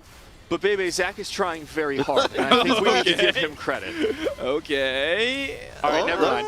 Take away the credit. So that's what we were afraid of for Newt. They've lost their win streak. They do not have much gold in the bank. Of course, on any of these Shimmer Scale comps, they love to have a lot of gold. I mean, just look at the board. It's much more better if he just uses Jace. He had Jace earlier. He sold one. It'd be much more better if he just used Jace. He's offered a very lucky Zoe early on. Of course, I don't know how. Wow. Wait, is that a attack speed Shimmer Skill item? Yeah, it's a Gambler's Blade. So wow. Okay, so one hand takes away, another hand gives back. That's an amazing pickup for Newt. So we've got the item slamming onto the Jace. We're not going to be itemizing Zoe at all, but we do have the Guardian Shield on her. Oh, no. He gave the Gambler's Blade to Jace, and he's putting Zoe in the front. No. Zoe in the back. Give the Gambler's Blade to Zoe. Give the Protectors like a smash to Zoe. Someone else. That's the Protector smash should be on Jace.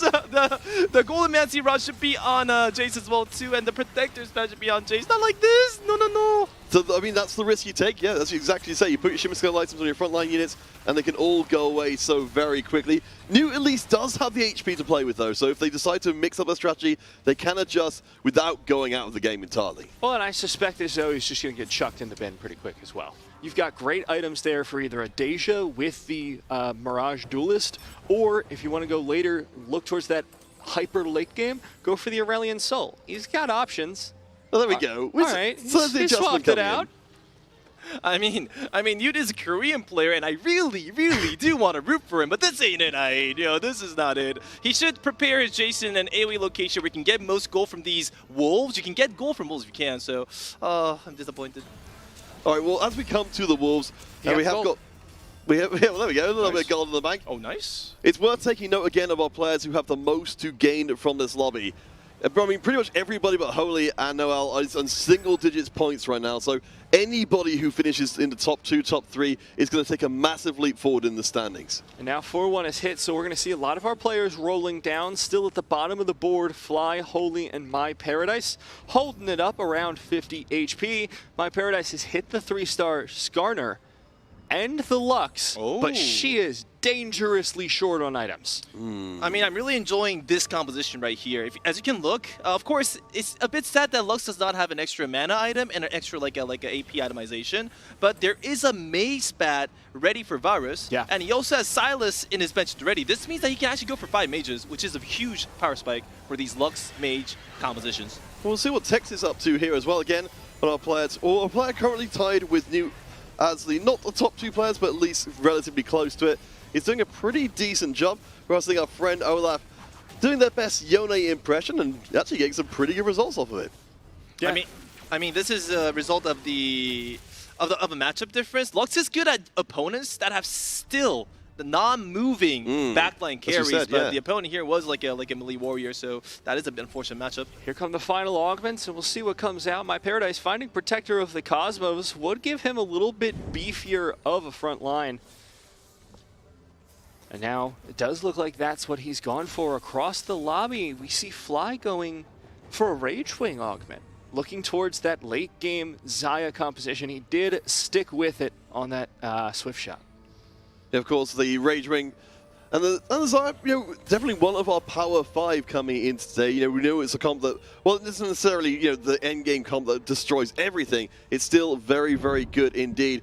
So let's pop across to Tex. As we were talking about them a little bit before, we have got ourselves an actual scale scorn comp coming in. So it's not a comp we see everywhere, but when it does show up, it can be pretty freaking terrifying.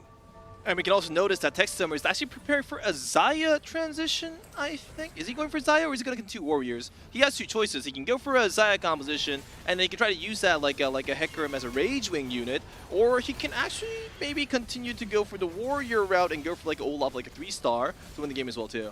Yeah, I suppose looking at the augments, there's nothing necessarily tying them here. I suppose right now Olaf is doing a pretty darn good job, so it would seem a little ungrateful to throw him in the bin, but I suppose needs must. Protect someone again, they're looking to try and climb here. We do know that they generally tend to be a kind of more greedy, kind of fast 9 player, so this is a little outside of their comfort zone. Going really well for them, though, and I think given how the early game went, they were having a little bit of a rough time after that RFC. Didn't seem to have a lot of direction, but found the Olaf early, stuck with it, got the stacks on, now has a really solid direction to go into the later stages, and Cybernetics are pretty good augments there for this composition that can have so many item holders. I mean, currently I'm actually really curious to see Fly's board, the Chinese player. The last time I checked, he actually had a Shyvana. An 8 gold Shyvana on his board, and I think he was actually set up to go for like a pretty proper like a Rage Wing composition, so I really hope that we get a chance to look at him later on. Yeah, I'm sure we will. In a second, there we go. Nice. So exactly as you said, yeah, so as Matt pointed out, the Scorch is in the barrel there. We've got a 2-item Xayah ready to go. Nothing on the Shyvana as of yet, but still got Shapeshifter to keep her alive a little bit longer. I mean, his front line is kind of poor, but he has an early Soraka. He's offered the option of an early bar as well, too. So he can actually get a bunch of 5-cost 2-stars viable at level 8 if he so chooses. So the only issue with Fly is that he doesn't really have a solid front line, but he has everything that he needs to make this composition work during the late game. Well, a small note as well, of course, we've actually got the 4th Shapeshifter in there as well to try and reinforce the Shapeshifters, assuming they can get their transformations in. So it's an interesting approach. Certainly, though, they are towards the top of the table. In fact, in this lobby, and unlike a lot of other lobbies, we don't have an incredibly dominant player up at the top. That is correct as well, too. I'm really surprised that that he didn't go for the Bard. I guess he values the HP value from Soraka instead because he feels that having a Xayah 2-star is just good enough to get like top 4. So he doesn't really need to gamble with units like Bard this early on into the game and just go for these flat HP value. Very curious about that choice. All right, hopefully we'll get a chance to check in with My Paradise in a second. A quick word about one of the organs we did see sneak in, Protector of the Cosmos, a real throwback to when Scrap was in the game a little while ago, able to get yourself a big team-wide shield.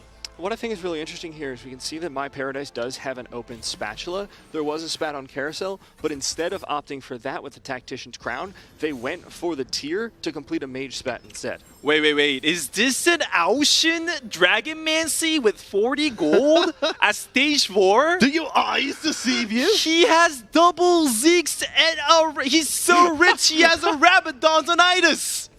What is this? I'm sure that shop with 4 Olafs would make life's bad green with envy as well. Just like, oh, all of the Olafs I've needed all game. Wait, he sold it. He sold it and he's changed it across to Aurelian Souls. I like that. I mean, when you've got this much money, you can afford to be a little bit picky.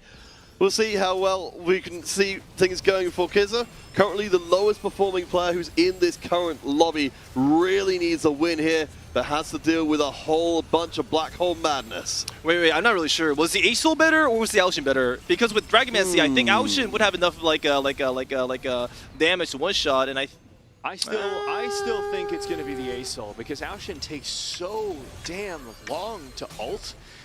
If you don't have the strongest front lane in the game, if nobody has backline access, if all of those conditions are met, sure, Aoshin's great. But a lot of the games, you're going to have someone ripping into that backline, a Deja perhaps. Maybe you're going to run into a Rengar composition. A lot of things will threaten the Aoshin, whereas Ace-Soul will actually get a cast off. Wait, what is that mini screen with a bunch of dragons? What is that? That's Lobby 1, where everyone's messing around, and apparently we're going to get an answer to your question. Is that another 6 dragon player? No, it couldn't How be. many 6 dragon players in this game? Bebe, Oh, man. do you want to know how many? How many? 6.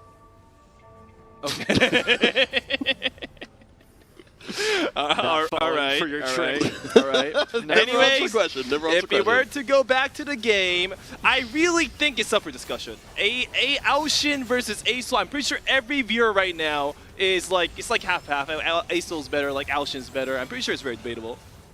Well, I mean, we'll see as we go on. I mean, I have to imagine if there comes a situation where Holly is able to bring in a 2-star variation of either, they'd be very happy to switch things across. Holly just doesn't even need to play the game at this point. Wow. Wait, is he literally AFK? No. Yeah, grabbing some water, you know, don't worry about it. Look, if you had an Ace-Soul with these items, with that Idis frontline, with that itemized Braum, you wouldn't need to do anything either. Well, bear in mind, you've got pay to win, which does require active use in the game. You know, fair point, fair point. Okay, we're back to My Paradise's board, and oh, he has 2 Mage spats. He's looking for his final items. He's rolling down for that Lux item because he does not have any mana itemizations on Lux, and he needs 1 more damage itemization for Lux to be a proper carry. Other than that, he has 2 Dragon Claws and a Warmog, so that's decent frontline. His units are 3-stars, so they will buy him a lot of time. His economy is just enough for him to hit level 8 and go for 7 mages. Wow. Yeah, well, you know, we talked about the whole thing between do you go full damage, do you go, you know, the mana items. Presumably, if you've got Mage 7, the question is answered by you want to have as much damage as possible. But let's check across with what Sex Summers is up to. Selling a Yasuo, apparently. Had one on the board, instead opted for the Pantheon for the Double Whisper, which I think is the right decision, gives you a lot of extra shred, and he is still 2 each away from both Diana and Olaf. Oh boy. Oh boy. Not with a lot of money to spend either. This is such a tense situation for a player to be in. Do you hold tight and hope that they come through the shop, or do you spend your last remaining gold and hope that you high roll?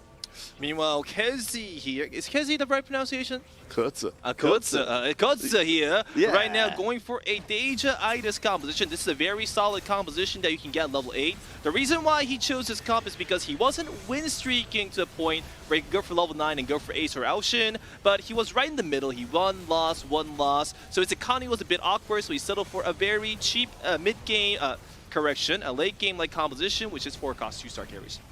Yeah, doing pretty darn well. Olaf with the 3 items here for Tex. He's going very low, but I don't think with the power of Deja stacking up. Of course, we've seen Deja really starting to rise to prominence in the competition. Last time we saw 1st and 2nd on stream being taken. And of course, you know, we're back in Goldmaster territory again, so we know AP is all the business. Poli rolls down, does not find a 2-star there, levels up, waiting for those odds to increase. He's got a Bard on the board to do it, and a Shyvana in the pocket as well. Wait, I'm really curious. Isn't this level a bit early? Is it because he had no HP? The reason why I thought the level up was a bit early was because if you use your gold, you lose that AP value now. And I guess in this case, if he doesn't use his gold, there's a chance he might die with 80 gold as well too. So this was actually really awkward for Holly to do. It's a very difficult situation for sure. Yeah, and of course, again, Holly is the top scoring player in this lobby, so everybody's looking to see if they can get knocked out in 8 to open up the field of competition. We do see Zippy in the corner doing an incredible job of punishing these backline carries. That's got to have consequences going forward for the rest of the lobby. Yeah, unfortunately for Holy, the same thing happened to his A-Soul that would have happened to the Ao Shin, targeted in the back line by that Zippy and ripped to shreds. I mean, this is just a good example. These players that were on the top will not always get top. We have 10 games in total, and we might actually see a very huge change in placements.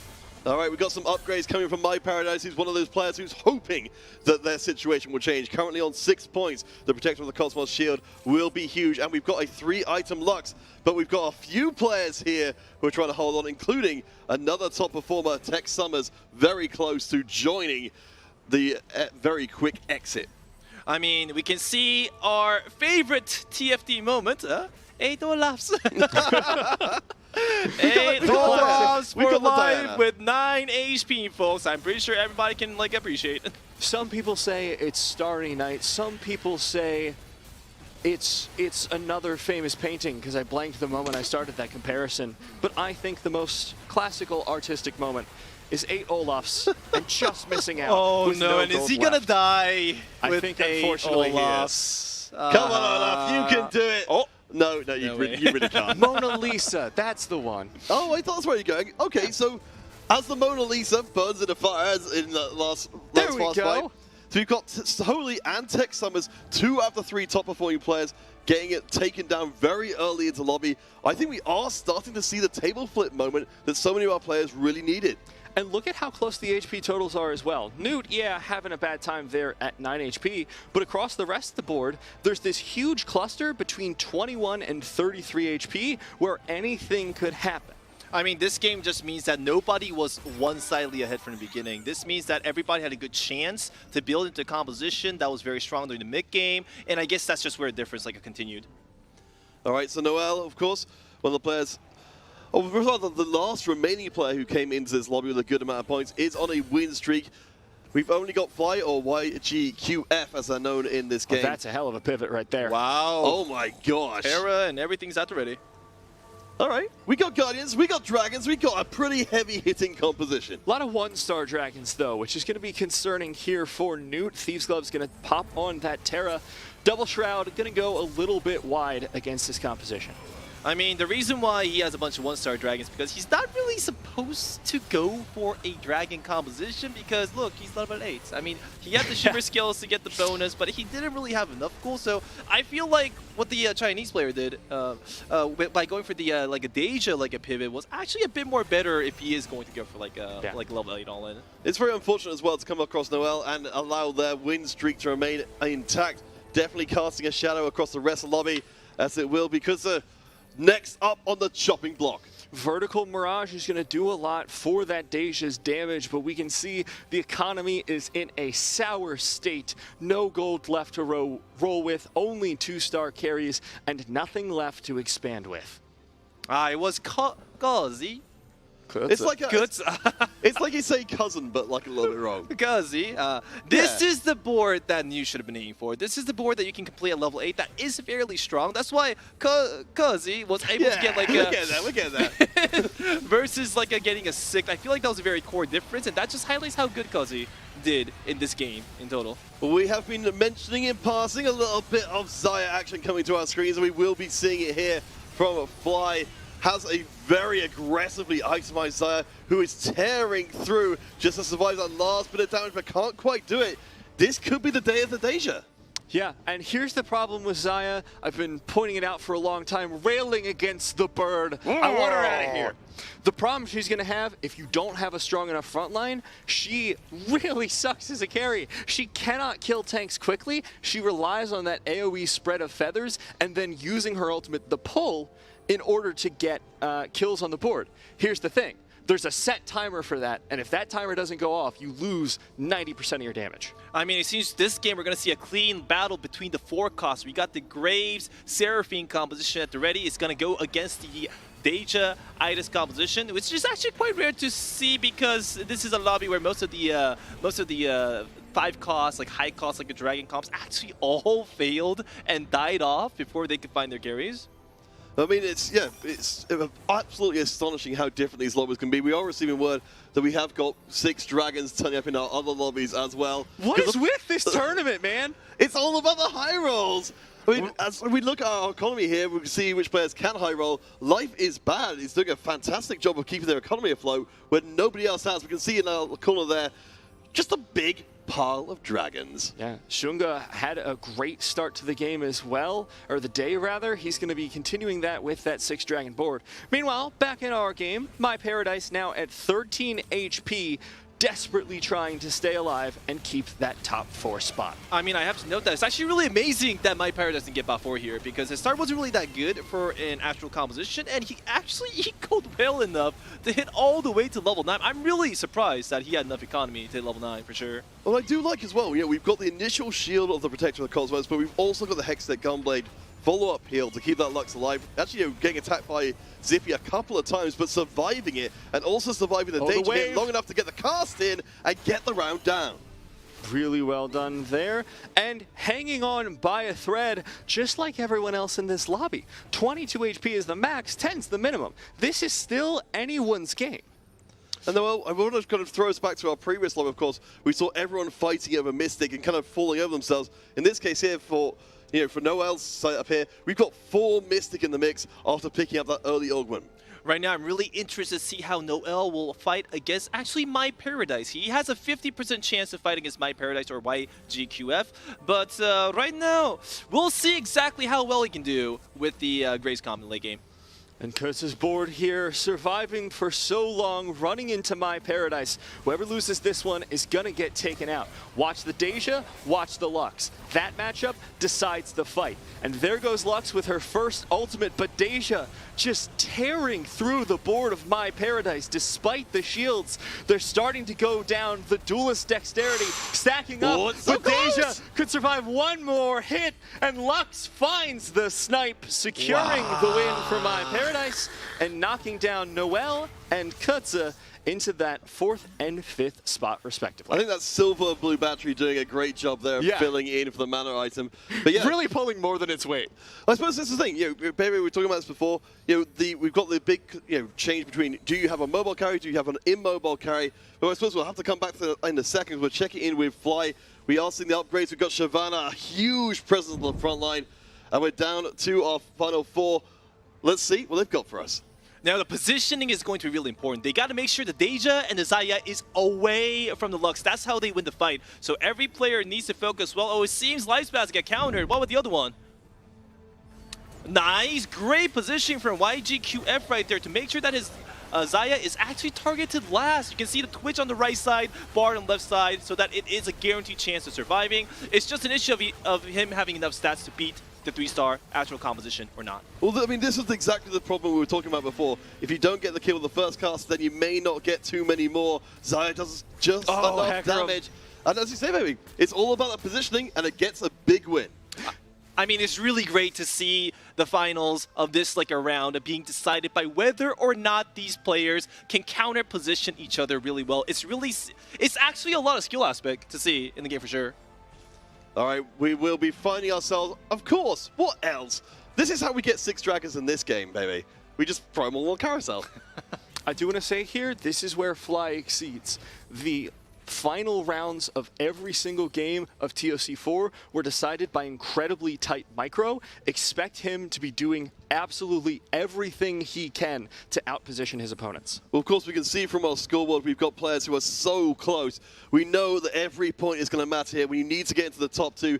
A difference of 1 placement here could be everything. I really want Lifespan to counter position like the Xayah to a point where Deja can actually focus Xayah with his ultimate or maybe an early auto attack, and depending on how it goes, we'll see. Oh, middle of the pack. It depends on where the Deja first wave goes. Looks like pretty on path here as the Shyvana dives down into the backline. Bard ult on top. Deja's in trouble, but Xayah is already down. Deja ripping through the backline with the help of Zippy. Will secure Life is Bad the round win. What's going on in My Paradise board? This might decide the fight. Zippy's not enough. Hey, man, Zippy's doing his best. Give him a shot. All right, never mind. You're right. He's trying his hardest, but he's like a friendly puppy. Just wants to go and say hello to everybody again and again and again. But it does put us down to our top two. My Paradise doing a very good job. 6 points, an 8th and a 4th before this point. Now guaranteed at least top 2.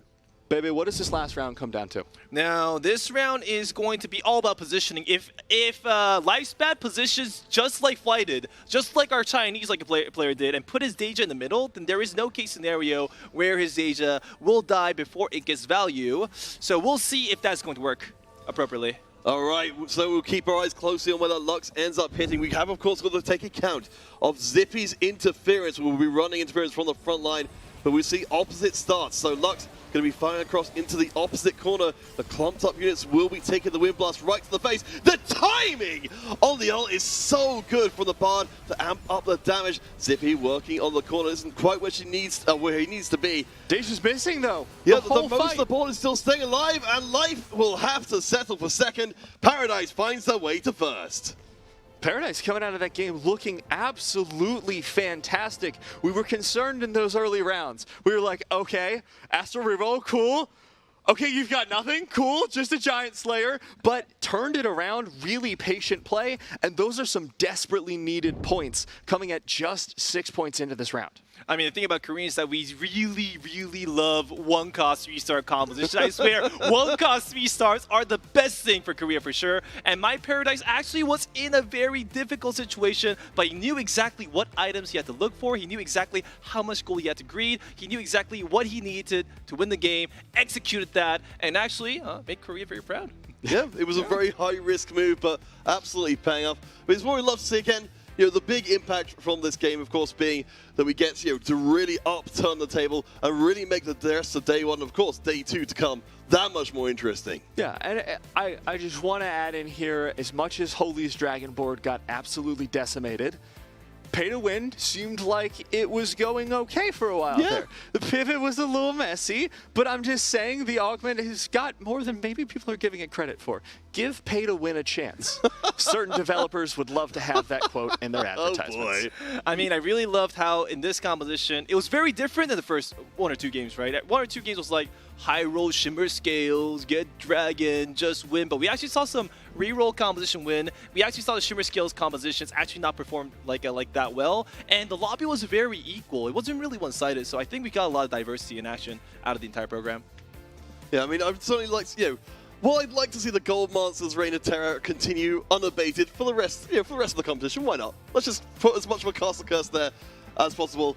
You know, I'm loving we are seeing a little bit of variation creeping in there. As you said, you know, as we go forward, I'd love to see more of these rounds being decided, as actually said Bebe, but, you know, just these really small decision points which are being made. Those, like, little 5% the players get, 1% bonuses they get for just studying endlessly to be the very best player they can be. And we'll see who becomes the very best as we head to a break. And when we come back, the analyst desk will break it down as we head into game number 4. Stick around.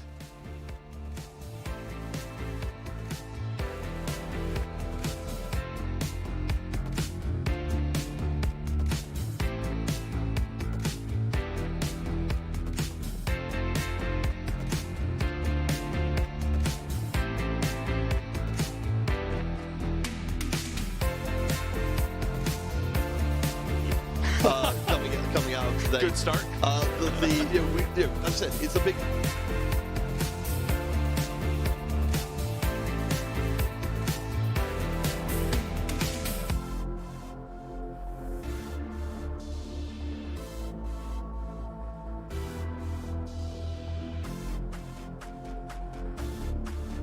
Deceive you? He has double Zeeks and he's so rich he has a Rabadon's Interference will be running interference from the front line, but we see opposite starts. So Lux going to be firing across into the opposite corner. The clumped up units will be taking the Wind Blast right to the face. The timing on the ult is so good for the Bard to amp up the damage. Zippy working on the corner isn't quite where where he needs to be. Deja's missing though.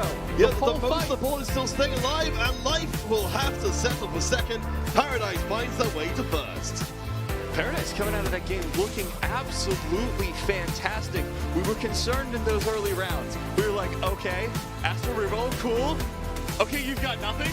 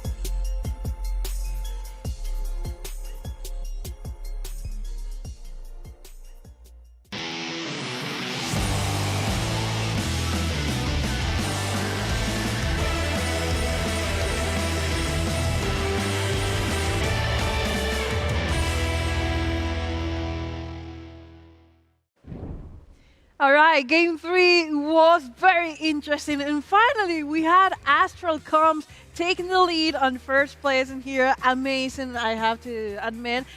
And the Dragons, that wasn't that successful this time. But let's talk about a little bit of the compositions that we had that were contested. For example, I have Makes and Counterfeit, of course, here with me. So Makes, Counterfeit, you look different today.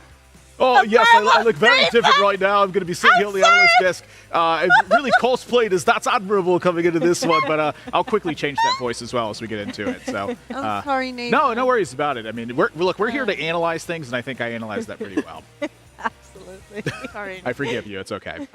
Okay. So, Makes, let's talk about a little bit of the guild composition we've seen so far and how far they got. We have a lot of Dejas in this lobby. Yeah, of course, it was duelist, so that's always going to spin the lobby a little bit more in a direction where you like Deja more than with others, I would say. Nathan is giving me wide eyes, you don't agree? Oh, I just feel my phone getting blasted right now. Really bad decision to bring that one on stage. But yeah, you definitely see a lot more Deja come out in these comps, and something that we have seen a lot is this Guild Mirage. It has always come back. It is the flavor of the month every time Duelist comes up, and that's exactly what happened. So we saw LiveSpat going for that full Deja Guild comp with the Zippy, everyone's favorite, especially Nathan, I know.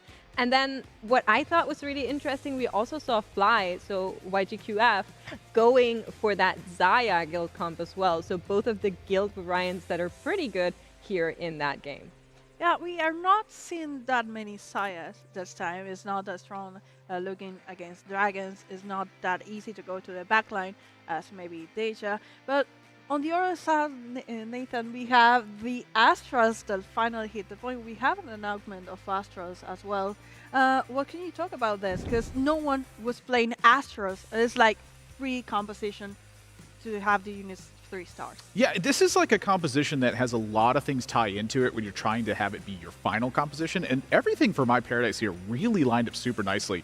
There's a ton to highlight. The first one is going to be the augments. You have a blue battery, you have Ascension for a damage spike that occurs naturally, and then you have Protector of the Cosmos to beef up that front line quite a bit. But then you look at the items on top of this. Despite the fact that this was 3 stars arriving a little bit late for My Paradise, still able to hold it down. And the first big one is going to be Vladimir with a Warmogs plus a Dragon's Claw here. Going up against as many dragons as we had, as Deja being a key factor in this lobby, that means that Vladimir has a natural item that's going to hold down that front line and keep Deja's attention away from the Lux.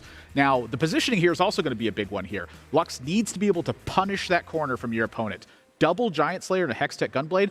Hextech Gunblade is a bit unusual. You often see 3 damage items going onto a Lux in this one. That's supplemented by the fact that you have Blue Battery and that you have the Ascension coming in there to buff up that damage. But a big thing to look at this too is they also had a Chalice next to this. They have more mages than usual because of the Spatula. Again, the Dragon's Claw and the Vladimir holding that down. More time for the Lux at that one. And that is such a big deal. All of these factors tying in together is really what enables this to take a first place finish. It's not like you just brute force Lux every single time and call it a day. You have to have a lot of key pieces lining up. And for My Paradise here, it was pretty much their paradise in this one.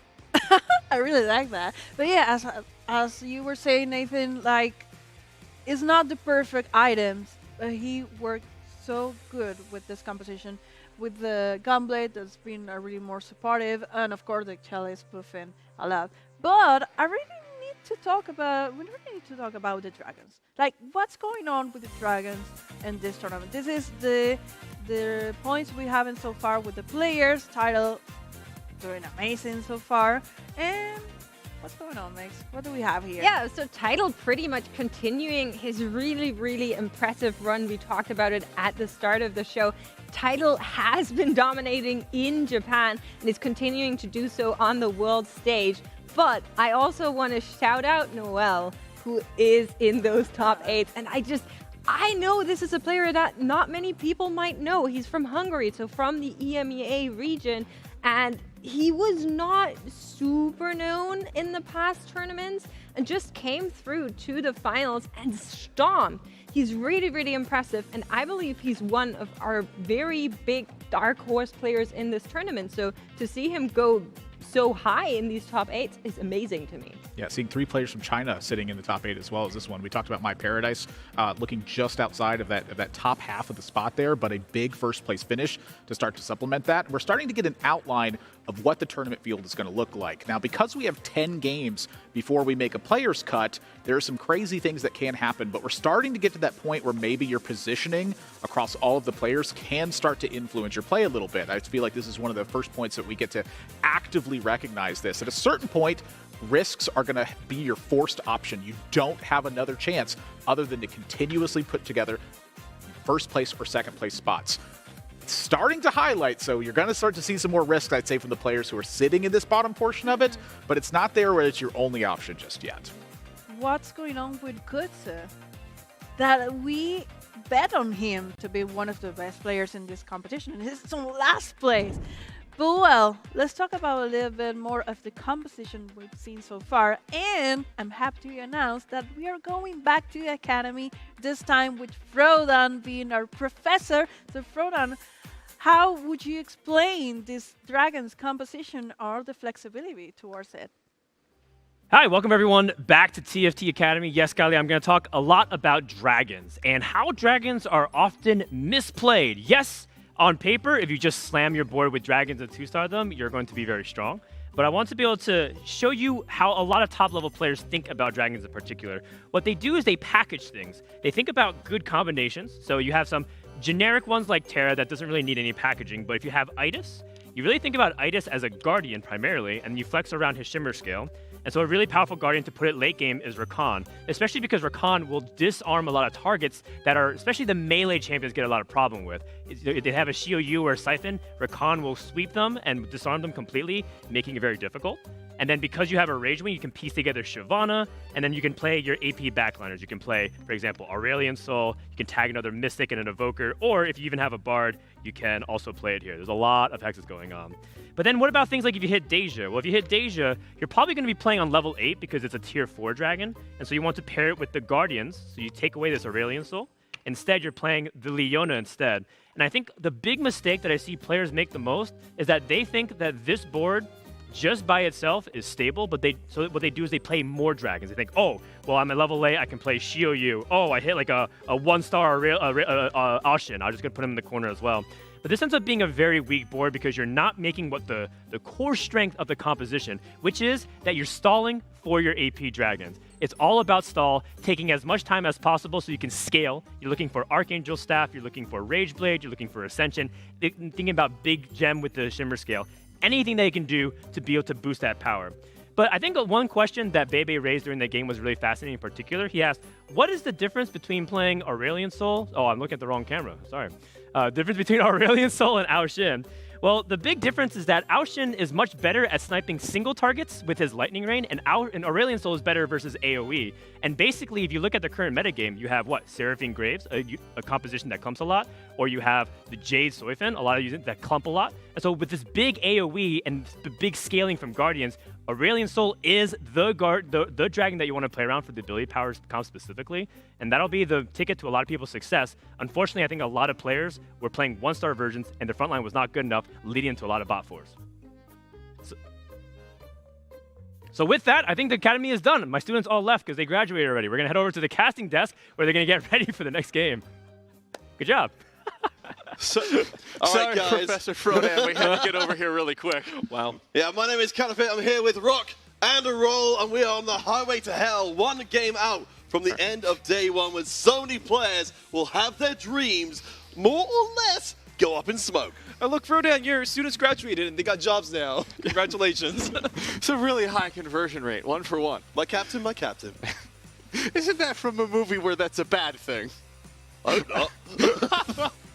Any Robin Williams fans in the chat, let us know. But I'm really excited going into this next game. Maybe we get to see a 6 dragon in our lobby again, you know? I mean, the odds are in our favor. There's been enough of Which them. is weird. I wouldn't have expected any 6 dragons coming into today. And we've gotten, what, 4 across the 3 games that we've had? More. On and off lobby. I mean, it is the World Championship composition. You want to go for what? 6 dragons, Yasuo 3-star, still your Hecarim 3-star for Shyvana 3-star. These shenanigans, right? Well, we did know coming into this one the winningest competition was Dragons. The best top 4 rate, the best win rate, the best average placement. We just didn't know how many people were going to be able to get away with playing that way. When we're in a situation where our players have to hit top 2, that's presumably the way to do it.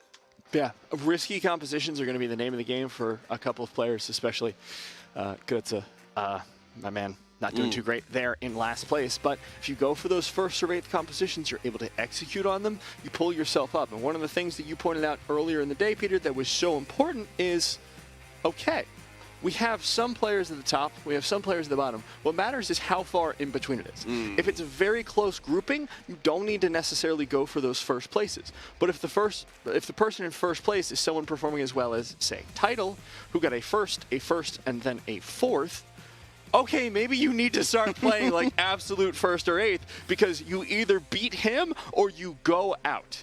I mean, as we saw from our table last time around, we've seen a degree of flattening of the table, but not maybe as much of a flattening as we need from some of our other players if they want to climb up. Still, as I said, we've got this game, we've got the next game as well, to hopefully see that kind of trend continue so we can really bring down the level of, unlikelihood for some of our lower players to still make it into day 3. I mean, what I liked about it a lot is that a lot of players that went 1st or 2nd actually went like a bot 4, and a lot of players that went like a bot 4 actually managed to go for like a top 2. So we are actually seeing a lot of comebacks. All right, let's get into round 4. One more round after this. Again, we will have no eliminations between day 1 and 2, but there will be players in a position where making day 3 with the top 8 is extremely unlikely. Yeah, and especially coming into this one, you want to look at those names at the top of the scoreboard currently, because those are still very likely the players that are going to get in the following day. Once you build up a bank of points, you no longer have to play those desperate 1st or 8th competitions. You can just kind of vibe out and be like, top 4, good enough. That'll make me the cutoff. Now we can see the difference between like a Korean player, non-Korean player, right? Once Tex Summers was offered 2 Nidalees, a Guinsus, and a Skarner, he was like, no, no. But a Korean player would be like, yeah, Astrals, let's go, we can do it. Well, let's take a moment just before we kind of get into things, just to recognize a player who's not in this lobby, but has certainly managed to do very well. Donggil from Korea, coming in 1st, 2nd, and 3rd. While we are seeing China doing very, very well in our current top 8, we've got a lot of variety in the current makeup of our top players. And a surprising one, we have to point it out once more, we have 8 players in the top 8. That kind of goes with the name.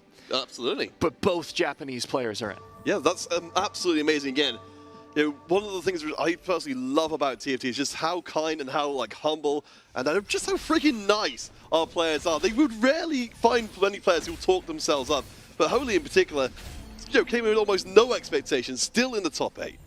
Now, if we look at the Flies bar at the moment, he did find a Karma 2-star and put a very simple Israel Cavalier base in the front. He's offered 3 new augments. They all look very, very bad, especially if you focus on a Fly. But he decides to take Celestial Blessing on. Oh, interesting choice right there. I want to see what Newt goes here. Offered 2 really strong directional augments in Guild Crest and Better Together. We'll go for the latter, so I suspect we're going to be looking at him going for that Seraphine Graves position. If Newt didn't play Better Together, I would have yelled there. No! Bro, what are you doing? Fair, but come on, man. I mean, well, to be fair, I think players in positions like Newt just really don't have that kind of option anymore to do anything but the very best they can absolutely do. If you check in again with Fly, we've got the Dragon Masters, we've got the Rage Rings and Guild. We've got ourselves a solid early setup with that Celestial Blessing you noted before. Of course, everybody likes to have at least one kind of healing augment in their mix. I mean, this composition for Fly right here looks like a very solid base for a Xayah Shyvana composition. He has 3 DPS components, a sword, a crit, and a bow. And he also has a very decent a Rage Wing setup with Dragon Mancies and extra Shyvana. Correction, Sejuani. They're very often confused. What's really fascinating to me here is we haven't seen a lot of Rage Wing openers in the past, but when I was watching TOC, it was more common than I definitely would have expected. Unfortunately, I think we're also simultaneously seeing why it's not too common. Well, I mean, that's, this was one of the big concerns coming to the competition. China has been leading the world for a while in innovation when it comes to TFT. We've seen more players trying to, get into their servers, get into the scene, and try and draw some of that to themselves. But we still assume China are going to be the first for most things. I mean, it's also an unfair comparison because actually Fly didn't make any items there. And the enemy did have make an item like an Engine Knife, so it was a bit like debatable. We're looking back to Holly Sport and going for a Archangels. Israel start with a True 2. Is that a True 2s? No, that's a Musketeers, right? Let's see. What have we got here? I think, yes, we've got the 3 different cards. So we've got also a whole bunch of trades. We've got the True 2s over on the other side of the board for an instant 2-star. Oh, that's True 2. Yeah. There's a lot of card augments in the game. We just have to end up carrying them. My Paradise does have something I'm excited to see, though. We've got Lilia in the mix, though. We do know, as we mentioned before, there's a very narrow window where Lilia, with the right augments, the right setup, can be a viable composition. I mean, we do need to weigh. Having a True 2s is really good for win streaking early, but it does fall off very hard because you will not have that combat augment. We'll see if My Paradise will be able to cover up for that. Yeah, I think looking into this one, I think Holy looking once again to go for that later game board. We saw how well he was able to play to it in the previous game. Unfortunately, I don't think he's going to be able to use Mirage this game. I'm not saying it's useless, but Electric Overload Mirage is not exactly world-beatingly powerful. I mean, we've got a lot of Guardians, so perhaps it will have some kind of impact later on. But yeah, right now it does seem like we're in the area of building towards the Guardian Aurelian style composition. Not something we've necessarily seen on stream, at least, make a massive impact, but we do know from experience, if you can get there, it's very, very good. Yeah. Now we're looking at Newport at the moment. He actually decided to make a Guinsus and is using his augment better together for better tempo. He's also offered early shimmer skills, and the itemization is Investor. This means that he can actually save a beacon, try to go for maybe like a 4-cost 3-star with that, like an Ecos, or he can maybe go for 5-cost 2-star. We'll see exactly what direction Newt wants to bring to this game. Traditionally, if you pop one of these in earlier, you're going to stick with it for the later stages of the game. It's really bad if you get this mid-game. If you get that Determined Investor, you're like, okay, my unit needs to die 7 times. That's 7 rounds that I need to survive before I even consider putting this on. But this early, it's going to be done by mid-game. Toss it on Nidus when you find her, done.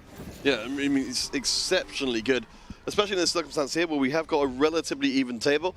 Noel will take their first loss. Summers, Tech Summers, remaining undefeated, coming onto the carousel. And the only one at that. Yeah, it's been a pretty competitive lobby so far. It's going to mean very low economic tempo compared to the previous lobbies we've seen, because in previous lobbies, we've seen some cleared lobby winners that streak all the way into stage 3, get that economic breakpoint going early.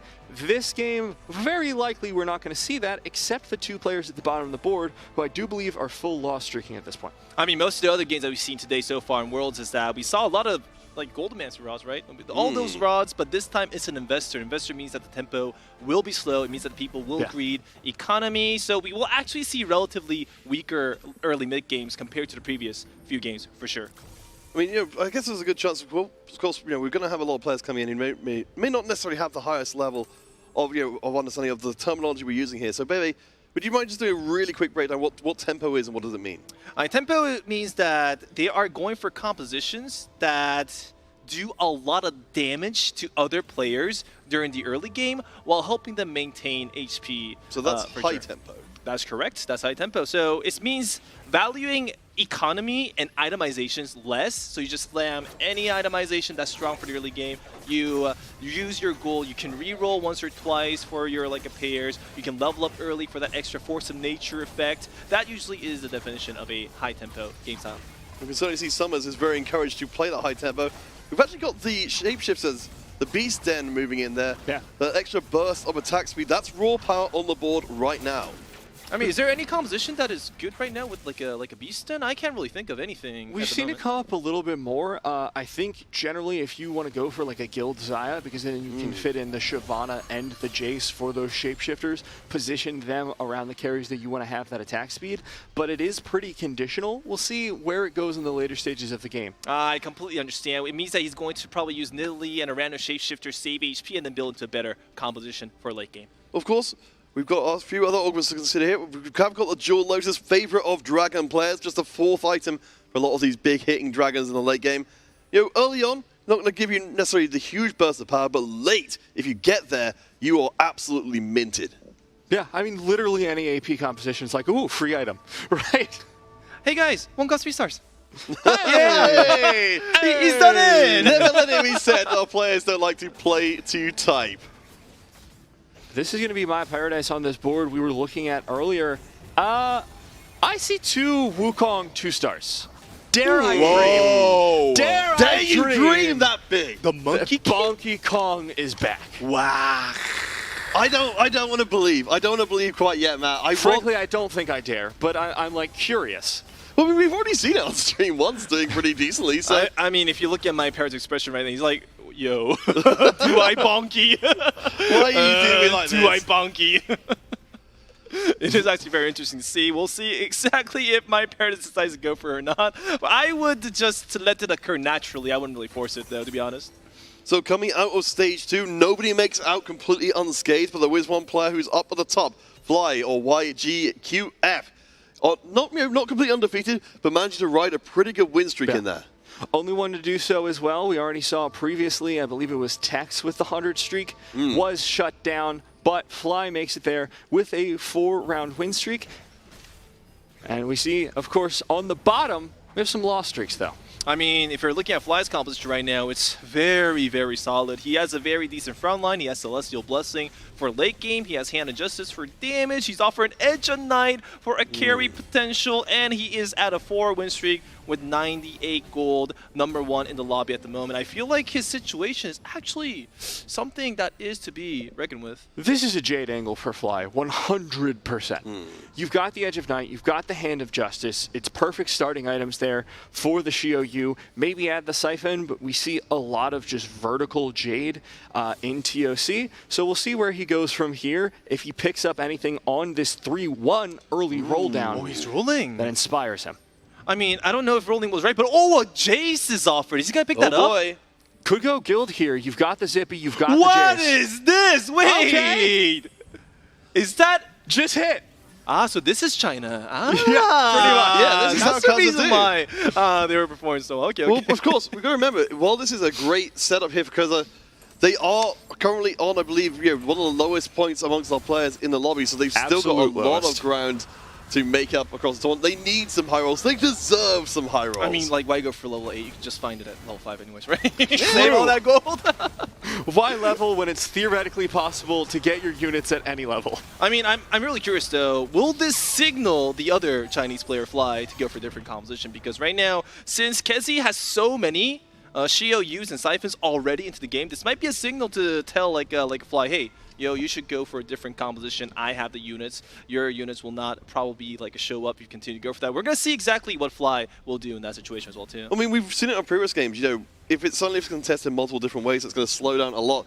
Let's get into our next one. And we've so far have seen gold across the board, so a relatively standard game compared to some of the ones we've seen. Matt, anything jumping out at you, particularly organ-wise? Yeah, Nude going to be heading there for Rich Get Richer right away. Ooh, Not what? even waiting for like half a second. He's already on a win streak, 55 gold in the pocket with the bonus from Rich Get Richer. We know that he's going to be going for that diamond hand, so I guess going all in on economy and betting on that late game.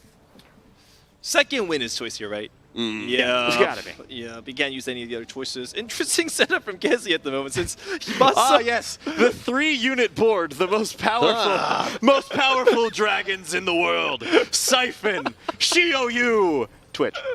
Okay, he's a dragon in waiting. He's a dragon in waiting. Yeah, he'll get there one day. I mean, the reason why he's not leveling is because since he bought such expensive dragons, 2 Xiaoyus to 1 Siphon is 21 gold. He should be at 50 gold right now, but since his units were so expensive, he just can't accumulate the interest gold. I do like from Kaza's side of things, we are seeing the Metabolic Accelerator, of course, a really tournament-focused organ where, you know, despite taking some losses, you know, it's still not lost a ton of HP, still staying in the middle of the table. And once they can start putting those wins in, they're just getting free HP every round. That pretty much pushes them into a top 4 position nearly every time. Not as strong as like having combat augments though, which is where I'm a little concerned. Maybe it'll be enough to get him to that top 4 position, but I think once he's there, he's going to have trouble contesting the other boards with the high caps. I do believe we're taking a quick look at Lobby 4. Bricks, of course, we're praising them repeatedly coming in, has got the Cursed Crown, currently on an 11-round win streak. This is the player we characterize as the wrecking ball that tears through competitions, and they're showing us exactly why. That's my boy coming in with the first. I can feel it in my bones. Have to check on that one when we come out of this lobby. I'll be expecting an update somewhere in the chat Yeah. Man, the players in our lobby is very blessed not to be in that lobby because that lobby looks devastating. It's much more better to be here. Ours is much more cozier, yes, no? Well, I mean, this was a big question, of course, as it always is.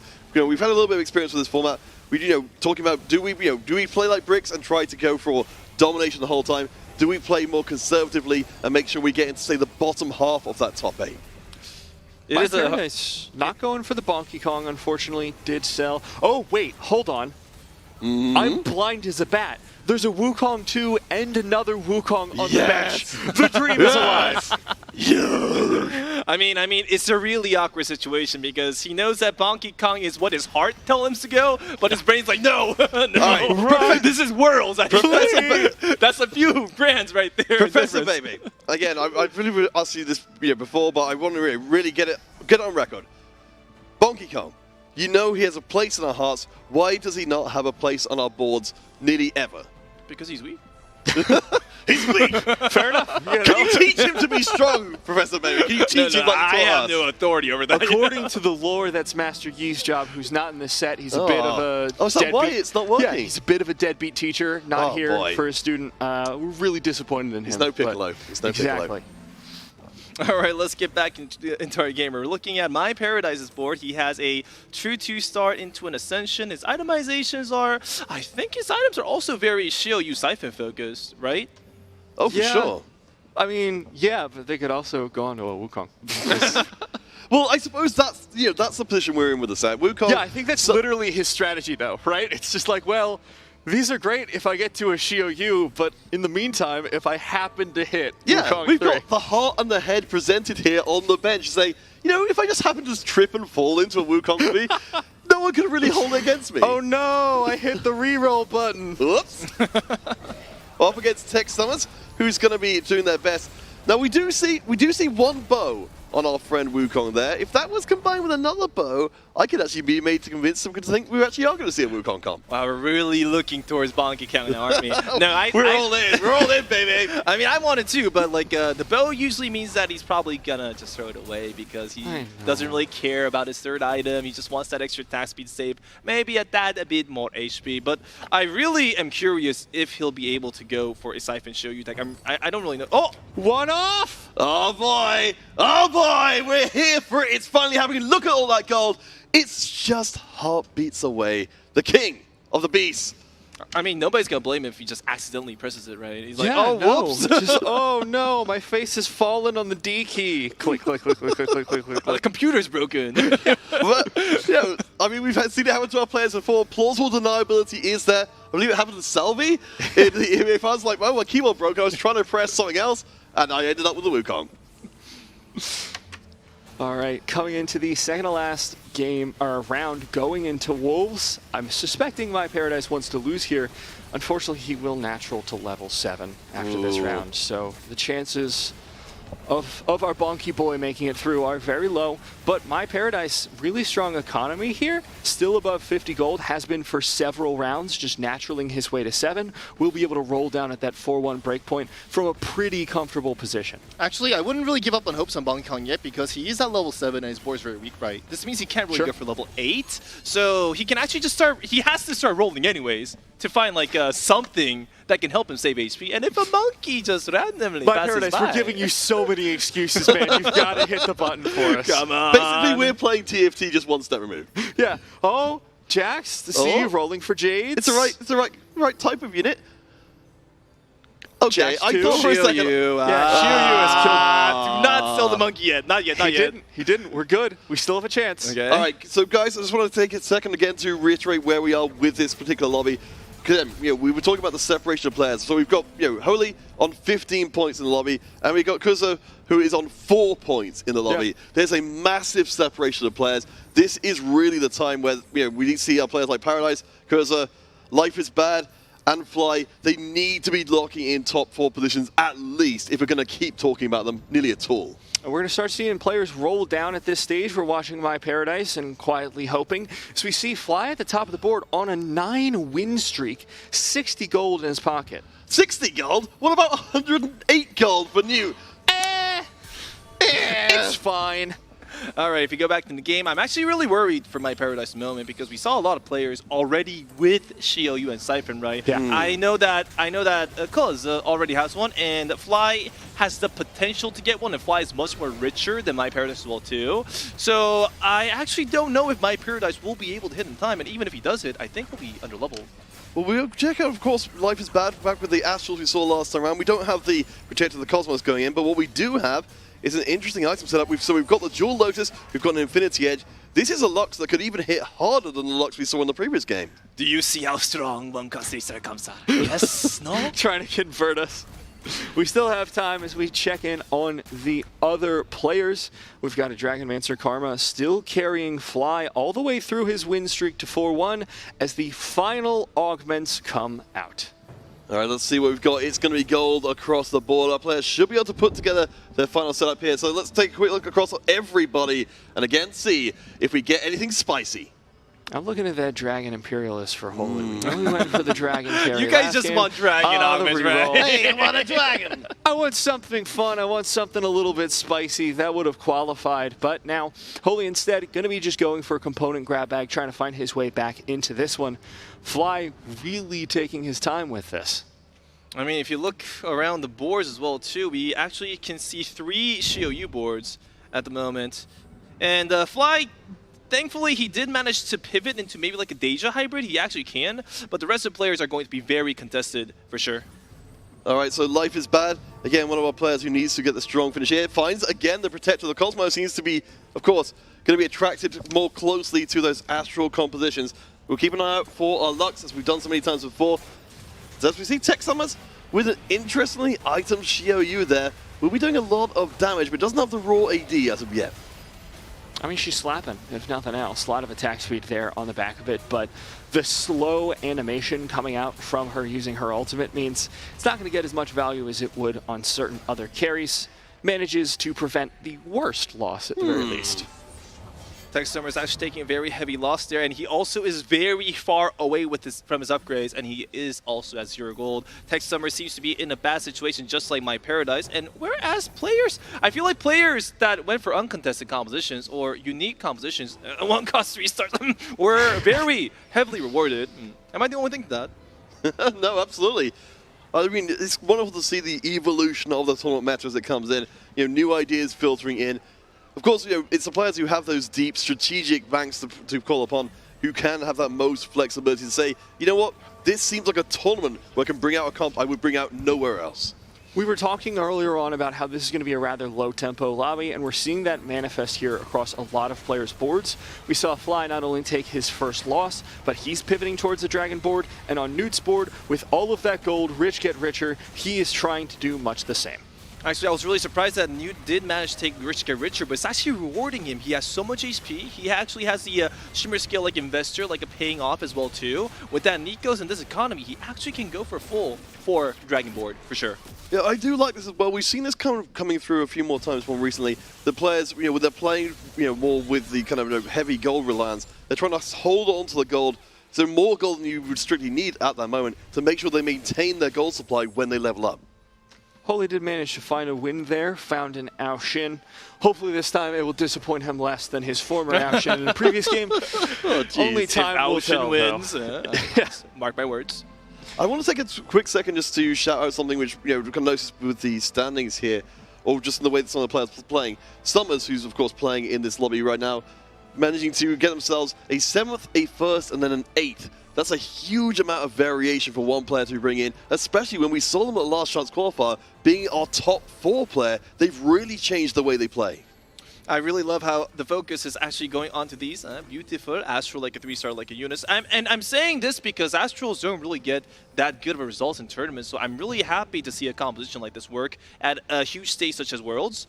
The Astral upgrades did show up a bit late, especially the Lux. The 1 cost 3-star showed up early, but the Lux is the reason why he had to stay at level 6. That's why we don't see much level progression here. We'll see exactly how this goes.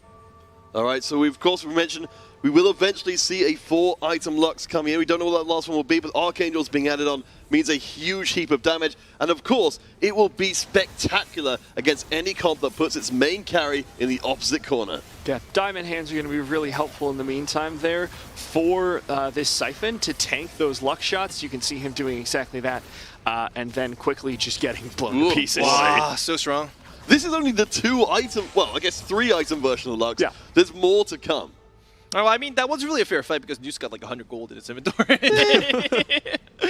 So we will have to see. It's just an issue whether Lifespan is going to be able to save enough economy gear for level 9 or not. All right, let's check in on everyone around the board. Paradise down at the bottom with 27 life, just above with 37. Of course, Fly or YG, QF up the top with, of course, one player looking to try and catch up on them. Yeah, I mean, Kota has turned this game around. Really rough start. We saw him just desperation rolling, but between Metabolic Accelerator and both healing augments, he's found his way to a pretty stable board. And if you think about it, this board just has more healing than any other board. Once a Soraka's on here, you're going to have 4 sources of healing. Celestial Blessing, Second Wind, Jade Statues, plus Soraka, actually 5, because you've also got the Gunblade in the back there for Siphon. I mean, that is also a really good point as well, too. And the biggest thing about Koza is not really about his composition. It's the fact that he has 3 other people in the lobby that wants to go for Siphon Show You, and he's denying every single one of them. So they will definitely get much lower placements than Koza just because he found first. Yeah, I mean, of course, we've seen that before. And we've seen exactly what the consequences will be. I mean, I think, like speaking to the larger tournament, now we've seen this happen a couple of times with the Siphon comp, being very hostile to kind of all but one of the players playing it. Does this at all push players away from playing this style? Well, usually you do want to dodge contested composition if you do want to get top 3 placements. An issue whether you want to get a safe top 5 or top 6, but in this case, there were too many Siphon Show You players, and because he found it too early into the game, so players did have enough time to fit something else. All right, Treasure Dragon will be on the menu, and we've got ourselves our comps finally coming together. Again, Newt still has maintained 100 plus gold. Going to roll that down very quickly, going from 100 down to 25, so there must have been a level up coming in there. Oh no, of course they're buying out that shop and then throwing it back in again. But post Treasure Dragon, we are seeing the economy is taking a massive dive across the board. Everyone is spending. The 3 players that I would watch coming out of this round are the 3 ones who didn't spend. Tex, Noel, and Life is Bad. They're the ones who are going to have more legs in their composition, more time to build it up in the later stages of the game. Everyone else is hoping that the lobby ends soon. Now, we're looking at Holly's board at the moment, and oh, never mind, we're actually looking at this is a big pivot. And oh boy, everything is set up, but actually no, he doesn't have a damage carry. No, Azor, no. Shyvana is there. She's there. Right? Good enough, I guess, then. He does have like a Terra 2-star and Shyvana 2-star for damage, but he does really want to find that last DPS carry, that is for sure. Yeah. Yeah, I mean, we'll keep our eyes very close on that Shyvana. She will, of course, take to the skies and drop around that Dragon's Descent. Won't be going after Deja, though, who will be stacking up herself. The front line is good for the time being, but Shyvana's targeting is everything. This is going surprisingly well for not having a traditional main damage carry like you were saying, Bebe, but just having this beefy Terra with Diamond Hands and the Shyvana double AP items is apparently enough to break Holy's front line and get through his entire board. Okay, I'll give Shyvana credit for that. But finally, the Ocean is online, and we can see some really decent laser show going on at this point now. Yeah, we've also got the Champion Duplicator to allow for some really scary late-game dragons. I have to wonder, though, that Shyvana's doing absolutely incredible work. For the time being, I think Ocean's going to have to settle for just, being a minor part of the equation. I suppose as well, with such a strong front line, that it's very hard to get onto that Shyvana. I really like that adaptation there. We saw the Rage Blade going onto the Bard, get as many stacks as possible early on. Still has an item remover to pull it off later. We got Donkey Kong right away. Oh! You're right, the Siphon and Shio were 2 contested, so My Paradise actually unable to find the Siphon and Shio use. Just decided, why not? Yo, it's better than a Siphon 1-star, it's better than a Shio 1-star. It's going pretty well, I'm not gonna lie. I think we are about to enter the kingdom of the Donkey Kong. Wow, as he takes down one of our, of course, top 8 players in Holy. I think we are in for an unholy mess of Wukong. really excited. Hold on, give me a second. I put 3 question marks next to My Paradise's name. I got to underline it now 3 times to stress that he did, in fact, go for the bonky call. Now, look at the strength of these 1-cost 3-star comps, right? Killing people I'm like starting crazy. to become a convert here. I'm starting to be like, oh boy. All right, re-roll. I don't want to re-roll it, before we even get to the first carousel. All right, now we're looking at Life's Passport. He's also going for the Astral 3-star composition, but he's not really doing too hot. And the main reason behind that is because his composition, as you can see, is still at level 7 and it's already staged mid like a 5. And the reason behind that is because his luck showed up so late, he had to force himself to stay at level 6 for too long, whereas if it didn't take as long, he would have been at level 8, almost on the way to level 9 by now. At least Life is Bad does have that ion cannon. Oh no. Of a Lux there. He's going to be firing into the wrong corner. I mean, look at the itemization on the Aoshin as well. That's an unkillable Aoshin who will cast no matter what you do. The weakness of Aoshin is how long he takes to cast. He will be literally unkillable twice in this round with the help of that diamond hand. Well, not for long. All right, I had a hope for a second, but that hope is gone. Life is Bad is out of there. Again, another player who needed a strong performance, and it just did not happen. Now, the thing that we got to wonder about is who in this lobby is actually capable of getting first place. Is it going to be Newt with the 4 dragons, or is it going to be actually a different player that has a composition that can match that battle power? Because that 4 dragon composition didn't really look that well itemized.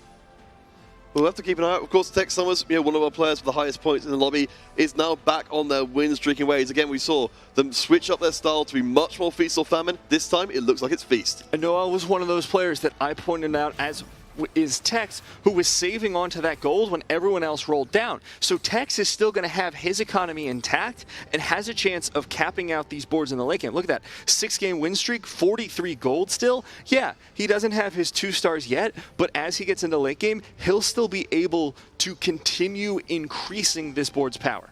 I mean, this was a really beautiful build-up from like a Tex. He actually used the Shapeshifters then to have a safe economy and HP lead for the early mid-game, and he's slowly building up into Shio and Siphon, which actually can have a chance against Aoshin because he can survive damage. Well, let's see how we do in our next matchup. Paradise is on Death's Door up against the Graves Surfing comp of Noel TFT. Unfortunately, the Siphon will run off to the wrong side of the board, but Graves dashing away from trouble, not his usual speed. Look at the bonky. Oh Look at the bonky. We can't turn our eyes away. It's hit the back line, doing so much damage. One shot to Graves. This is ridiculous. Noel nearly goes down to a 3-star 1-cost unit. Bebe, have we just found the comp that can counter the Graves comp? Is it finally going to happen? I mean, I swear, Koreans love 1-cost 3-stars.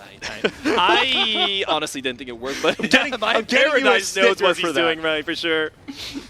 I love that, particularly with these, when you see the tournaments, you see these events, people are going to be making a surge up. If they can drag themselves away from set 8, they're going to be able to pick a surge up in Wukong play immediately following this event. Yeah, we're going to see like 17 posts on socials being like, here's how I play Bonky Kong. And most of them are just going to be dredged up from the beginning of the set. They're going to have wrong units, but it's going to be fine. Yeah. All right, let's go back to the game then. Currently, we are looking at a Seraphine Graves composition with triple Zeeks. Not that bad. He also has preparation for the extra stats as well, too. But Noel's actually been losing most of his matchups. That's actually very surprising. Could this be the end of the Seraphine Graves regime? Not looking like it at the moment, as the Graves is just tearing through the front line. Yasuo going to do a lot in the meantime, but that is everyone but the Deja down here for Fly's board, and he will take a loss and a 6th place in this lobby. Never mind, it's still OP.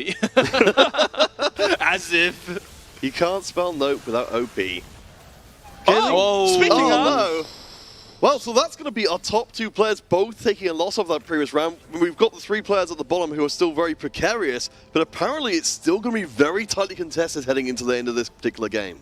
And we can see our players are starting to recover their economy as well. Kota, who is one of the players who's rolled down the most, spent 1 billion gold with no economy, has started to recover at 34 gold. Another thing we have notified here is that currently it is actually a 3 itemization creeps. So players that actually have those extra carry spots to use these itemizations will be at an advantage compared to those who do not, because having 3 items that show up at creeps is actually a huge difference to composition power strength. Yeah, I mean, in this case, we've got a couple of aura items, which certainly gives a little bit more flexibility. Maybe not the ideal items, but it does at least throw the kind of monkey wrench in there, if you pardon the term, for this late game that we're going to be having so much more to work with. You noted we've got Newt who has got places for these items. And with this many dragons, we've got a massive, massive front line, along with that, of course, a completely unkillable Aoshin too. Right now, I'm looking at Newsport at the moment, and I'm slightly worried because he still has Itis in the composition, which actually does nothing at this point in the game. And I'm not sure if Aoshin 2-star will have enough damage against all these Mystic Pick lobbies. So we'll see exactly what his placement is going to be. Noel is currently the highest scoring player still alive in this lobby. If they can push themselves up a few more places, then they can very likely secure a strong spot heading into day number 2. Tech Summers, though, is at level 9. Their board is so incredibly strong. Keep your eye out, of course, for the front line to see if they will fall down. I think it's going to be real tight to the end. We got it! He's getting stunned, and he will ride triumphant through the round. Nice. Still in danger, though, and Newt's 4-dragon board has actually lost a round. The Bonky Kong is Gonky Kong. No. It's My Paradise knocked out, and we now have our top 4, Noel and Newt, holding on by a thread. But just to point it out, my man Kutza up at the top of the leaderboards. It is unfortunate that the Bonky has got 5th place, but to be honest, getting 5th in that situation was not that bad. The composition was very hard contested, and now we're going to look at Kutza with... Actually, you're right. I thought the Metabolic Star would actually catch his angles, but it worked the other way around. He's just so luxurious at the moment. He has so much leisure and economy to work with. I suppose there's always going to be some kind of sacrifice, health, gold, or similar. With the Metabolic Accelerator managing to stay on top, Noel, though, is in a precarious spot here again. If they can finish strongly, they will do very, very well indeed. Keep your eye out for that Graves, who will, of course, dance right into the center. The Xiaoyu has not taken aggro on the Graves as of yet, so he can continue to pump out damage. The Ascension kicks in. Graves takes down the Great Idol and smashes through another big win. Is this going to be a comeback? Is Noel actually going to make a comeback from such a low placement and such a low HP by just finishing his Exodia-ish Graves build? I mean, the clue was always in his name, Noel. I hate you. Tech Summers and Newt are both in danger here. Neither have any gold to work with. However, the other players in the lobby are still stuck at that level 8 breakpoint with not enough economy to make it out. My eyes are on Kutza, who has the strongest economy coming out of this, but his board's been taking some L's.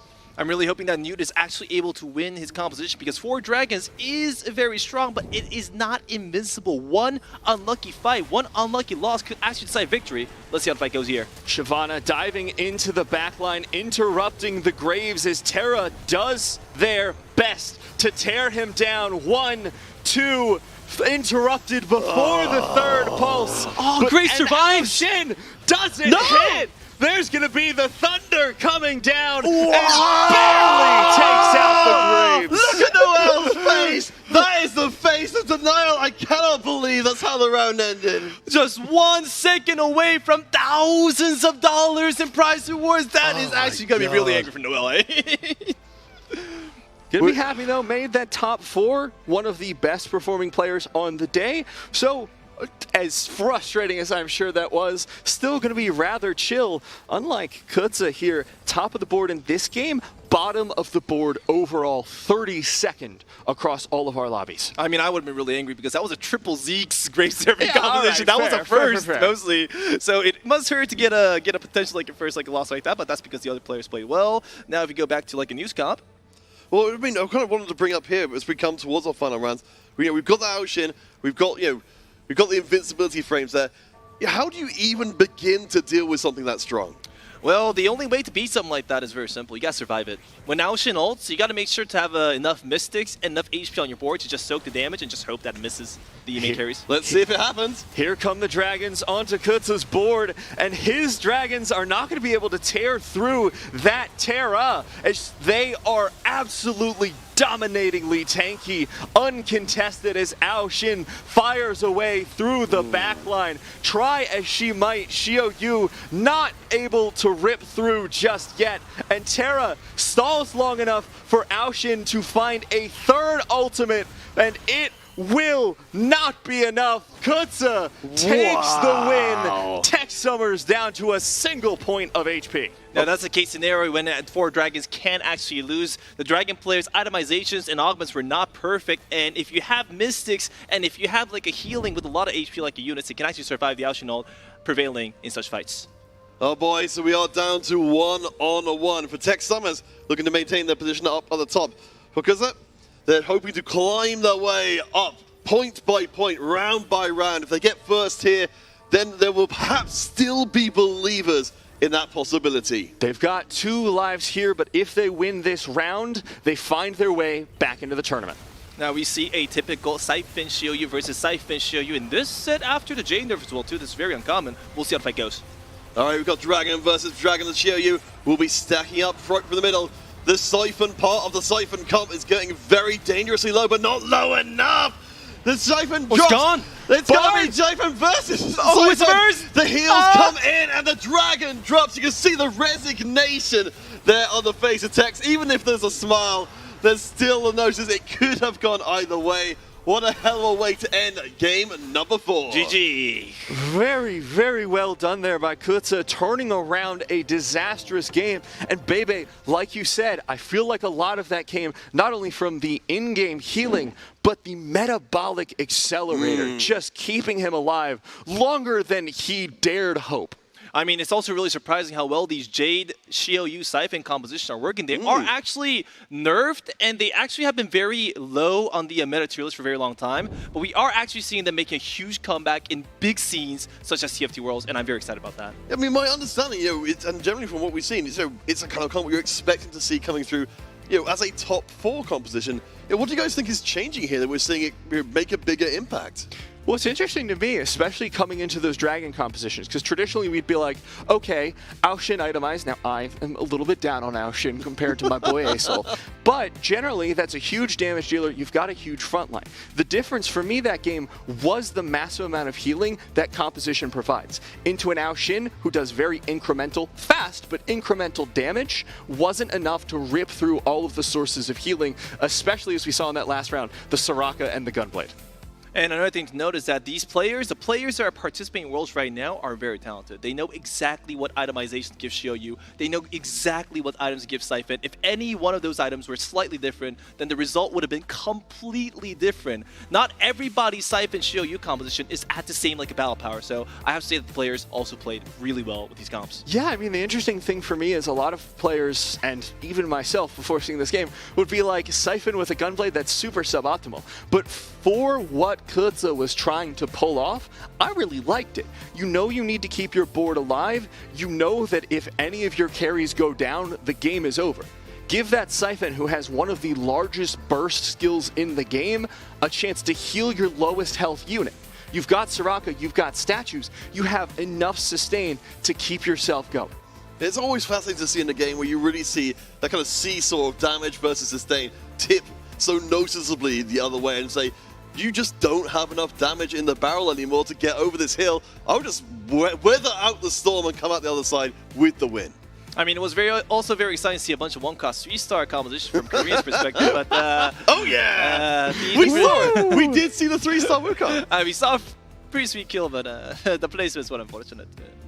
Well, thank you everyone for joining us for game number 4. We've got our final game coming up in a bit, but before that, we're going to head over to the analyst desk after a quick break to break down that penultimate game of the day.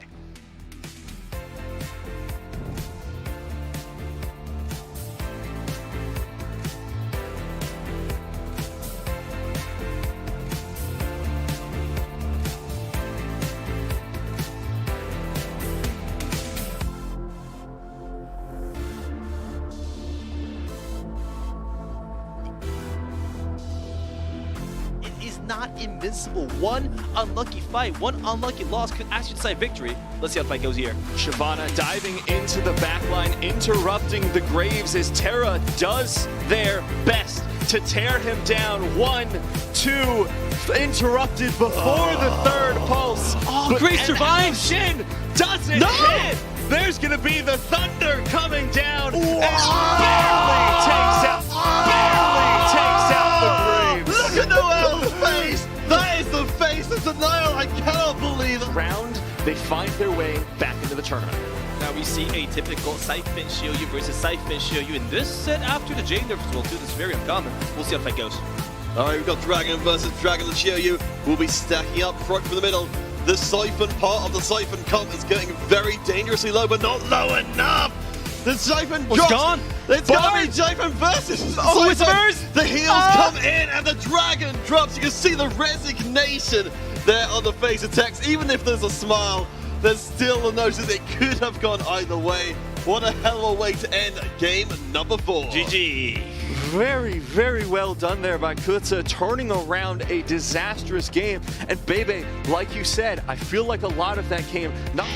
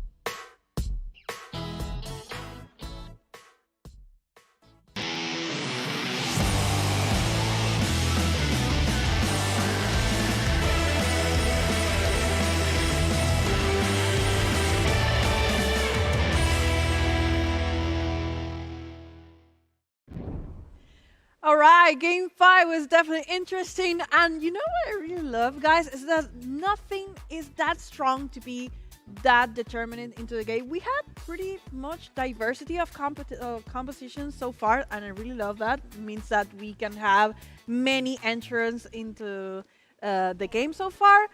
I'm here with Frodo, admirable. I said it right this time. Congratulations.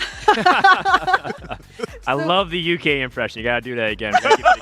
He tried. Yeah, I've been loving the diversity. You've been just really seeing all kinds of compositions succeed. We saw Jade win on stream, Xayah, Seraphine, Graves.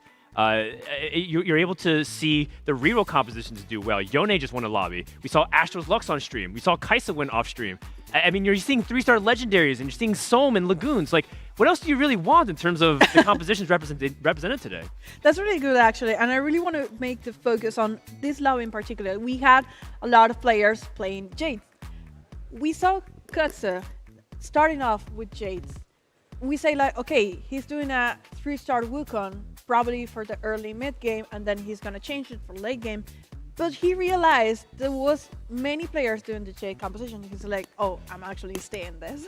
Yeah, there's so many people that love Jade. I think Jade is good, but not that good. I don't think 4 players per lobby should be playing it, but I love the adaptation from My Paradise. You brought up the Wukong 3. That's something that you don't really see, but also recognizing, hey, Siphon's contested. I can try to lean into this. Yes. And honestly, a 5th when it's a 4-way contest isn't that bad. It really is not, especially when you're considering that a Wukong was holding your most powerful items for pretty much the entire game. It's very rare that you actually see a Wukong 3, like as you said, it's just really not that good. But when you kind of just naturally run into it, what really option do you have other than the vertical Jade unless you just want to completely pivot at that point? And like you mentioned, the composition was so contested across the board. It felt like this is just what the players were running into. We saw the Parashioyus early as well, where it like crippled the player's economy. But what other choice do you have to really go for at that point? Yeah, Kudzu found that early Shioyu and Siphon. I think a lot of us in the back were like, is this bait? You're just holding so much gold. And I think Kudzu recognized the importance of holding them, but not sacrifice his economy. You notice the play of the game for me for Kudzu was that he didn't level to 3-2 and nuke his economy to level 6. He stayed at 5, and it was a head scratcher, but it makes sense. He was already on a loss streak. He's behind, but he has the units that he wants to roll for. And more importantly, he has Metabolic Accelerator so that he can greed and get into a position to win out. This is the key that's led to success for Kudzu to win 3 tournaments in a row, all in 1 month's time. He won the qualifier, and then he won the events leading up to TOC4, and then at TOC4, the Chinese regionals, he got 2nd place. That is incredible consistency. Yeah, and I mean, we saw Kudzu having the early dragons, as you said before, but this is a really important thing that we want to highlight. He went to the board, and remember, a dragon takes 2 units space into a board, and he only had like 2 dragons on a Twitch. Yeah, it was level 5. It's like, bro. Be very careful at home when you're able to play compositions that rely on 1-star dragons in the early game, but these players are so precise, they know exactly what they're trying to thread the needle. Like, I can get away with playing a weaker version of the board, or I have to roll my gold. I can't be that greedy. And most of the people are watching this at home and they say like, hey, he does that, so I can probably copy that in my solo queue. I'm going to go dragons, 2 dragons on my board. And yeah, good luck with that, bro. Admirable. Nathan, how have you seen this lobby so far? We had Astrals again, but not that clean. Yeah, the Astrals in this one, it didn't really quite line up as it did in the previous one. There was a big highlight on the amount of damage that was sitting there because of the Jeweled Lotus early. But the inherent weakness of a Jeweled Lotus early is that it just hasn't hit its power spike yet. You have to have an Infinity Edge, and you need time to deliver that damage, as well as a strong unit to deliver that damage. It really peaks out when you find Lux 3, so you're quite a ways away from making that happen. But just the big thing for me to highlight is just the utility of that lobby, so many different angles and so many different clean cuts. Yeah, I don't think the idea for Life's Bad was that bad. I think actually it was a good idea, it's just he didn't preserve enough HP. Bebe emphasizes this all the time when you're playing the reroll composition. Yeah. He was highlighting My Paradise preserving enough HP. How much did you win that lobby by? Just like a dozen hit points. That's just like 1 or 2 units every other round. Yeah. And that's what adds up. And I think Lifespan was a couple rounds from stabilizing, and he possibly could have even won out from there. Okay, so we are seeing the scores again. And Juanmi, top 1. We need to highlight that he got a top 7 in that one. Yeah, and he's still the first one. Juanmi is such an interesting player to watch because he's just so first or 8th, but there's also a lot of other interesting player stories that's developing. Just look at some players making comebacks. Amdi is able to make some strong performances and bust his way into the top 8. Soju with 2 back-to-back top 2s. I know I sound like North American bias, but it was great to see these people fighting back. Dasik with a very critical first place, playing that Seraphine Grace in that previous lobby. So something to highlight is that next game they're gonna redo the lobby, so we can see more players coming up that we haven't seen. Rain, I'm really sad for her. I don't know what exactly happened. You were saying, Dan, that her playstyle was more of like loose trick, and then coming in the mid game more strong. But maybe she changed something in here, and she didn't adapt to that. Yeah, I think that the success that people have at regionals doesn't guarantee that you'll have success at the global stage. Yeah. I think a lot of players who aren't able to shift their play for international lobby tempo will struggle a lot more. That being said, I don't think that's necessarily the case for Rain. She did say that she was not feeling well. She's been sick for 2 weeks, basically right before regionals until now. She's basically been sick. So it's a miracle, actually, that she's able to compete and still keep up her energy. And so I really hope that she's able to at least finish strong for today and go into day number 2 with momentum, because she's clearly got the skills and the knowledge. She just has to piece everything together. Yeah, it's like the meta of the meta at that point. It's factors that are literally outside the game that are influencing your play at that point. I mean, you have to be at your top mental to be playing at this kind of spot. This is the best of the best that is showing up for this tournament. So when you just don't have 100% of that headspace, you're not going to be seeing 100% of your performance. Okay, so we're going to have one more game. And this is one of the most important ones. But remember, this format, people don't get eliminated right away on day 1. It's going to be on day 2. This is the lobby that we're going to have. Hwanmi. Oh, this is a really good lobby. Damura, Good Day, Liloch, Bricks, Soju. Oh my god, this is going to be lit. Yeah, there's some trash talk also between Soju and Lelouch. They've had a lot of banter in Twitch chat, even kind of flaming each other back and forth, so that's great. And then there's like Hwanmi, who's been like, you guys, it's very cute with your 2 first World Championship qualification. I'm here with my 4th in a row. And then there's some underdogs, right? Look, I think Fritz has been pretty impressive in some of the spots that we've seen today. In fact, LATAM in general is really shutting up some of the haters. Dangur has done a really good job at the beginning of today. Bebe was saying that he's been an OG, he's been competing since set 1. He's also multitasking. He runs his own center as a job and also competes on TFT on this side. Really cool stories going to this last lobby. Yeah, Bebe had heavy emphasis on Dangur and how much confidence they had in their playability here, and it is kind of shining through at this point. For Bricks, that's really one of the hard hitters for me right now. Bricks had such an enormous performance coming into this world stage, and so far it hasn't really shown up, but we still have plenty of games to go. This is only our 5th game that we're getting into, and it is 10 rounds until we're cutting players. So this is 2 days of play before we get that factor. Yeah. And I really want to see how Bricks performs finally, because he done a pretty amazing job in the Last Chance qualifier. Oh yeah. But it wasn't his day today, so I really want to know like what is going on. He's not doing the win streak that he usually does. It's usually a mix of things, right? It could be the fact that the competition is higher, right? He's going up against different kinds of lobbies. It could just be variance. It also could just be unfortunate circumstances. We'll just have to see. Okay, so they're telling me the casters are ready. I really want to see what compositions can we see for this final round. So guys, all yours. Frodan, when does Soju play? Oh, right now. All right, cool. We get to see Soju, finally. Chat's going to stop asking us, as if.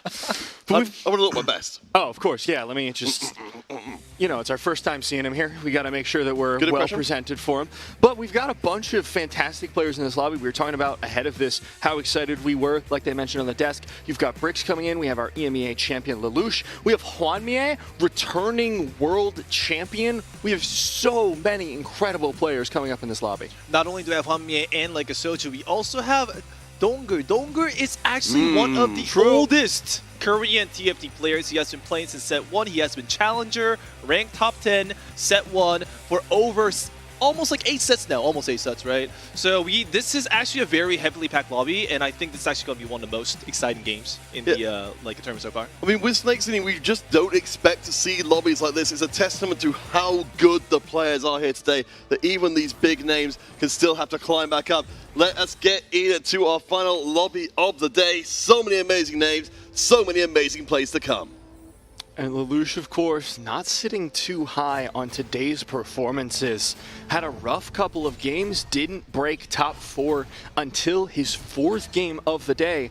But coming off of the EMEA Championship, he should be feeling good.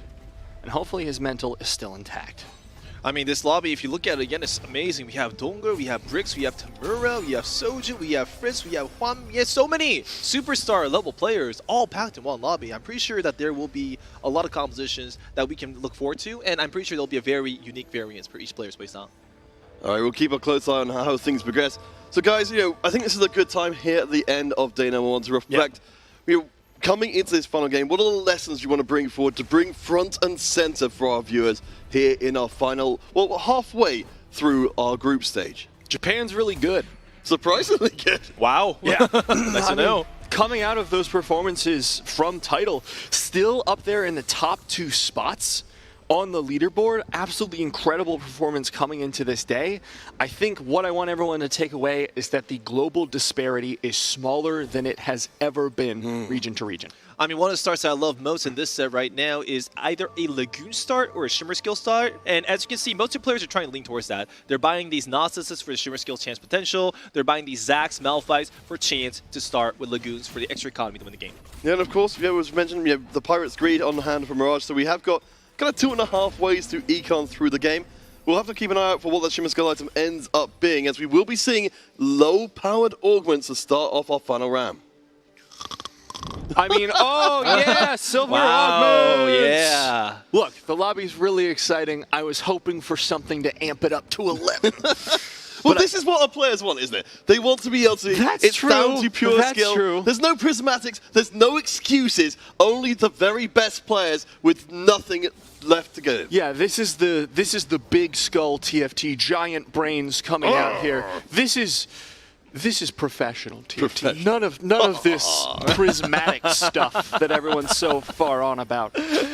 All right. If you look at Tamura's board at the moment, he also tried to go for the same thing. He tried to go for an eco like a Lagoon star, but only managed to find an Israel 2-star. It seems he doesn't want to level, so he can actually get his 1-cost 2-stars upgrade first to have a safe, clean direction. Yeah. So, Matt, if you're in a situation, you're up against some of the very, very best players, including, of course, Soju, who many underrated coming into the this kind of sphere of competition. Based on what we've seen so far, are you trying and beat out these players for the top 1, or are you settling for a top 4? I think at this one it depends. I mean, it depends entirely on your placement, right? Depends on how stressed you want to be tomorrow. Because mental aspect of competitive games is often underrated. But if you know tomorrow, okay, I need to get at least 3 top 3 finishes, you're going to be driving yourself insane. Versus if you want to take the gamble today, last game of the day, and say, all right, if I take a first here, I can relax a little bit tomorrow, and the added stress of it being the knockout day might not matter as much. Of course, we've got the headhunting aspect of this game as well. Don't go as mentioned, Huawei are both in here with 15 points. Any of our players who can take them down in this lobby, reduce the gap they have to close up on in day 2.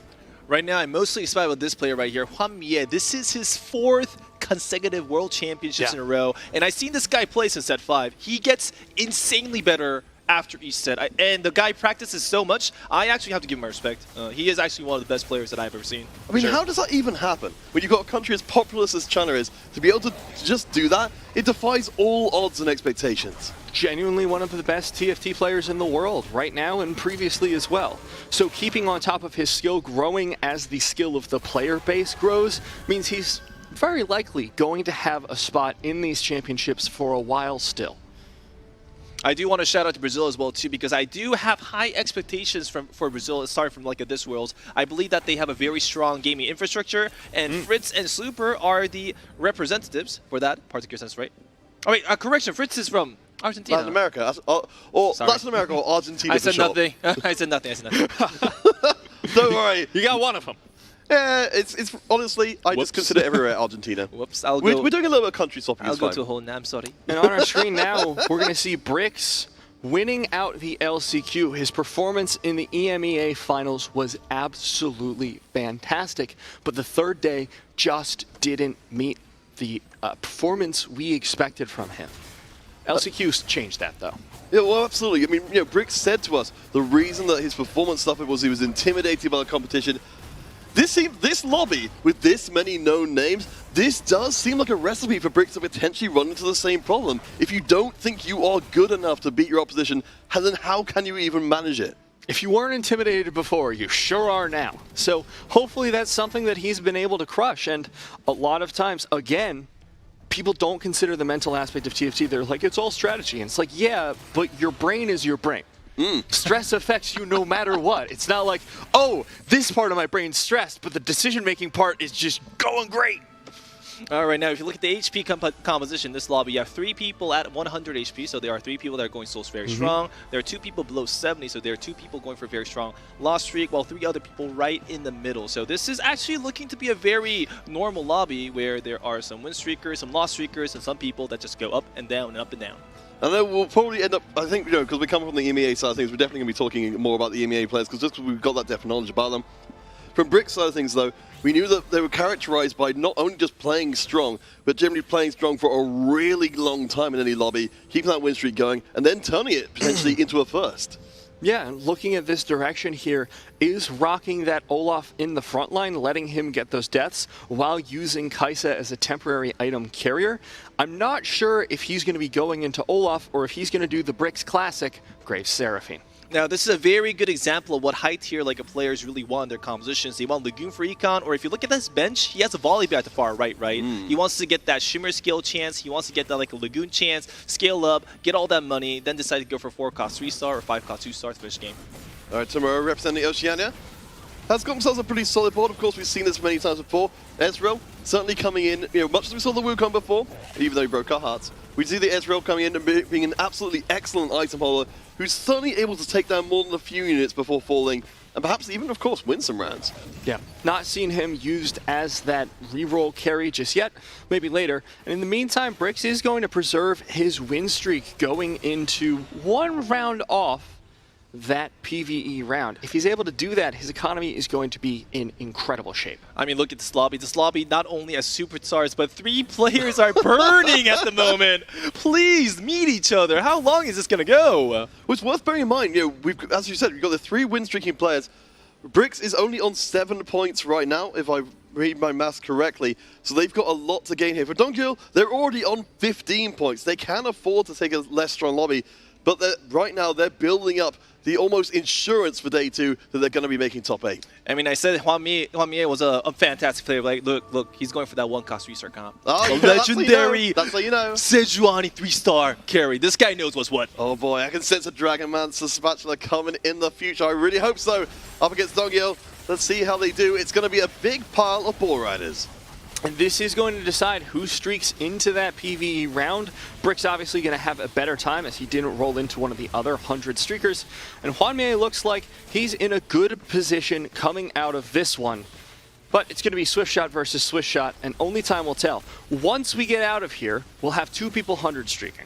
Now, this is the difference between a player that leveled up and a player that decided not to level up. Juan Mie took the safe route and said, hey, I'm not going to get Dongar. No. There's 2 other people that I can get, and they're much more weak than I am, so I'm not going to bother risking my gold. If I use all my gold and lose, I'm at like 4 gold anyways. I don't have any interest gold, so that's going to mess up my situation. So I'm going to take the weaker choice. This is just like a chicken game at this point. All right, we can take a quick glance around what people are bringing out as their main units here. We can see, of course, we've actually got 3 Ezreals in the top 4. Wow.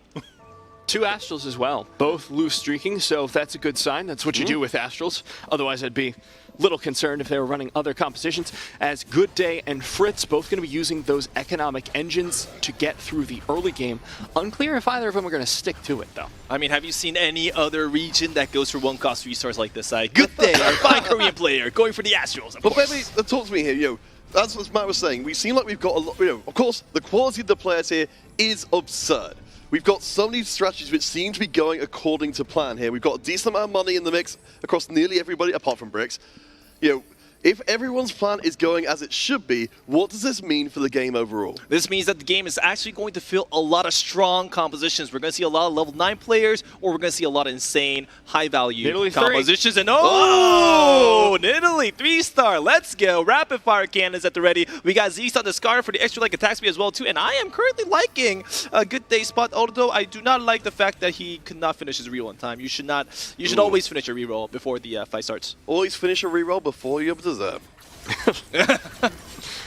Fritz, though, they've got a pretty solid setup of their own. They've also got their Nidalee of their own, which makes it all the more impressive that Good Day managed to get that as their 3-star.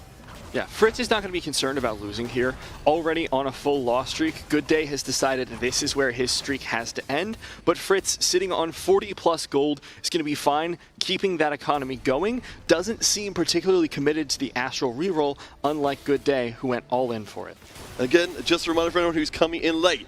In terms of the overall competition, Donker and Hwanwei, they are the two players on 15 points with the best chance of coming into day 2 with an almost unassailable position. Let's get our augments down though, because we've got ourselves a few more placements to get decided. Now after this, I hope that we can see Dongul's board again, because right now Dongul is currently at stage 3 to level 7. Easy peasy. He actually brought the old Korean like a hyper tempo strat. This is a strategy that focused on maintaining your win streak no matter what. This will make sure that you guarantee your win streak. This will make sure that your opponents will have less HP. This will also allow you to get a lot of high value units, 4-cost units, that Zippy, maybe a random 5-cost unit. You never know. And I am actually very proud of Dongul for going with this strat.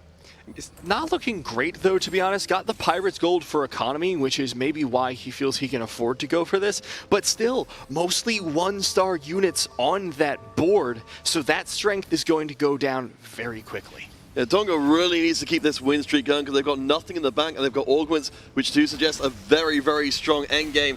We will be seeing it Bricks up against Dongul. It will be win streak versus win streak. Only one of them walks away with the money. They've been spending like crazy to try and stay on top. And it looks like Bricks is having a much better time, uncontested in the back line, but the massive front line coming out here from Dongul. Level 7, not quite enough. And this is actually what a hyper tempo strat looks like. Look, you're just barely away from winning your opponents, right? This loss was actually, this one actually would not happen if you did not invest in the fight whatsoever at all, right? So this is actually one of the very powerful strengths that you can get from a hyper tempo strat. Just enough to win the fight, 7-tier streak. So Dong remains the one on top, completely undefeated so far. We'll have to find out if they can get the way through. We have got a few interesting augments emerging though. Yeah, we see good day going for Protector of the Cosmos. Did hit a 3-star Skarner. I feel very bad for Pete because he was watching me try and mime that charades style. I was trying to figure out what you were doing. I leaned over and did the crab hands. I was like, is Elgot in this set? No, not yet. Maybe we can hope for it. We can ask for it. Mid-set for set 8. We're asking for it. Fritz coming in here with this board, though, fully itemized that Volibear as an item holder, running into Soju, who also hasn't been having a great time HP-wise. I mean, I'm really, really amazed at how Fritz was able to manage his economy, because currently he's at level 7. He's level 7 at stage 3-4, but unlike Dongul, he's at full 50 interest with a full streak going on as well, too. So he will be able to hit his composition really fast, most likely going to be a COU Siphon composition for sure. Yeah, I do love seeing the Black Cleaver in the mix. Does an absolute work. Of course, something we haven't necessarily been seeing a ton of, but we were seeing more at the regional stage. The Volibear item carrier can do a ton of work. This would be a great loss for Fritz. Yeah, fantastic. Wow, Only beautiful. 1 unit left on the board. Look on at that loss master streak. Yeah, 8 rounds. I mean, if you have an economy this much, he actually might be able to greed all the way to level 8 for safer like a roll down for his like a 4-cost carries, or he can just like all in at 7 and just go really, really, really monster mode in this lobby. I mean, Fritz certainly a lot of ground to make up with. Went second in the first lobby with a Siphon comp, but since then it's been 6 in a row. Certainly Fritz can get the strong finish here. They'll be absolutely loving it. We're checking in with our components. We can see most of our players have been committing in early, but I do notice we've got a little bit of a surplus of needlessly large rods. Yeah, a lot of AP items still left unslammed, and I'm looking at Bricks there, and I'm seeing a rod open, I'm seeing a belt open, and I'm thinking what items are really good for Seraphine Graves, and I'm just considering. You're trying to put the pieces together to make the jigsaw of destiny. It's a puzzle, and I will solve it. And there's going to be the Morel and Omicron slammed there onto a Seraphine, but I'm not sure if that's where it's going to stay. Now, right now, Bricks needs to decide exactly what composition he wants to go for. Does he really want to force Grey Seraphine with only like 30 gold at level 6? I mean, but he's got the Cybernetic uplink and better together. It feels like he's just full committed.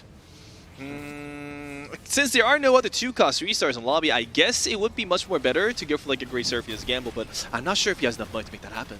I mean, at least Bricks for the time being can just, coast along. I mean, they've got the HP to be able to cash some of that, some of their life into gold and push them further. There's no win streak, of course, so they are relying on their banked gold. Soju with a pretty solid setup here. You can see the Kaiser is getting a little overloaded when it comes to the amount of targets. Once she starts getting pushed on, she splits her damage so heavily. Going to be able to take out at least one of them, but she herself will fall. Bricks taking another loss, still at 40 gold, but something I want to circle back to. We all remember when Bricks was on that mighty 100 streak. Losing there with only 20 gold left, and frankly, a not particularly strong board, means that Brix, despite his HP lead, is pretty far behind the lobby in terms of board power and tempo because of that loss to Dongle a couple of rounds ago. I do actually want to look at Soju's board at the moment because his board seemed actually very, very awkward to see him. He has a Zeeks, he has a Cleaver, and he does have 2 Thieves Gauntlets, but that's no direction. He doesn't really have a direction to go for any composition in the game at the moment. At best, maybe he can hope to get a Graves, but that Ord itemization isn't really that perfect for Graves because Graves comps already run Whispers anyway, so I don't think he can make a comp with this setup. Yeah, we'll definitely be keeping our eyes out very closely for Soju to see how they end up working things out. As I said, an awkward setup, but it seems like it might be just about good enough. The Black Cleaver, of course, will tear through all the defenses, amping up the rest of the damage. The Morellos will take a while to kick through down to the last unit, but Soju gets the win. That's going to be a 3 streak going into the Wolves as well. Pretty decent economy. As we see, Tomorrow has already hit level 7 with that itemized Deja off the back. So I think he's going to be having a really fun stage 4. Right now we're looking at, we're looking at Fritz's board at the moment, and wow, there's a guy with a Deja 2-star. This guy has, that sure is a board. Pantheon, Xiaoyu, Siphon, 2-star. Yeah. Where have we seen this one before? Oh, this guy's going 9. Bebe, do you remember when you were like, oh gosh, Fritz is on such a terrible loss streak, he's going to have to turn this one around soon? Wow. I think this qualifies. Wow. That is correct. Fritz actually also has really decent itemization for composition as well too. And whoa.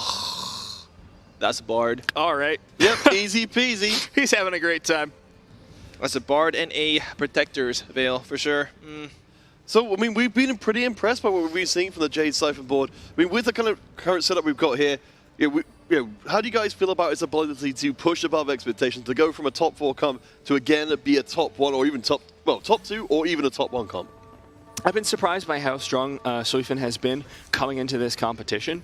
I think it does a really good job of increasing the tempo of the lobby, especially when you have 2 stars all by 4-1, because he's going to be able to just absolutely crush some of these boards.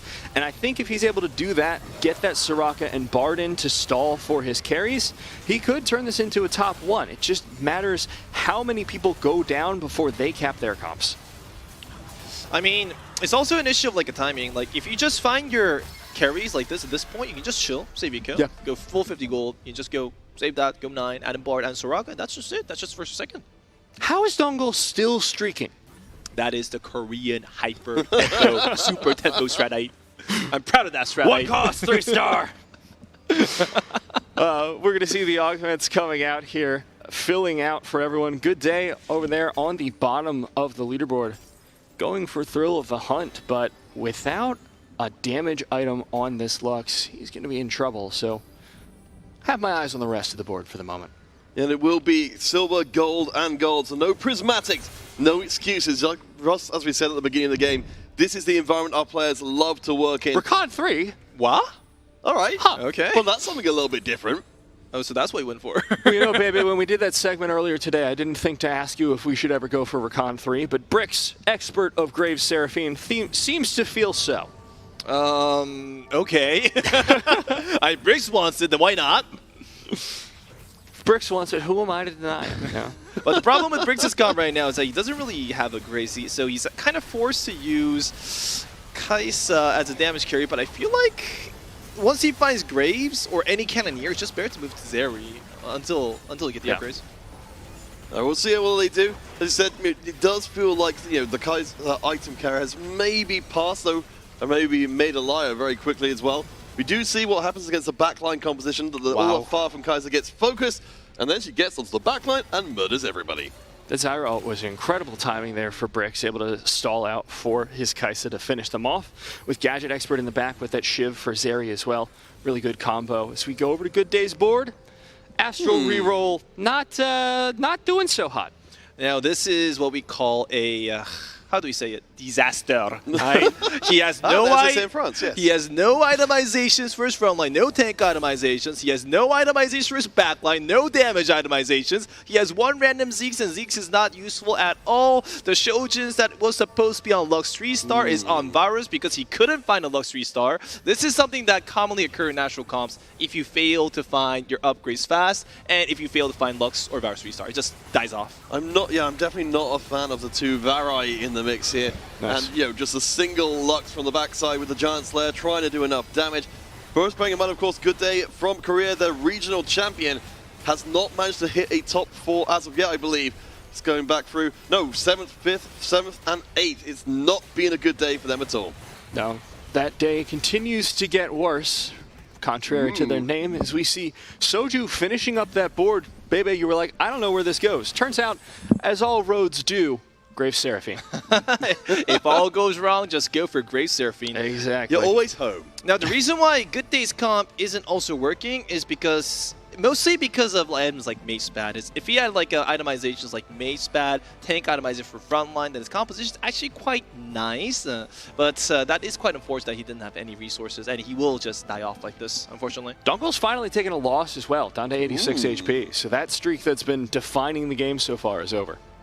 We have got a few items in the mix as well for our players lower down.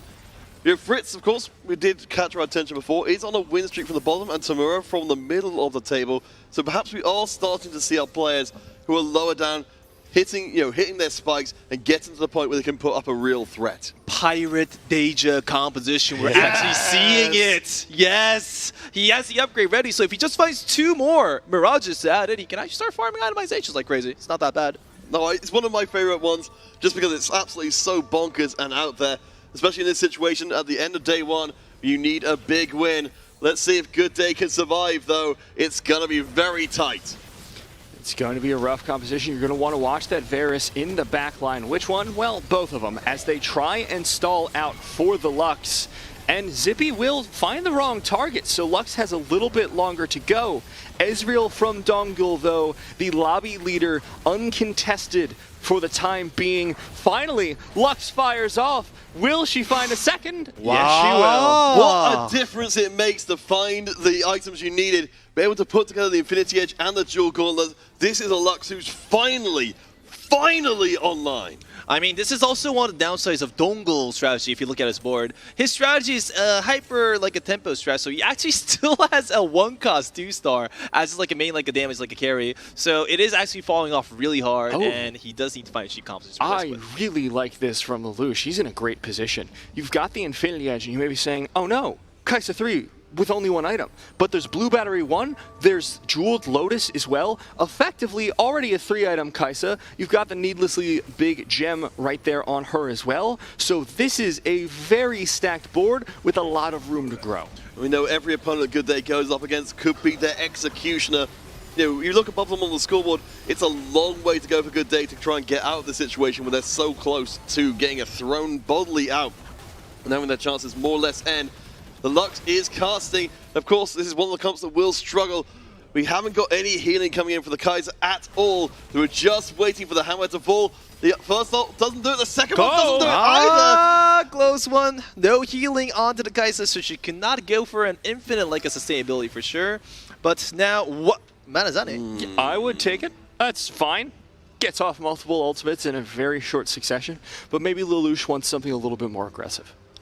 We saw from that last round how the rounds did run pretty long. Certainly, the Manazani would absolutely get off to the races faster. Yep. Will be the one chosen. Really interesting. I really wonder what Lelouch's late game is going to look like. I mean, I really love this choice because not only does it save him a lot of money from rerolling, it gives him a Rabadons for Kaisa. He can keep the needlessly large gem. He has the Manazane for the short burst. He has an IE, a Jeweled Gauntlet combo with his augments. I think he can just save up economy and just go for a high-value composition.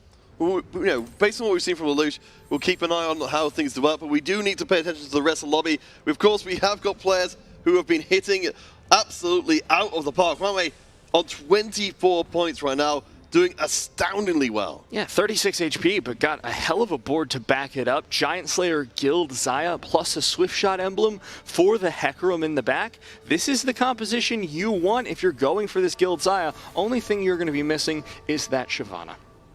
Once Shyvana is found, Hwamie is actually going to be in a good spot because Zaya compositions aren't really that weak, but oh, the opponent, Tamura. The Pirate Deja Itis player also looking very strong as well too. How will this fight go?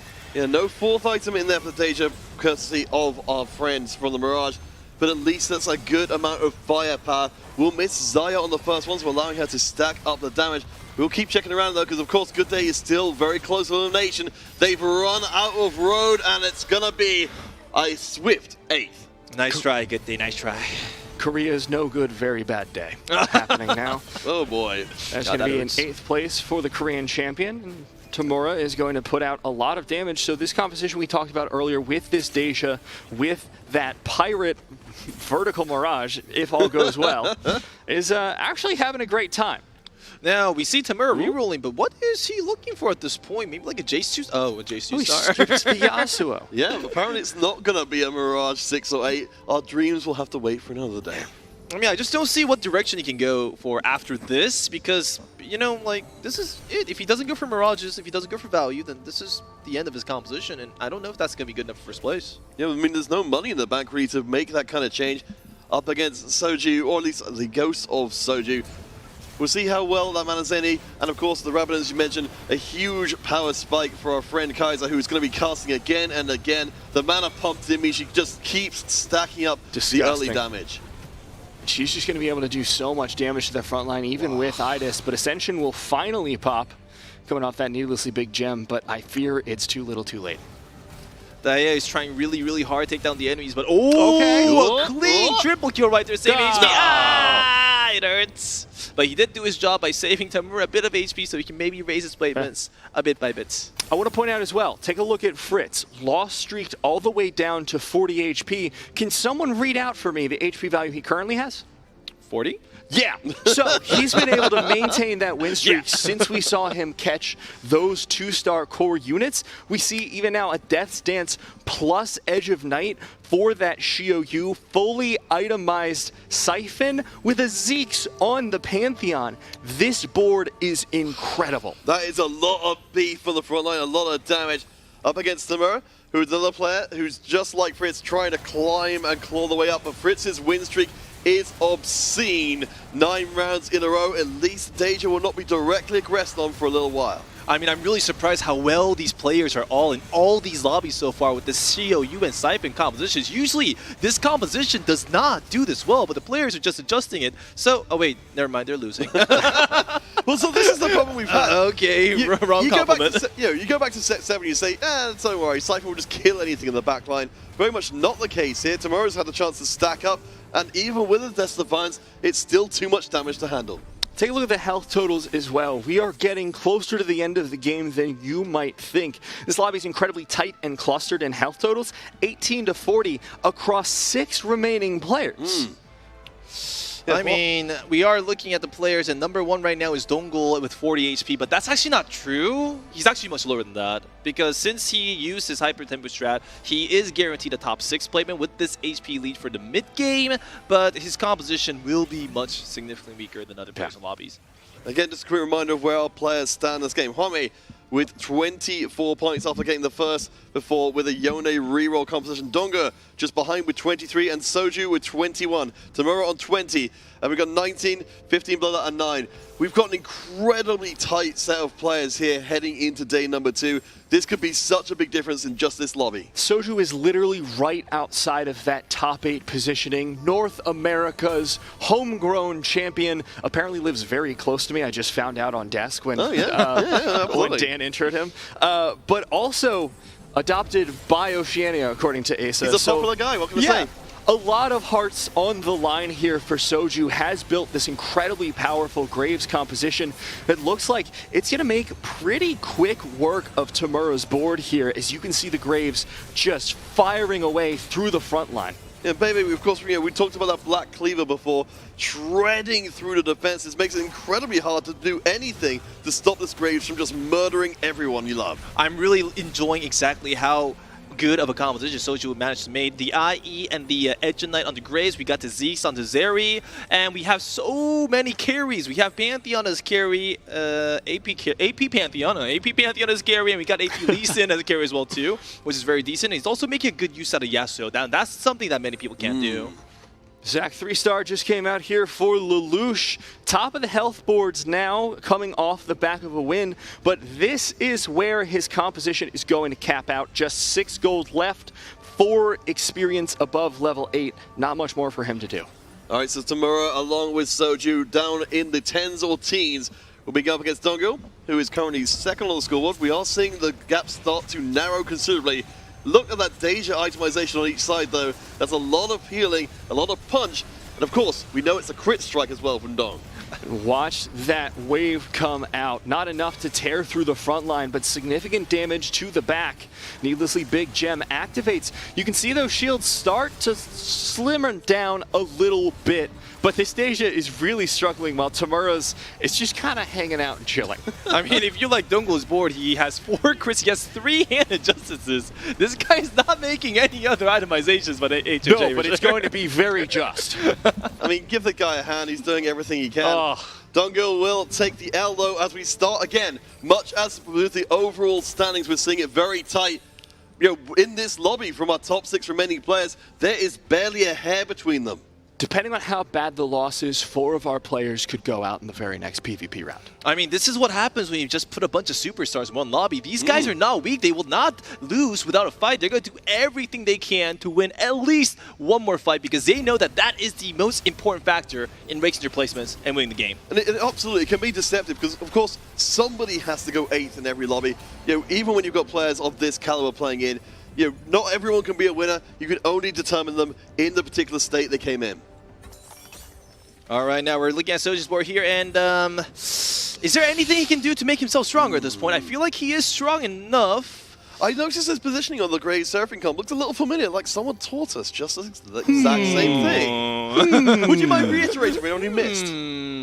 What's the positioning doing here? I feel like the most important thing with this aspect is whether Yasuo can get a clean AoE like a strike or not. So he is carefully putting a Yasuo in a point where it will not get focused down and get burst down instantly, but have a good like ult angle to effectively delay the enemy front line. Huamier versus Lelouch, the Chinese champion, 4 times world contestant versus the leader of EMEA, victor of our regional finals. But Huamier Xayah starts off by ripping through the front, but gets focused. She's down and no more damage to speak of from Huamier's board. And even with the remaining damage to take down the Kai'Sa, it's just not enough, and Huamier will fall. Oh my gosh, that is a big loss there, being knocked out in the bottom 4. Again, the window flies open for wrestler competitors, with the top players being a little bit less Tamura goes down too! We hear behind us the North American casters screaming and hooting and hollering because their representative has made it to the top 3. Soju has found his tournament footing. Wow, I can't believe Soju actually made it from that spot because he was in such an unfavored position, but he managed to keep his chill, go for the right itemizations on the right carries, focus on his positioning, and get the lead. That was actually amazing from the North American representative for sure. And we just did receive notice. I was going to see apparently Fritz just buying a couple of Shyvana, so we'll see how things work out long term. Let's get back into the brawl again. Of course, we've got the big push up from Fritz here. Lelouch with the absolutely massive Kai'Sa. When she takes damage, of course, she gets mana. If she does not drop, then she just becomes that much more dangerous. Wow. Xiaoyu doing her best, but just getting destroyed. And it looks like Lelouch's board will take down Fritz's, but he will survive. What about Soju? Is Soju alive? Can we check? We're going to find out. Oh, he is alive! There is hope! Will this be the game where he actually makes a comeback and take down Lelouch? I am very excited. Well, we know Soju is going up against Lelouch, the EMEA champion, in the next round. There's no more ducking that fight. This is really tense coming into this one. For Soju, the chance to push further to survive another round. We don't even know if Fritz will get to see the next round. But I just don't know if Soju can manage it. I mean, the composition is slightly favored towards Soju because he will have the Mystics, he will have the burst damage take down the Kai'Sa, but the issue is Soju has 2 Ionics. He has 2 Ionics, he has 1 Cleaver, and I feel like the item balance has been in Soju's unfavor. We'll have to see. Let's go. Watch the Kaisa, watch the Graves. Both of them in the back line. The CC from Yasuo doing a great job to stall with the ultimate beautiful from CC. the Kaisa. Still coming out regardless. Graves, half health, he's down, and it looks like Lelouch is going to take out North America's champion. It was so close, but I think the reroll there, getting the extra chalice damage on our friend Kaiser as, oh my gosh, look up in the top left of your screen. That's the dragon that will pierce through the heavens. That is a God Emperor made flesh. EMEA takes home the lobby, and Lelouch coming in with 15 points, going to be real happy about that one. But of course, nobody else in that final fight is going to be sad. Soju was right on the cusp, and I think with that one, after we do the math, we'll see that he's going to barely eke into that top 8. My, what an ending. But the sad thing for Soju is that he was at the exact same HP as second place, and yet unfortunately he gets a 3rd place spot. That is very unfortunate. Well, honestly, one thing I particularly like about that is it really reminds me of what we saw from Prestament before, of course, who is, their mentee, who was able to hold on and get those better placements in the last chance qualifier when nobody credited them with that possibility.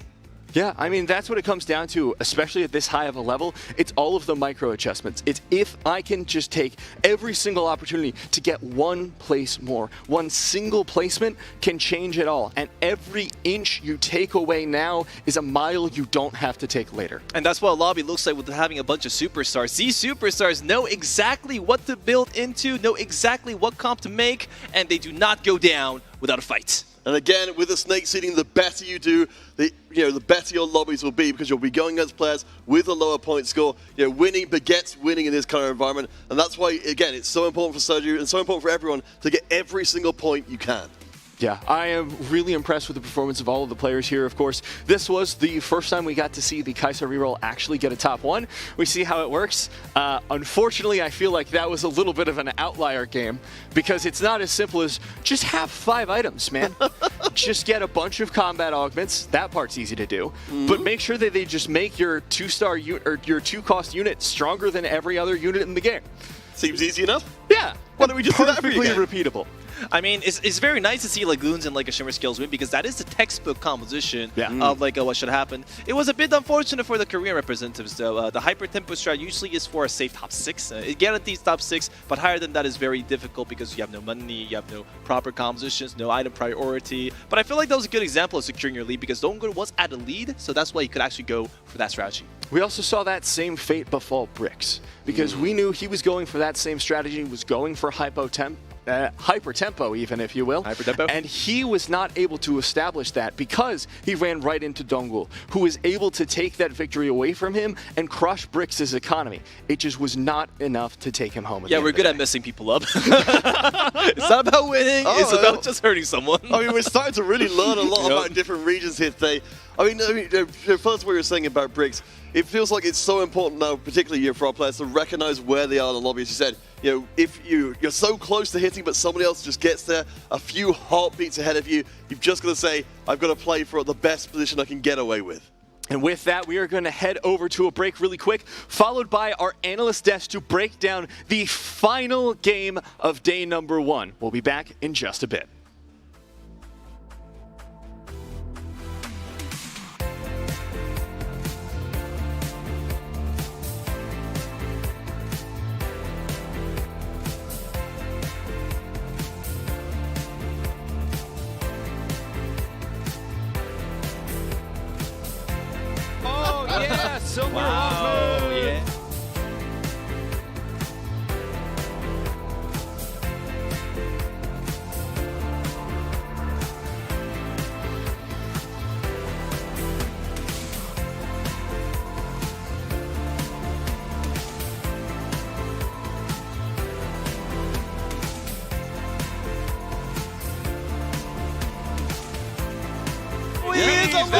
There is hope!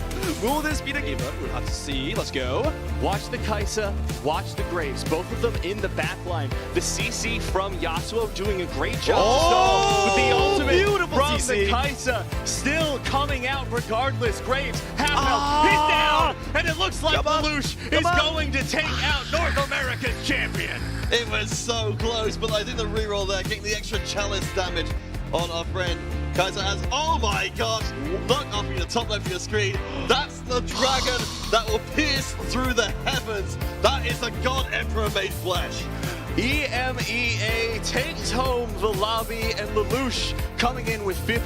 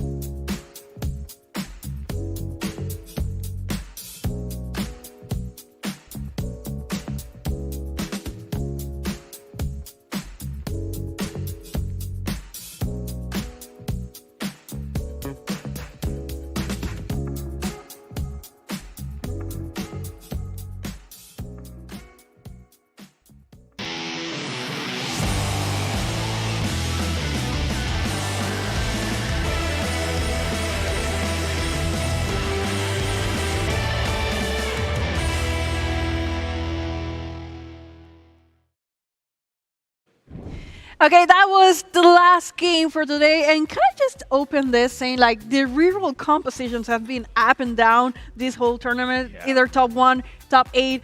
From how do you see this Kaiser reroll? It was pretty neat. Yeah, it wasn't just Kaiser reroll. We saw the last round also Yone winning Rainplosion from North America, able to get that win. And then we saw Holy go 8th with it. So what's going on? Kaisa is going 1st and 8th.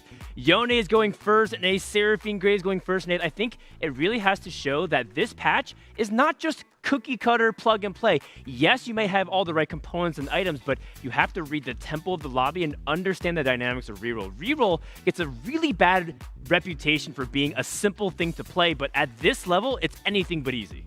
Yeah, and you need to survive because other players are going to hit dragons maybe, and in mid game, if you haven't hit that 3-star champion, you're in trouble and you're going to lose a lot of HP and you may not hit that great composition. Makes, on the other hand, we had Fritz again. He's playing the Whispers, the Jays. How you've seen Jays so far in the competition? A lot of players are making Jays in this tournament. Yeah, I mean, I think we talked about it going into the segment.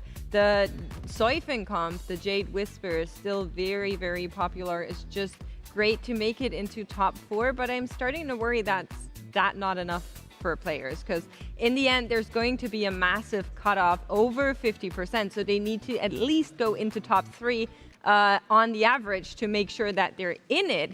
And going for something like Soifin, yes, it's going to stabilize you, but in the end, you need some high cap wins to push up your average if that's what you're going for. It's true, but then you also look at 4-1 and you see 2-star Shio Yu, 2-star Siphon, It was some 2-star crazy Mortdog energy, I want to say. It was just crazy. I've never seen that strong of a board in such a long time in the patch. It's because it feels like so many people are contesting it that you don't get to have all of that access. So Fritz, sticking to that Jade line has been really good in keeping him competitive throughout the day. But you're right, Makes. Going into day number 2, the question becomes, are people going to continue to stick onto that Jade? Because in day number 1, consistent for that top 4s, but we've also seen that top 4 is not going to be good enough because you need to get to that top 25 percentile in order to advance to day 3. And you need to be flexible about that, because we know if, like, for example, the bricks play that we call having a Deja 2 on 3-1, I mean, it really mess up your composition. And for example, Paradise did a great job saying, like, okay, I'm not going for this. I'm sticking with my Wukong because everyone's going for Jade. Makes, for example, what's going on with Bricks, for example, that didn't play that well the last lobbies? Yeah, so I think with Bricks, and I say this with as much love as I can for Bricks, he defaults to Seraphine Graves when he feels unsure in his game. And that's just a comp that's so competed. It's going to be so difficult to hit that, especially if you're like rolling into it backwards as in a position where you're like, I don't really know where I'm going. I'm getting a little bit dizzy. This is my fallback. Other players have already hit. Yeah, I think the problem that Brick's encountering is that things aren't lining up nicely for him. Things are really inconvenient. The player, you saw Dongul, for example, level to 7 at the very beginning of stage 3-1. Bebe, of course, approves of that play, and you saw how he's able to warp the entire tempo of the lobby. Bricks was taking way more damage than he's used to, right? And these Seraphine Grace players, look at what he did versus Soju. Soju said, I'm going to play from a win streak position. I'm going to try to play from the Talia 2 carry with the Obsidian Cleaver and try to preserve as much HP. But a lot of people think that you have to play Seraphine from Graves by lose streaking and then rolling at 7. Soju said, I'm going to roll at 8. And these kinds of small differences is going to matter a ton at this level where mistakes are magnified a lot. So Bricks I don't think that he's necessarily playing that badly. I just think that he's not comfortable in these unusual spots that's causing him to make suboptimal decisions. I agree. I was going to say the same. We've seen Bricks on Last Chance Qualifier doing winning streak after winning streak after winning streak. Is just his playstyle, being comfortable in the early mid game. And when he's not like that, when he's on lose streak, he tends to not finish the board. You know, it's like, what can I do in order to not lose that much HP? But let me tell you, I really wanted to ask you, and I left this for you. I really wanted to ask you how you've seen so far Soju, because he's been doing Seraphine Graves, and we know he's very comfortable with that. Yes, it works. Let's go. Indeed, it works. He's tied for second right now with Shingu and Dongul, like really good players at this caliber. And sure, Hwan Mi is in title right now, or tied for third, excuse me. But I think Soju has really put on quite a performance, and there's so much pressure on him, right? You look at the Twitch count, you just see how many viewers are just barreling down. Every single decision that he makes is causing people to yell at him, right? Like, no, don't do that, or like, oh my God, you're a god. This is peak TFT from North America. It's just crazy the amount of pressure that's on not just him, but all these players, right? Like China has so much pressure, and I can't believe that players like Hwanmie was able to rise up to the occasion with today, 29 points, tied in title. And I really want to highlight something that really caught my eyes just now. Kiki started the tournament being on top of the table, the points in general, and Summer was like on the last numbers that we have. And now Summers is so close to top 8, so I'm really proud of that. Yeah, I like that Tex is also wide. He's also doing really cool stuff, like he's doing YouTube things. He's like, oh, Ocean 3 in the Global Championship, you wouldn't believe it. Or Yasuo 3, is this broken? You know, like that's the kind of stuff that he's doing. Like he's winning with 3-star legendaries like every other game. Are you guys on the chat taking notes on how to do a great video on YouTube? Like a clickbait video. This is how Latam plays TFT. It's wild, but I'm really proud of him. It looks like he's having a lot of fun too, right? A lot of people seem to cave under pressure, but this guy, he's like, Tex Summers is like putting his leg up here. He's like here, he's posting on Reddit in between games. He's just super comfortable. He looks like a seasoned veteran. I couldn't be more proud of him. Okay, great. We haven't talked about Lelouch, Maze. How have you seen her? Maybe let's not talk about Lelouch because he has had some problems during the day. Let's talk a little bit about Noelle instead, because Noelle is an EMEA player that is indeed doing well. So okay, maybe let's go. we highlight him a little bit. I already gave him a shout out in the last analyst desk, and that instantly ended up on his Instagram. So he's definitely watching and taking notes, and I'm just really, really happy to see him stay in these top 8s. We were talking with our player coordinator. Something that players will need to look for at the end of tomorrow is the cutoff, which should possibly be around the 53-point mark. So getting a lot of points today already stabilizes you in that direction, and you then can go for comps like Jade Siphon. I really wanted to look more at the point of view of Hwanmie and Tidal that's been breaking the composition so far. But I'm glad to tell you that we have an interview with one of the players. Can you guess who? Hwanmie, Title? Close. Tex Summers? Okay, let me. We have an interview with Summers, my boy. Hey How are you? What's Hola. Hello. How are you doing? Hi. Doing fine. Great. So Summers, the competition so far, you're so close to top 8. How have you seen so far your boards? Are you comfortable with that? What should be better for tomorrow? So I started off kind of shaky today with I think with an 8th. Then I went first. Then I went 7th. And I'm like, okay, I know what I did wrong. Let's not do it at the end. And let's just go for top 2s. And the first game I hit Yasuo 3. I was like, well, Hwanmie hit a Hecarim 3. I'm like, okay, if I want to win, I have to go hard. I went level 9, slow rolled for Yasuo, got a Yasuo off carousel. I had an eco, so yeah. I mean, I just hit, but. So that was first. Can we highlight that Hwanmie had the Hecarim 3 and he sold it for Hwanmie had a Hecarim 3. He sold it. With a death cap and a JG. It was insane. I can't believe you won that Yeah. game. I thought he won for sure. You also I had had Ocean BIS 3. Yasuo 3. It was this Yasuo unit, 3. Yasuo 3, kind of annihilating everything, but absolutely. So I want to ask you something going into this tournament, Summers. How did you prepare? I know the scrims didn't go too well for our players from Latin and Brazil. So what was for you the big thing where you said, this was really worth it in preparation?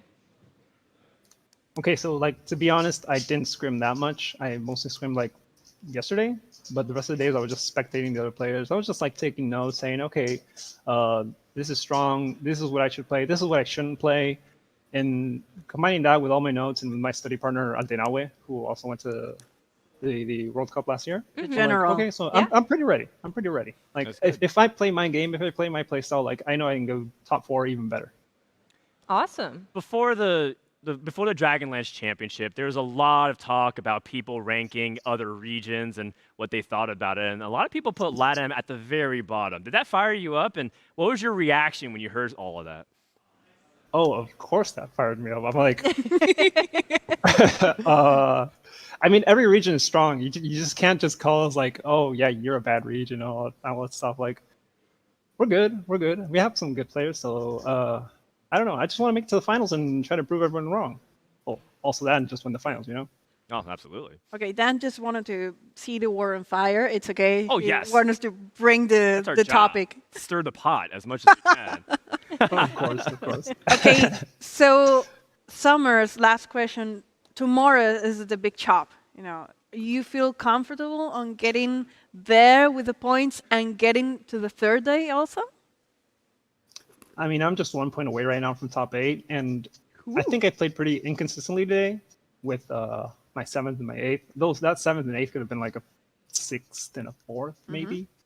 And the other games, like I kind of high rolled. So if I can take advantage of the high roll games and go top 2 and turn those low roll games into a top 6 or 4, I'm pretty sure I'm in the finals. Okay, thank you. Awesome. So any other words you want to share, any message with the Latin community, maybe with your mother here present? I don't know. Yes, Just wish me luck. I don't want to say that much until I'm in the finals. So yeah, just wish me luck. Yeah, best of Shout out luck, to everybody of who course, from supports us me, as well. Okay.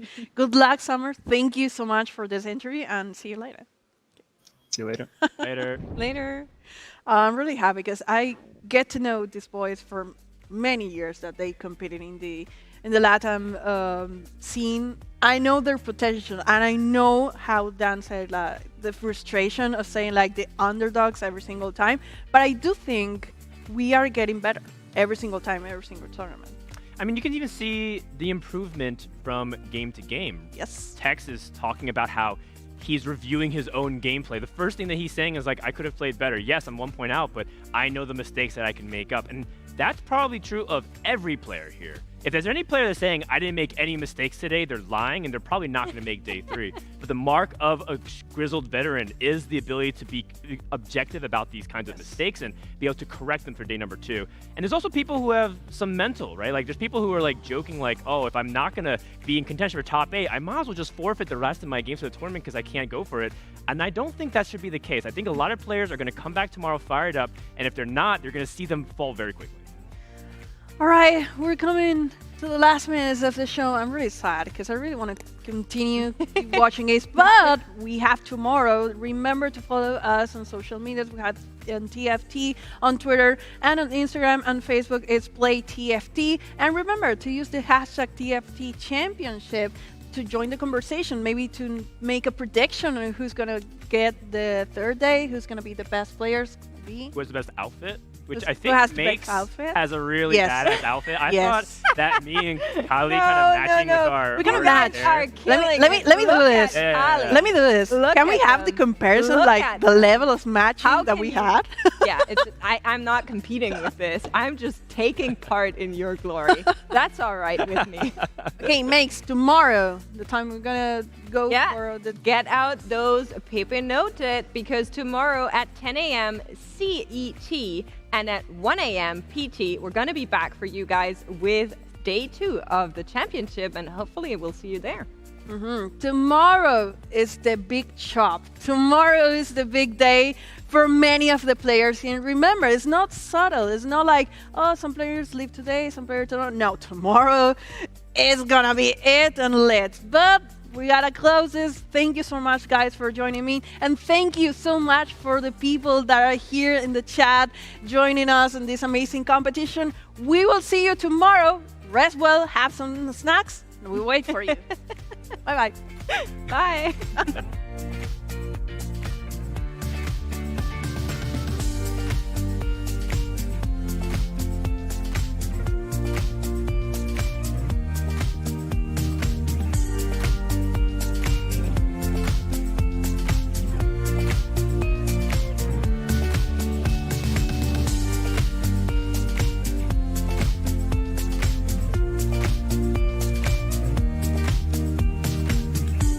For the third pulse.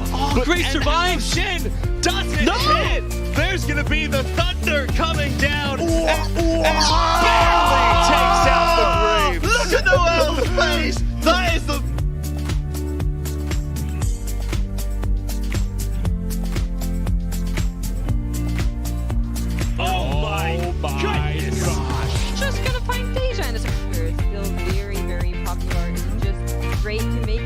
top 4, but I'm starting to worry that that's not enough for players, because in the end there's going to be a massive cutoff over 50%, so they need to at least go into top 3 on the average to make sure that they're in it.